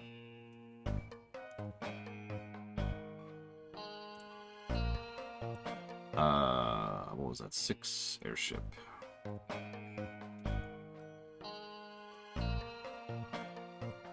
Now we get into the hard stages. I'm just joking.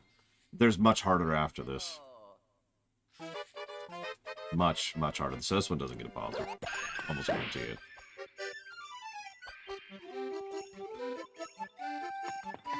What do you got for me?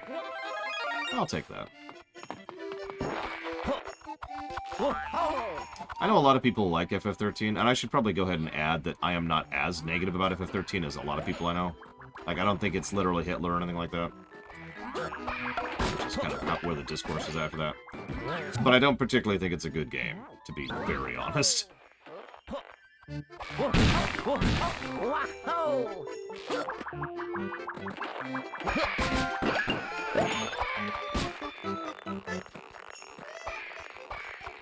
Yeah, FF13 feels like a SNES game.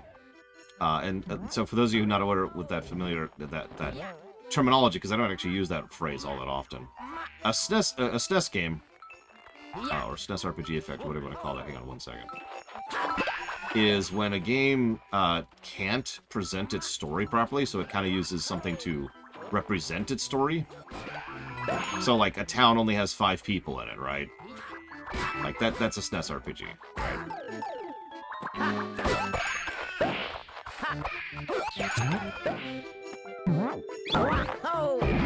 So, that's FF13. It feels empty and devoid and weird. And yeah, exactly, a town is 3 rooms. The only real city we see is, like... Yeah, actually, yeah, Kingdom Hearts until 3.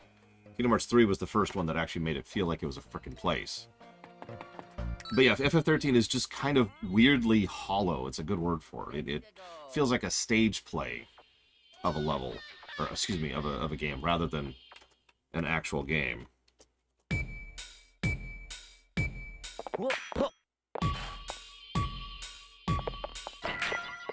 Actually, yeah, like a tech demo, which would make perfect sense. Because That's what Square does in general. Yeah, that's why I think I call that SNES RPG effect, but you get my point when I say it's like a SNES game. Oh, actually, so other games I am looking forward to doing, legitimately, is every Pokemon game on the list. I don't want to do this in a block, obviously, that would be insane. But yeah, there's a reason I allowed Gen 1 to be added to the list. I am honestly curious how that's going to score. How something that archaic and that old and that problematic is going to score.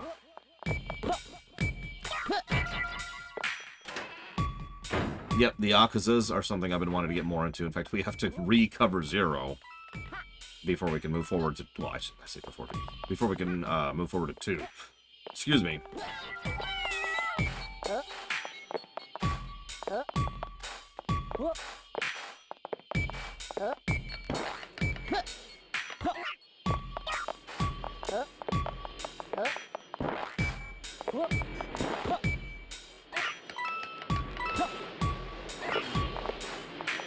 Nope. Really, Lord Harrimont? I look forward to seeing that. If you ask me right now, I would say it absolutely would not be.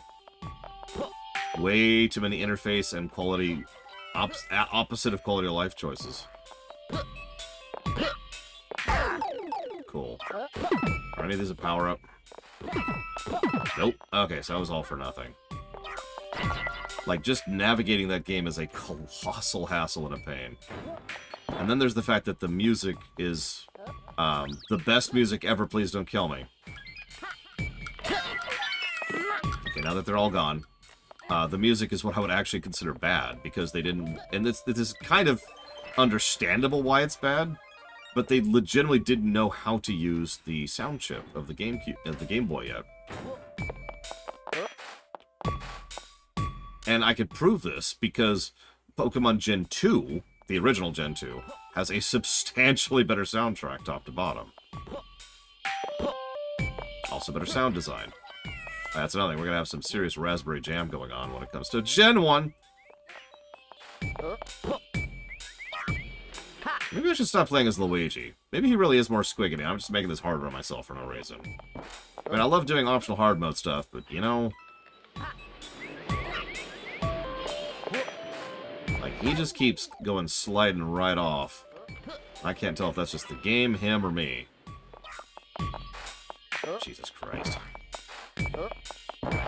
One more loop. To say, it's an interesting question. Am I passionate for Kingdom Hearts? Obviously, I love Kingdom Hearts, and I'm looking forward to reviewing it someday. But I'm... God damn it! Well, now my food's here. I have negative interest in Kingdom Hearts going forward, is probably the way I want to phrase that. I have absolutely no interest in Kingdom Hearts 4, and I have absolutely no interest in the mobile crap. To put that as nicely as I possibly can. So, having said that, it's the MCU thing, right? Yeah, exactly. The series concluded. I'm happy with the conclusion. You know, cool, thumbs up. But it concluded. I'm done. Story's completed. Close book. Thumbs up. Let's go. The fact that it's continuing with Sora and Riku as the predominant characters in 4 is, like, the opposite of interesting to me. Of all of the things you could delve more into in that setting, continuing to follow those two yahoos has absolutely nothing for me. You know?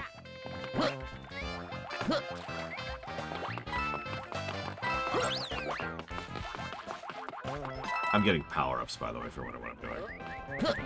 Time-honored Mario tradition here. Just stocking up on some power-ups.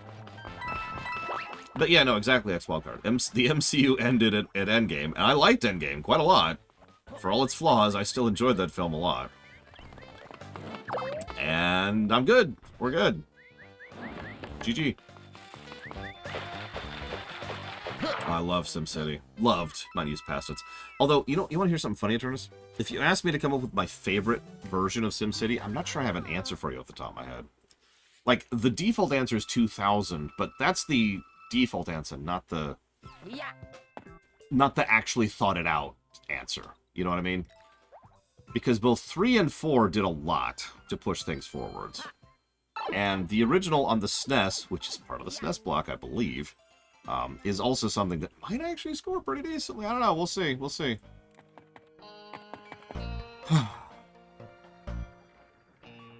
Alright. Before I put this down, I want to look something up really quick. I'm not trying to say you have terrible taste, Lord Aramont. I look forward to being proven wrong. I never want a game to get a negative score, after all.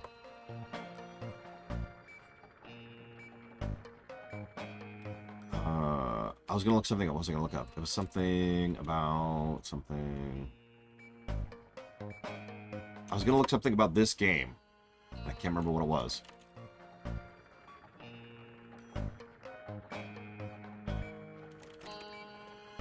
What the hell was I going to look up? I was just talking about it. And no, of course, nobody was listening to me. Time to quit streaming again. Okay, so we're looking at the worlds and the special worlds. We're on Special 7. Second to last world. Second to last world. It was very briefly, but it was removed from an act because, like, it was completely dead fruit. Nobody put any money or interest towards it.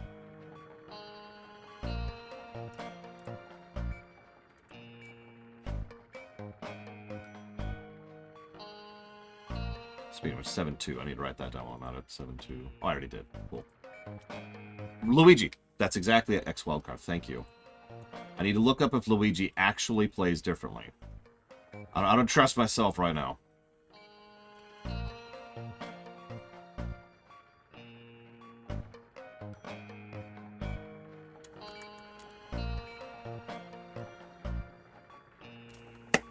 He is. He is more squiggity. He is actually more squiggity. I've been playing on hard mode for the last 7 worlds. And I still beat it.